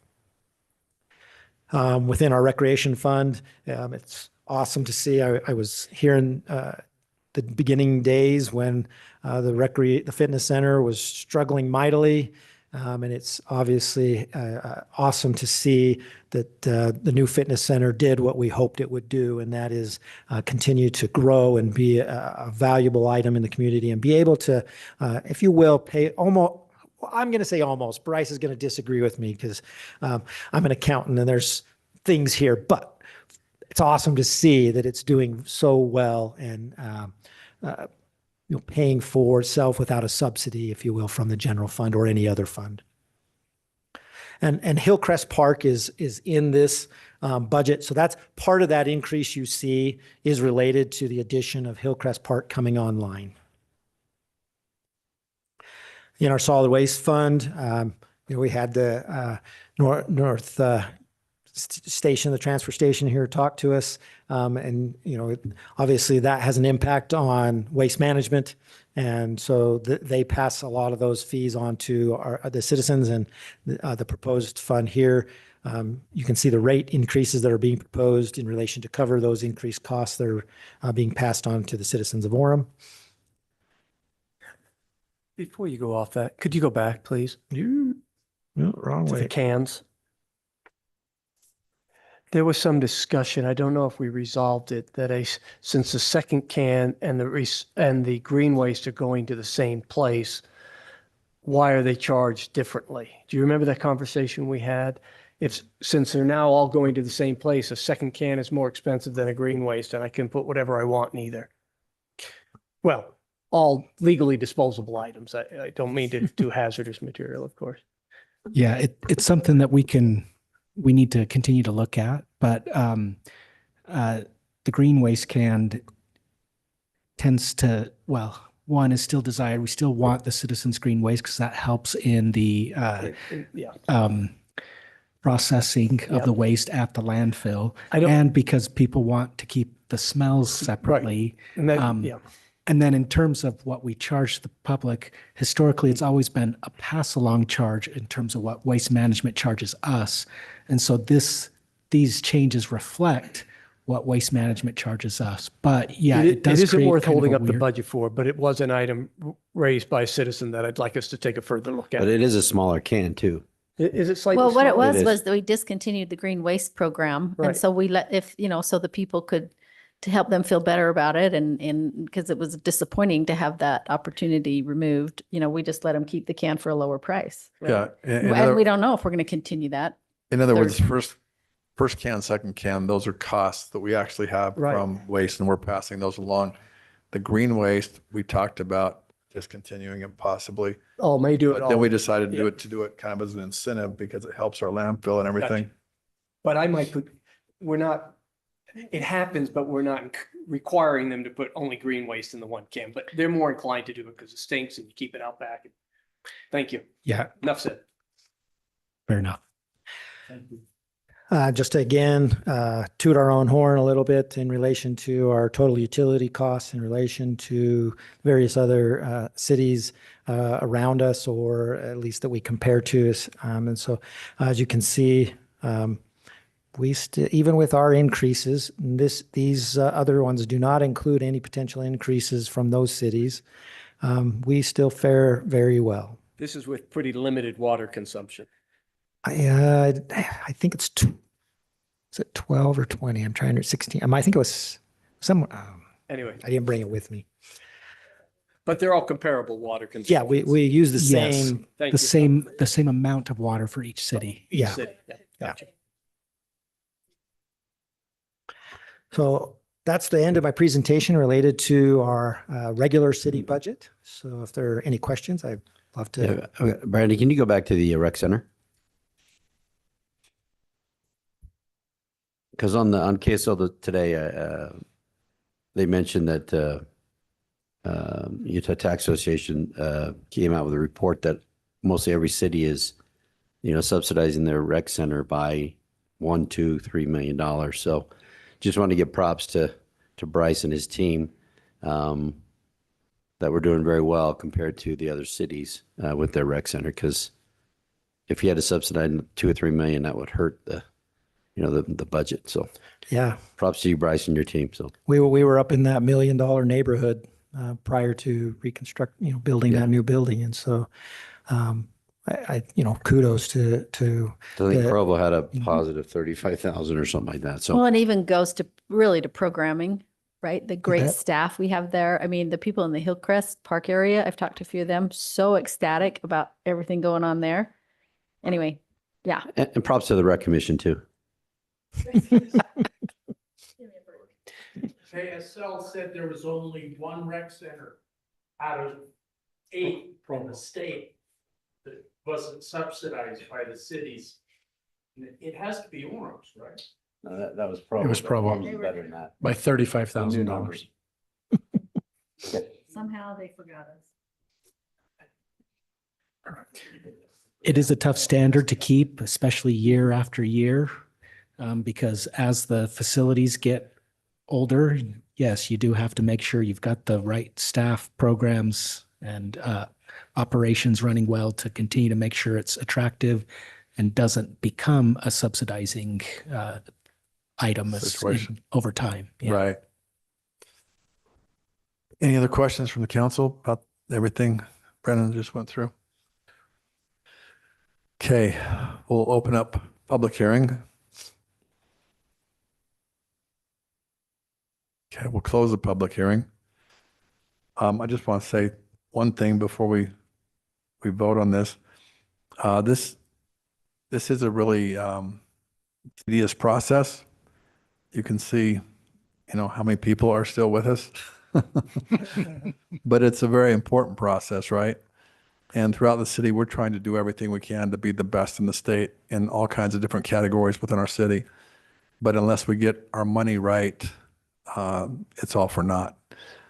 So this is like the engine that makes everything work. And Brandon and his team have done an excellent job as per the award that you got.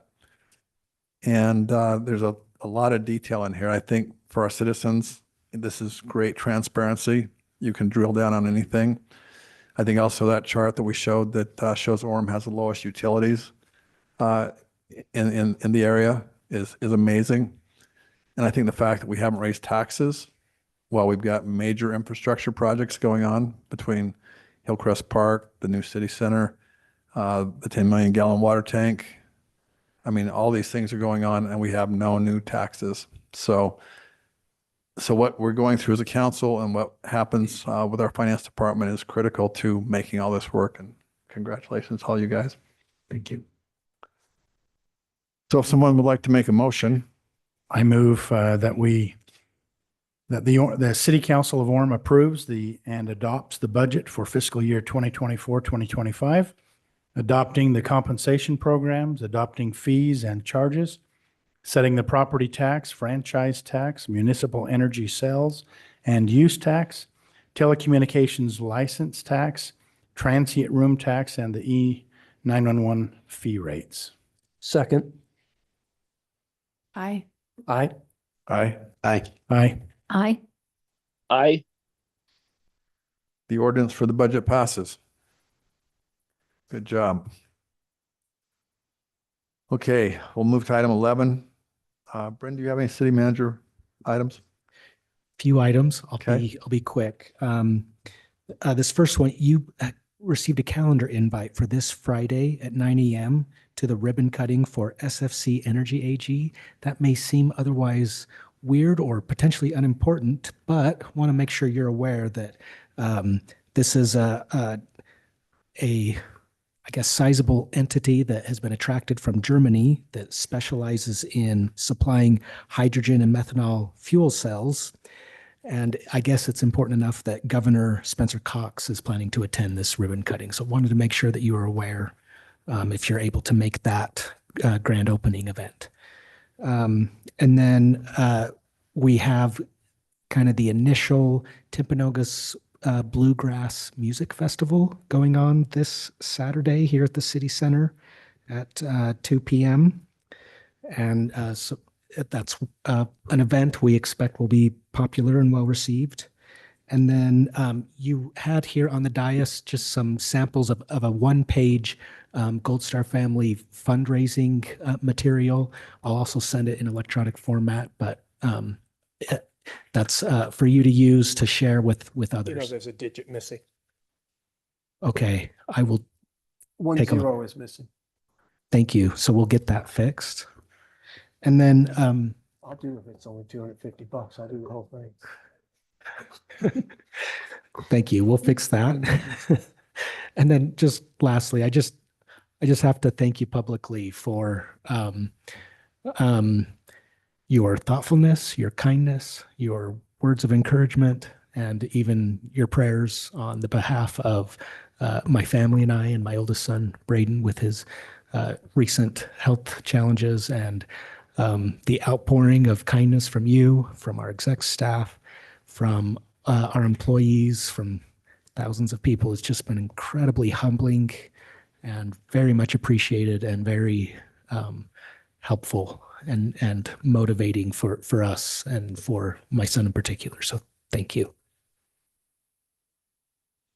Thank you, Bren.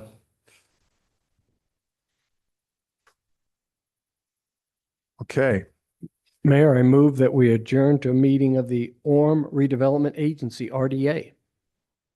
Second. Aye. aye. Aye. Aye. Aye. Aye. Aye. Okay, we'll adjourn to a meeting of the Orem Redevelopment Agency. We've got item 13. Move for approval of the RDA consent item. Second. Aye. Aye. Aye. Aye. Aye. Aye. Aye. The consent items pass. And we've got item 14.1. RDA scheduled items. We've got a public hearing on a resolution to adopt the redevelopment agency of the City of Orem fiscal year 2024 budget and amend the fiscal year 2023 budget. Brandon? Thank you, Mayor. As you are aware, we have a redevelopment agency, which is technically a separate legal entity. And so we have to adopt a budget for that legal entity. Most of the RDA areas, the last one expires this year, other than the new CDA, which was the University Place CDA. So that it will be the only remaining active area within the RDA umbrella. And you can see the items down in the revenue total, which most of that is, again, University Place CDA. And then down in the bottom part, you can see the expenditure breakdown in relation to not only the University Place CDA, but they receive 90% of the property tax back to them. 5% is an administrative fee that comes back to the city, and 5% stays within the fund for future infrastructure type projects.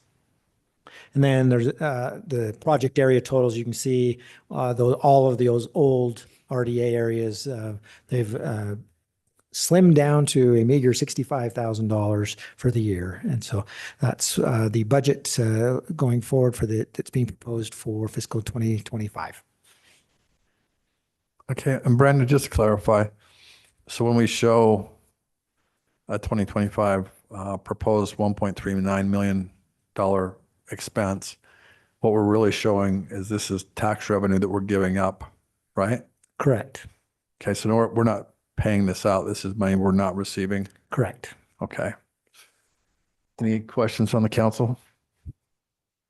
And just to clarify, so and that's why I bring up the old RDAs. So those no longer, the city is receiving all of the benefits from all of those old RDAs, as we no longer receive any revenues through the RDA. Most of that revenue related to those is past receipts that we still haven't spent the money, and so they have interest earnings in relation to those unspent funds. And we obviously continue to try to find projects that we can use that money on that are infrastructure related. Okay. And then these are increasing because their assessed taxable value is increasing. On the University Place stuff? Yeah. Correct. And then once again, is it 2040 that this rolls off? Oh, boy, you got me on there. Ryan probably knows that better than me. It was 38, approx 2038. Yeah.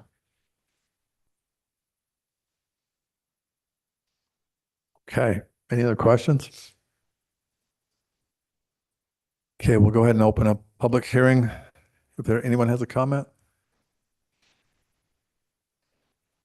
Okay, we'll close the public hearing. You want to do this one? Mayor, I need to clarify, it's actually 2040. We extended it 2 extra years. Steve reminded me. So kudos to Councilman Lennon. That's right, it was 2040. Okay. I